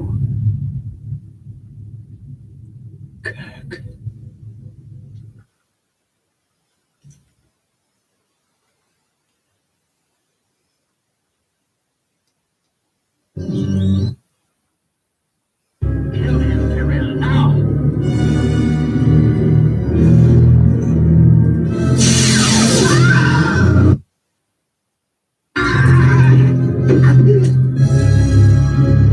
Kill him!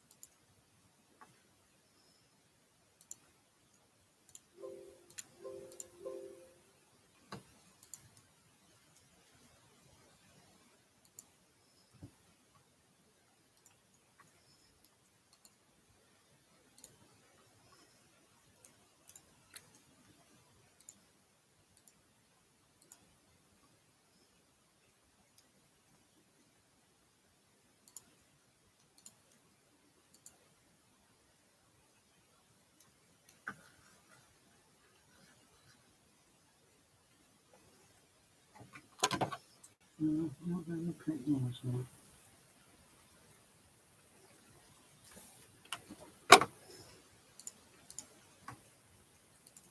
Crash.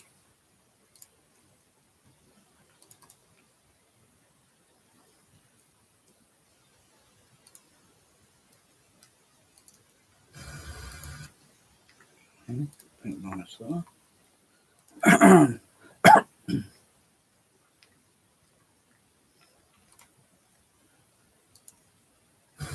Okay.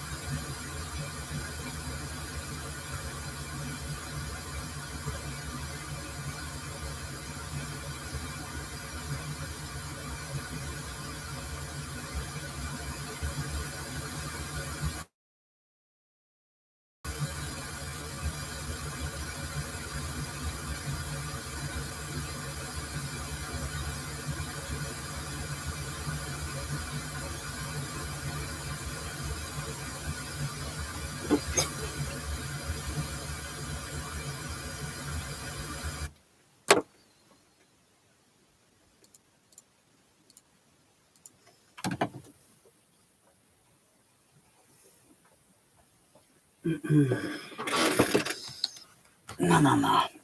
Hey, bear. Mm-hmm.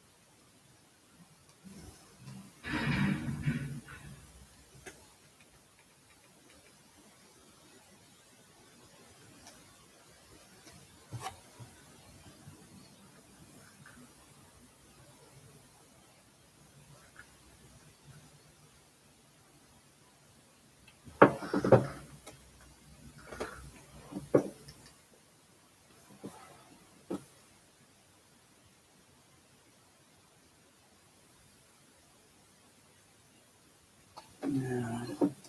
Need a signal gain.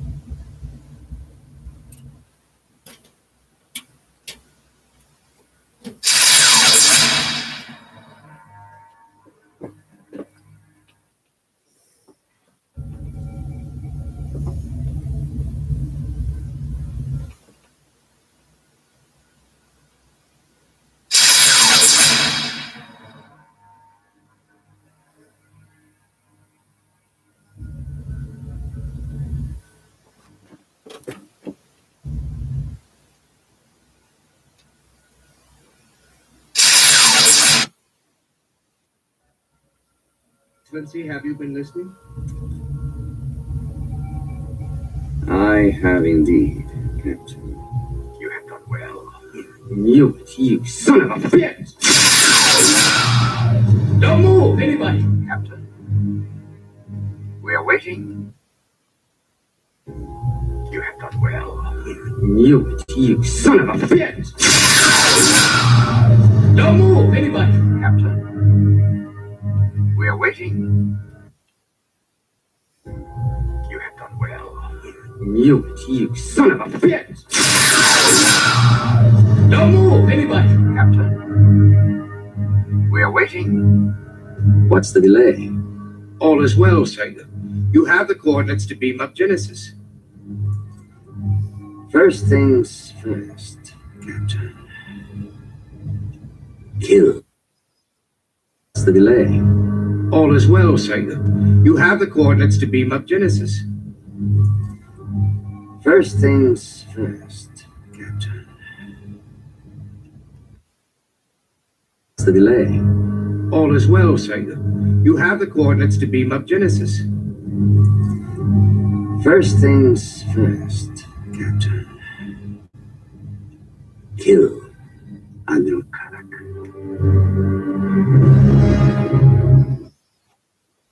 To beam up Genesis. First things first, Captain.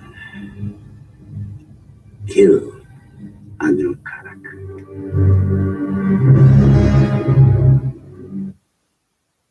First, Captain. Kill Andrew Karak.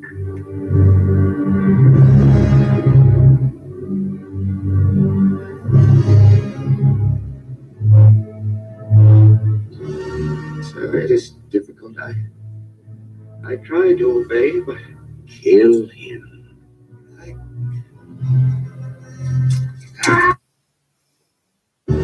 Sir, it is difficult. I try to obey, but Kill him.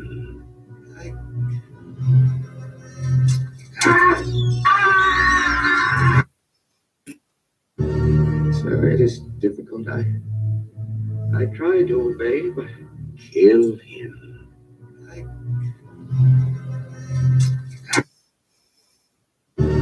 Sir, it is difficult. I try to obey, but Kill him. Con bloodsucker. You're gonna have to do your own dirty work now. Do you hear me? Do you?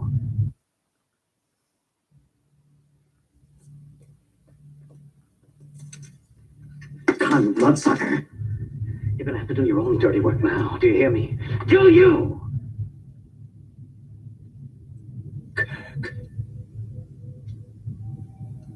Kirk, you're still alive, my old friend. Still, old friend. You've managed to kill just about everyone else, but like a poor marksman, you keep missing the target.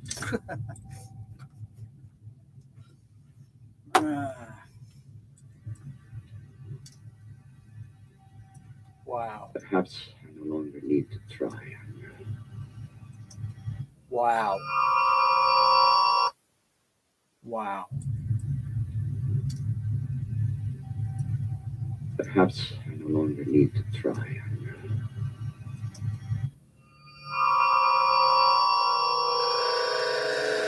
Oh no, they're going caretaker! Come.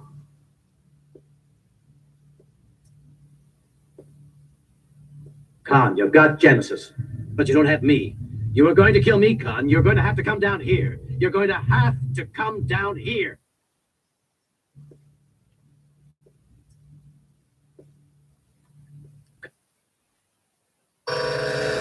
Oh no, they're going caretaker! Come.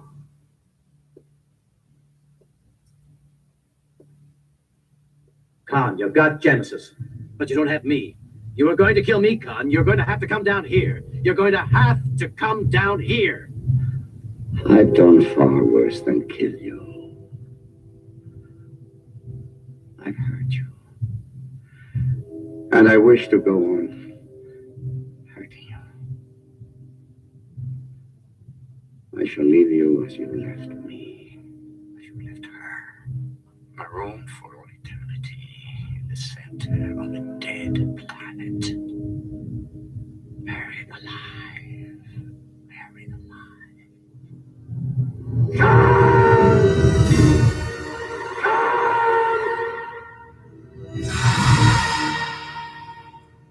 Wow. I shall leave you as you left me, as you left her. Marooned for all eternity in the center of a dead planet. Buried alive. Buried alive.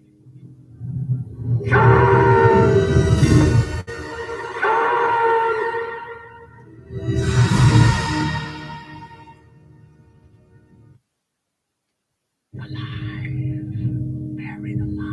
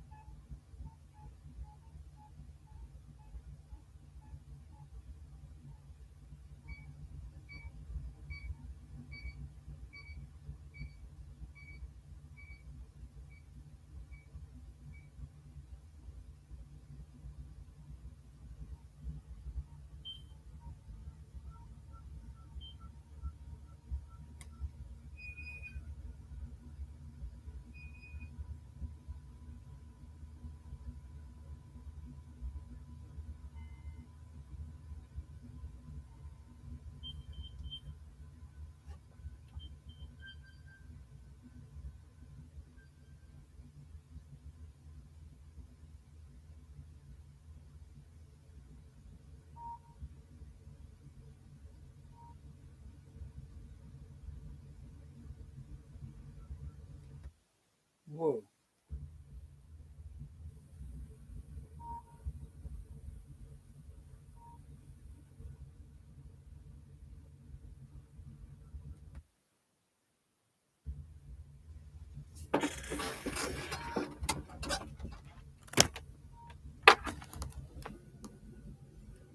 Houston, I got a problem.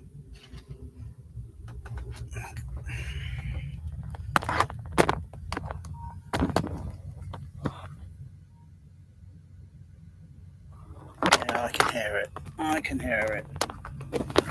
It's a simple rattle. It's a simple rattle.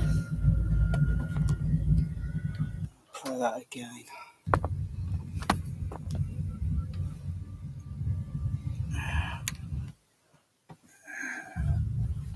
What's rattling?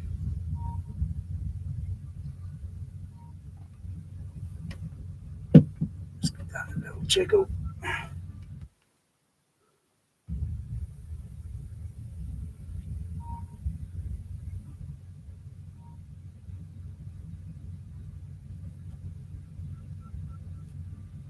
Sorted. Simple. Maybe I'll put a little bit of foam behind there. very tiny because that's resting against the wall. The surround there, the surround speaker's resting against the wall. Huh. Didn't notice that round. You always got to do a frequency sweep.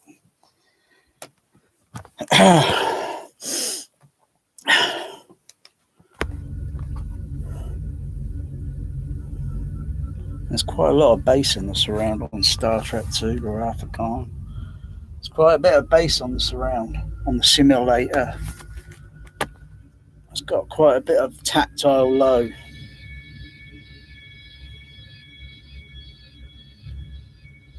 And it's pretty decent acoustically. If I wanted to enhance it, the other sub-bass speakers turn off. I could just divert switching on the DCX and switch over the other sub-bass speakers over to the surround. It just enhances it. No big deal. Big sound coming. Big. Whoa. Just like the Empire Leicester Square.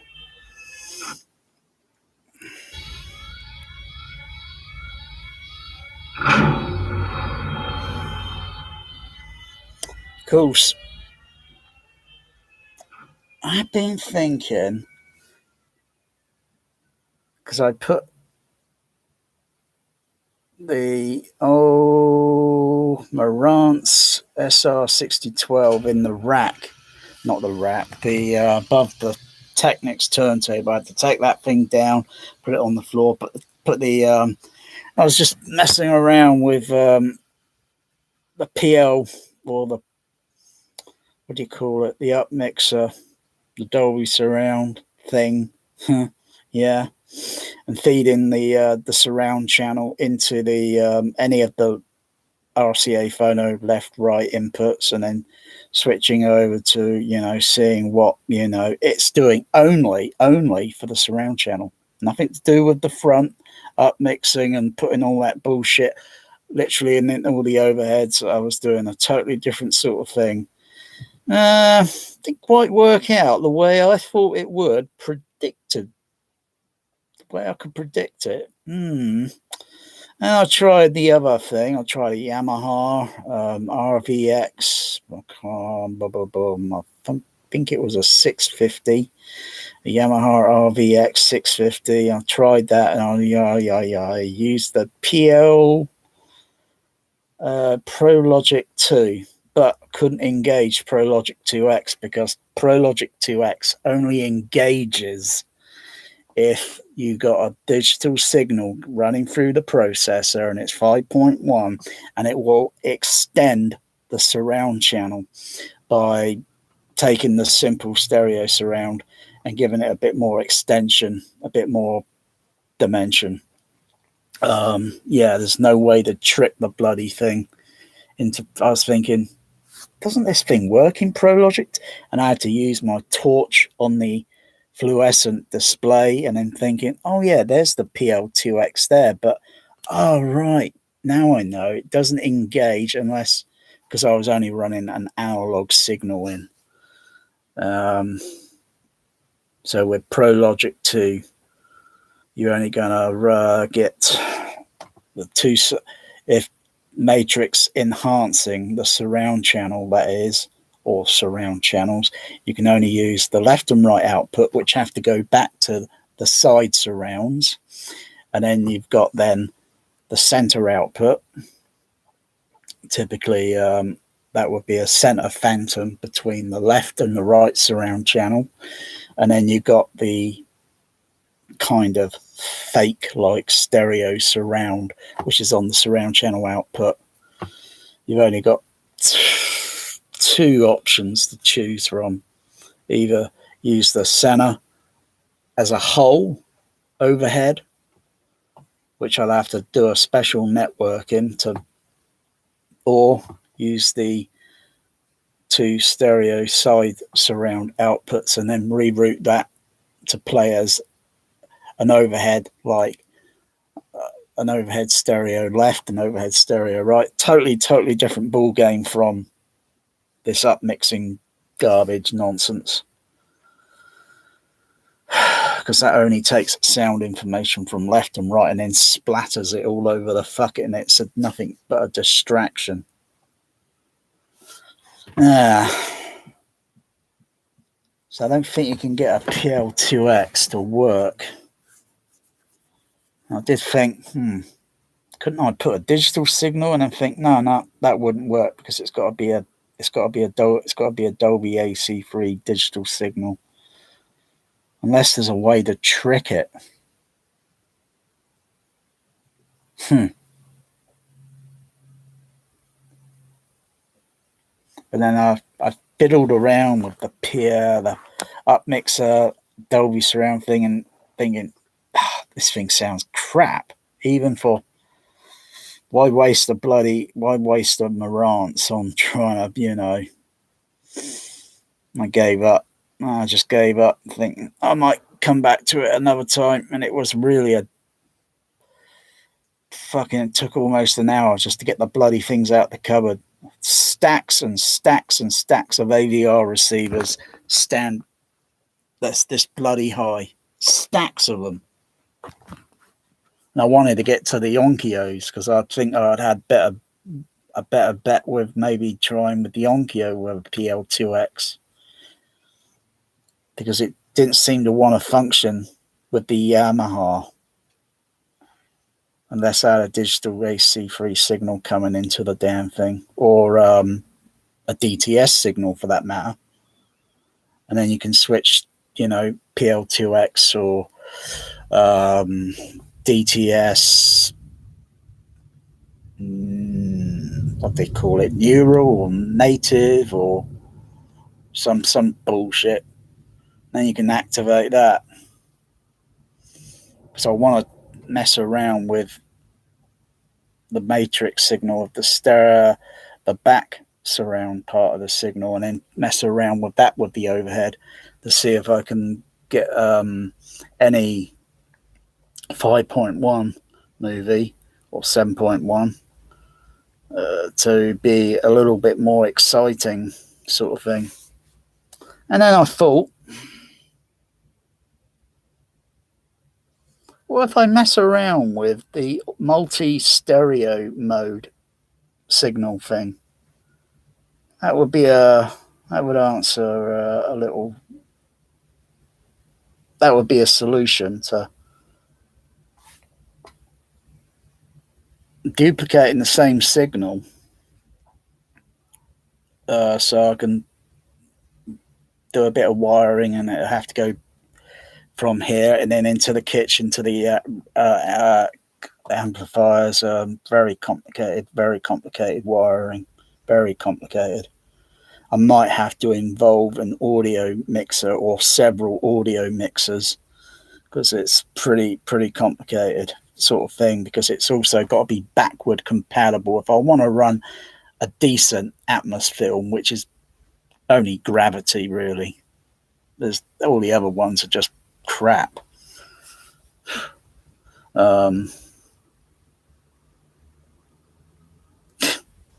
Really, I'd have to make it backward compatible, so it's pretty complicated. But I could run the multi stereo, and that would duplicate up there and on the side, even do it for the blow surround. So it kind of literally, the sound is like coming from here, yeah. Not just like in most typical home theaters, it's only coming from there and there.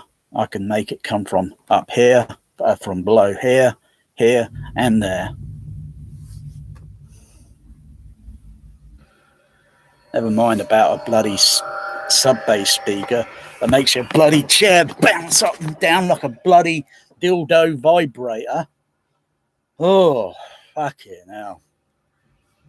I hate even going over speed bumps on a fucking speed bumps every time you go over the damn things. That's what the bloody thing reminds me of. These home theater seats which look pretty cool, but I ain't gonna do it here. No way. Got these seats bouncing up and bucking down. Fuck's sakes. Mind you, it is kind of cheap compared to a D-box. So I gotta say, pretty damn cool idea, but it ain't gonna work with these cinema seats. No way is it gonna work with these cinema seats. Impossible. Impossible. Well, not impossible. I would have to completely, utterly modify everything. No way, no way, no way, no way. Because it will. I would have to have my seat, my front row here would be up here or somewhere. It would, and my seat, no fucking way. Ain't going to happen.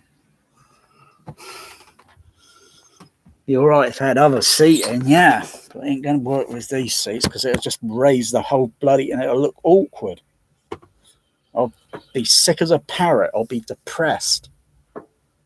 Bass shaker will suffice. I can give a and a tingle of upper bass frequencies down to the low. I don't need the fucking seat fucking bouncing up and fucking down. God. If you're going to do that, you might as well just make the whole floor do that. Think about it. Because once you get out of the seat, guess what? You ain't going to feel it anymore. Might as well just make the whole freaking room floor do that.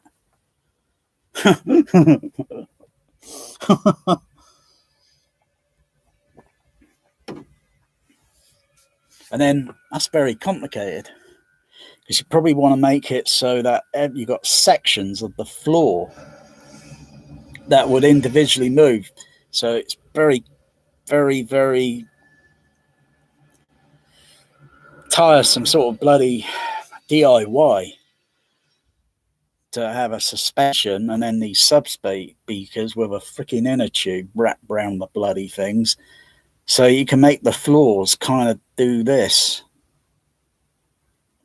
So I suppose when you play a scene like The Perfect Storm, it'll feel like you're rocking around. Like even when you stand up and walk around, it'll feel like you're going to be seasick.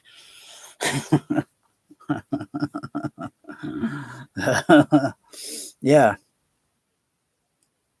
That's a lot of weight on the bloody thing.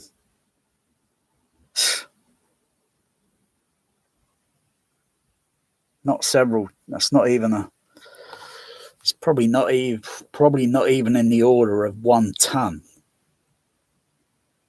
It's under 1 ton. Think about what you got to put in the room, what you can't put in the room because it's going to add more weight, and you don't want too much weight there.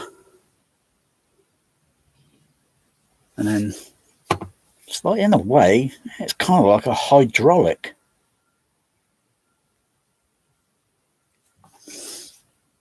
But without doing hydraulics, because hydraulics are bloody gigantic. They're going to make bloody noises that are not really part of the soundtrack, where the sub-bass speaker is kind of part of the soundtrack. I mean, it's making a fucking seat fucking...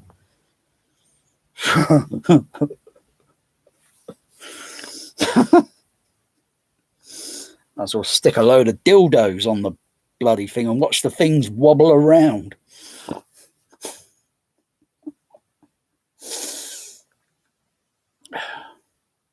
Yeah, make it so the floor moves. So depending on how big the room is, if I were to do it in my room, not that I would, because that means I'm going to be losing the vertical height of my room will shrink. Because the sub-bass speaker box has got to be so, it's got to be so deep. And then you end up just shrinking your room in the vertical. You just getting too small. Oh. It would be neat. But then how do you really make it do that? Because each section is going to move at the same time. It's got to be loose. Each section's got to be loose, individual. Otherwise, the whole floor, I'm kind of going at probably have engineering problems there, because the thing might, oh gosh, yeah, you got to think of the Four Seasons, you know, not Vivaldi, you know. You got to think of like summertime, wintertime, wood, expansion, heat, shrinking.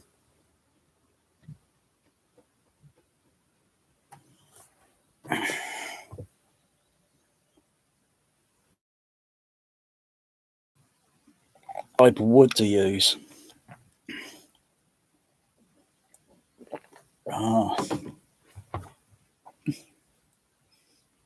the materials are often cheap, but it's, you know, finding something that's really good and that's going to really be durable. So you don't have to do, so you've got very little maintenance to do on it, apart from probably got to blow the inner tube up or replace the inner tube. Oh, flipping that. Or replace the sub bass driver if it's pushed too ridiculously overdone and damaged. Ugh. Yeah, you got to design it so you can service it within so many minutes, to undo it and service it and then get it all back up and running again. Seats that bounce up and down. Like it's like King Kong's dildo underneath you. You just twitches a little bit and you go phew, flying out your seat.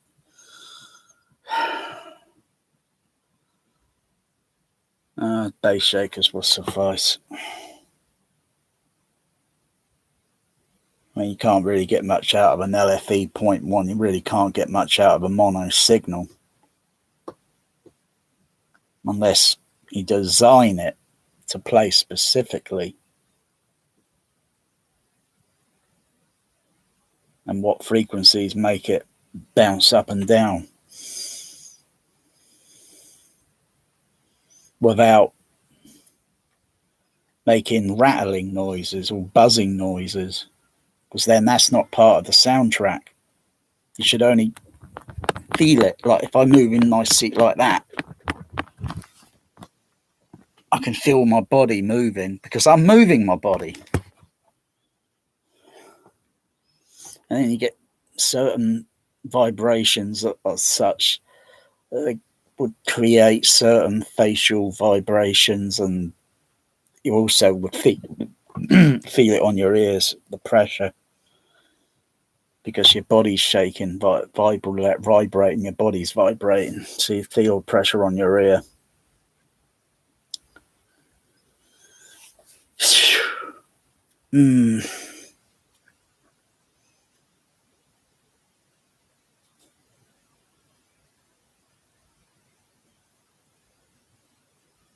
If you can do a thing like that, let me see now.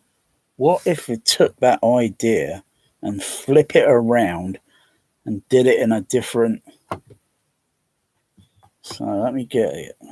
Bass driver, the wood, bass driver, the inner tube, and then probably if I was strapping it down, that inner tube, I'd probably cut some slits into the wood so I could put the wasset round and then tie it underneath so it's secured down, rather than having some sticky that'll come loose, and then giving it a tolerance of maybe so many, I don't know, so it can flex just a little bit so it won't bust or break. So that's pretty simple.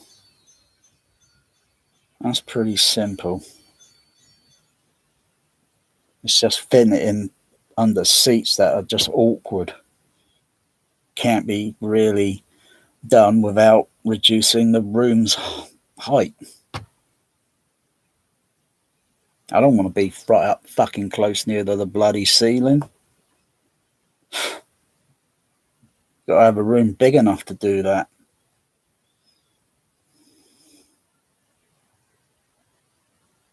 It's like when you look at flight simulators that they park out down at outdoors sort of thing, and you look at the whole thing, the height and the simulator thing, and then all the hydraulics and such, and you know, from the ground, you know, they're like way up here. It's flipping, you know, for the piston, the things to move up and pivot and your roll. Well, it doesn't exactly turn around, does it? But it kind of does that.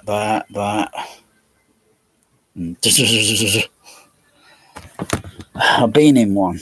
I know what those things feel like. Pretty damn cool, but they're bloody large. Might as well just get a flight simulator and stick it in your home. If your home's big enough, if your room's big enough.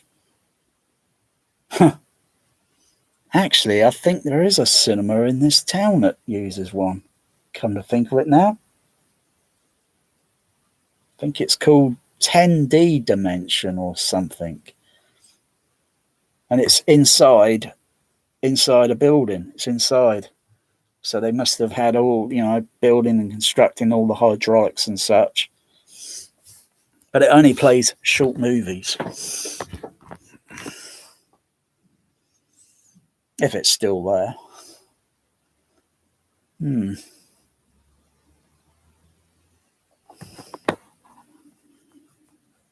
Because there's only so much a bass shaker can do, and a bass shaker at the end will make some strange noises and such, and you know, it's not part of the soundtrack.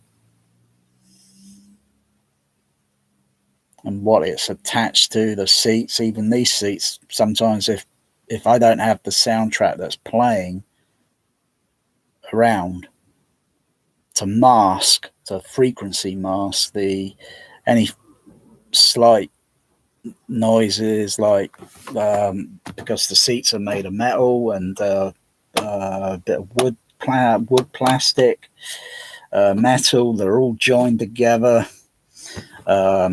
They've all got moving parts, and so they're going to make little creaky and buzzing noises. You know, it's very difficult to minimize. But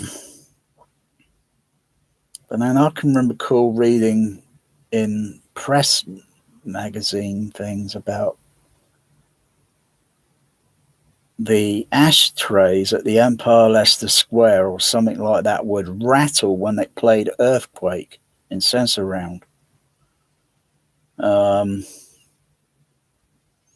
don't recall that at the local when it played in 70mm 6-track Sensorround.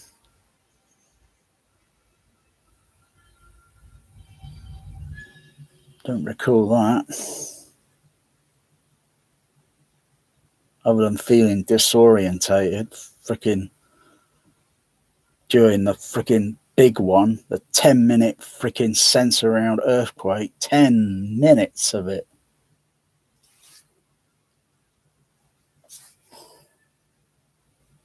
"10 minutes of 120 dB. Fucking hell, was that too much? I'm surprised that fucking didn't give me tinnitus. Why did it have to be a crappy film like Battlestar Galactica that gave me tinnitus?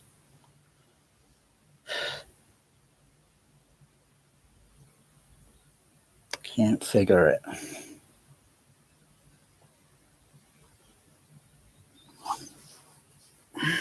Yeah.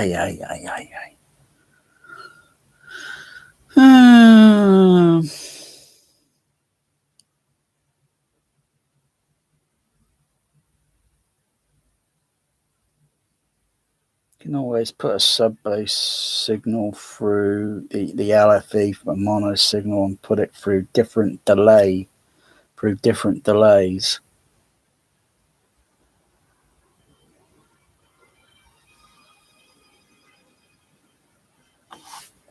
So if I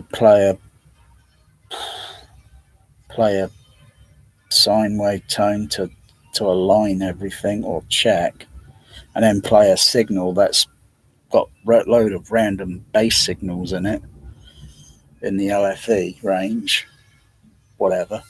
It's only a filtered bloody, there's no big deal. But then,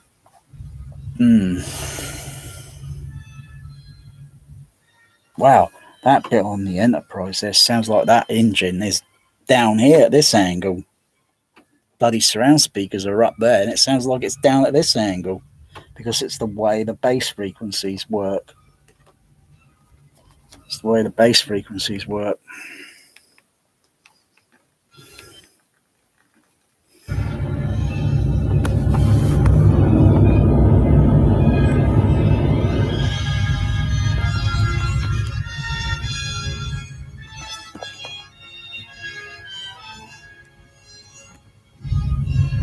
Wow. Wow. I could do a little bit more with that. That's what it's all about. The Lucasfilm Limited THX experiment. That's what it's all about. I can enhance that a little bit more. Wow, if I can get, that bass coming from the side surrounds, and it sounds like it appears down at this angle when the speakers are up there.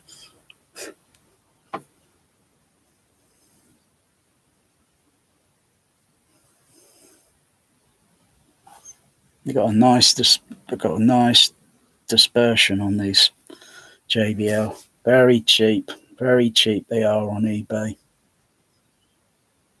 Made in the 1980s, mid-1980s, I think.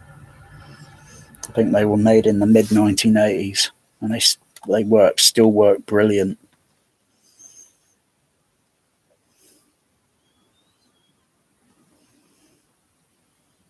Think built to last. Blimey. Almost 40 years old.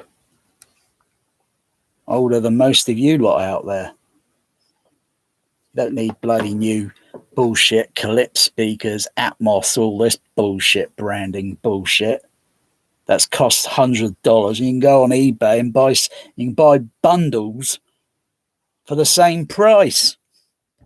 And they're bigger. Does that make sense? Is that in any way unclear? That's what it's all about. You want it big.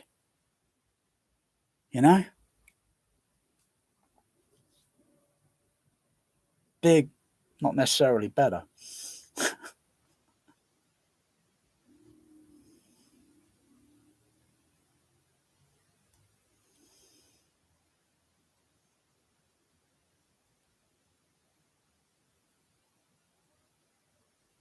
I mean, what would it be like to verse or comparison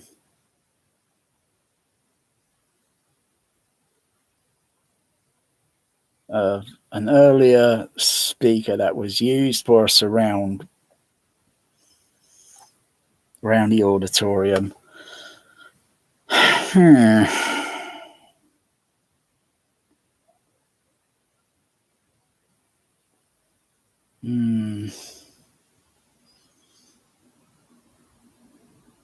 So I think the very, very early THX surround speaker was an 83 or an 82 or 84.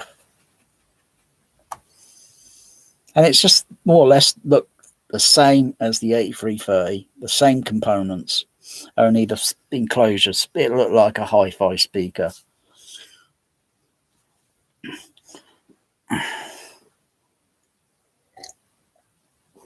And then they just shrunk it down. Like Honey, I Shrunk the Surround speaker. It's still pretty damn big. Because there's multitudes of them, and that increases the bass.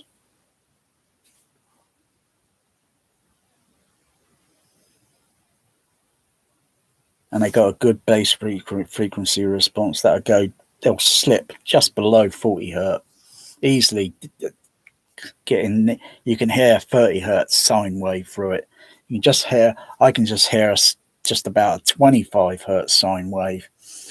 But that doesn't do any favor on the bass driver. It doesn't do any favor because it's got to watch for excursion or how it's tuned. But that's better than some of these crappy bloody speakers they're bloody selling. 400 bloody pounds or $400, and you only get 2 crappy speakers, for God's sakes, just because it's got Atmos branded on it. Because people think it's a special speaker. Ooh, are you being had?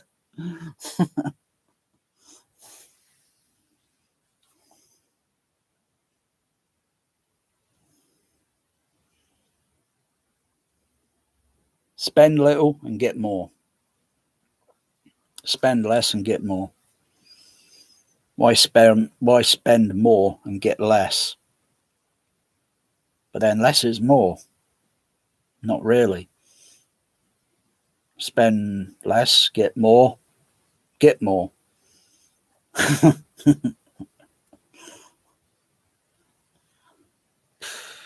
Not enough people are hungry to have a proper cinema speakers in their home. Not many. Very few, far between.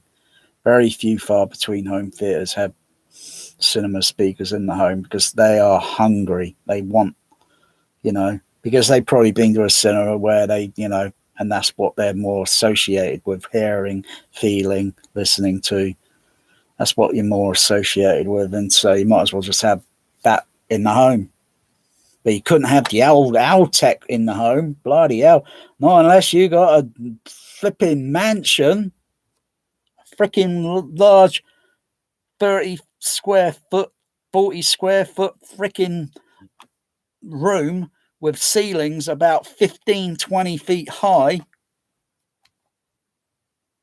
You wouldn't be able to fit the average Altec A4 speaker in the home. Freaking it. You'd just be able to fit one speaker. You wouldn't be able to get 3 of them in the room. The flipping things are gigantic.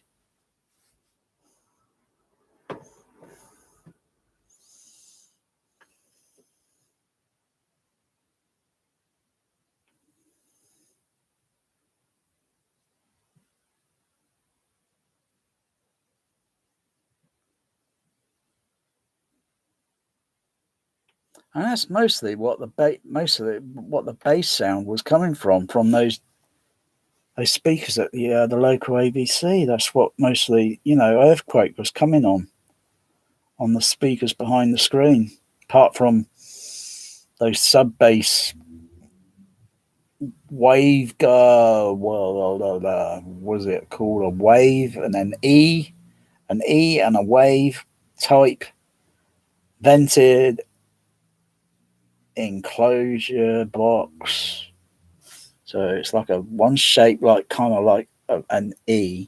Another one that's, when you look at it, it's shaped like a kind of W.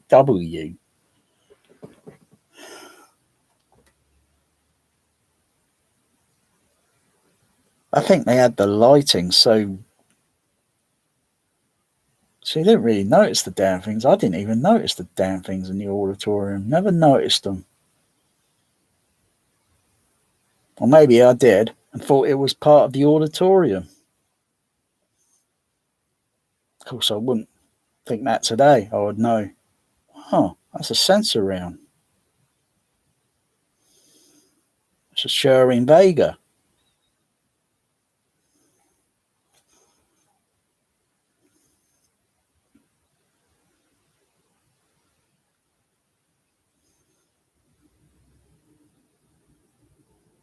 But then THX could probably surpass sensor round. Flipping here in some of the movies. I think it does surpass, if not better.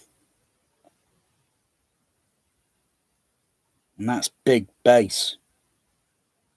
Big mama bass. Wow. Big bass. Wow.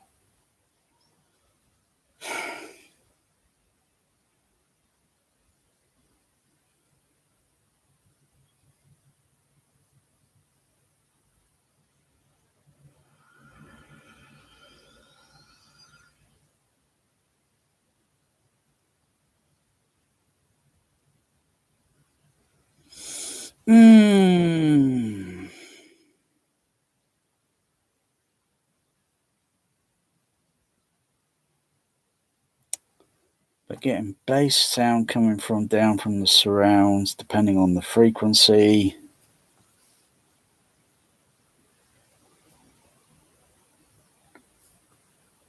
But then the middle range and the high frequency sounds, they're always going to sound more like they're more or less sometimes up there above. Got to have like, yeah,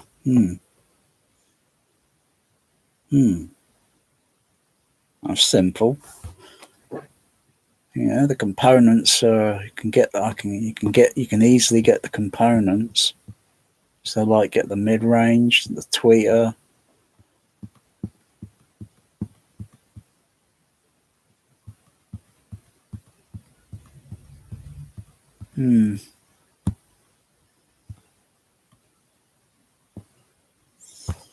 But why do that?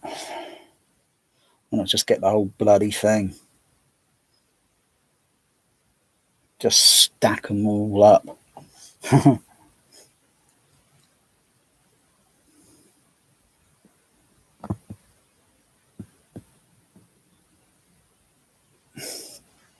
Why are so many of them in series? And then do the other stack wired in series, and then the other stack of them, and then the other stack, and then just to play a freaking movie. Oh.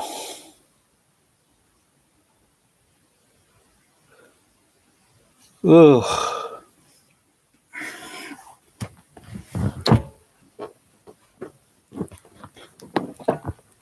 Yeah, what do you think of that, Bear? Hey, shall we?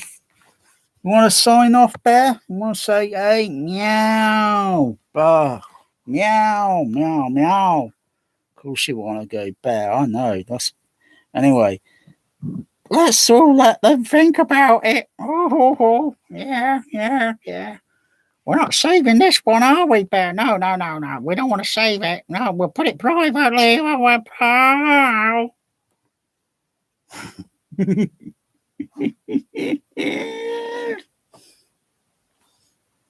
Adios, ma. Adios, bon voyage.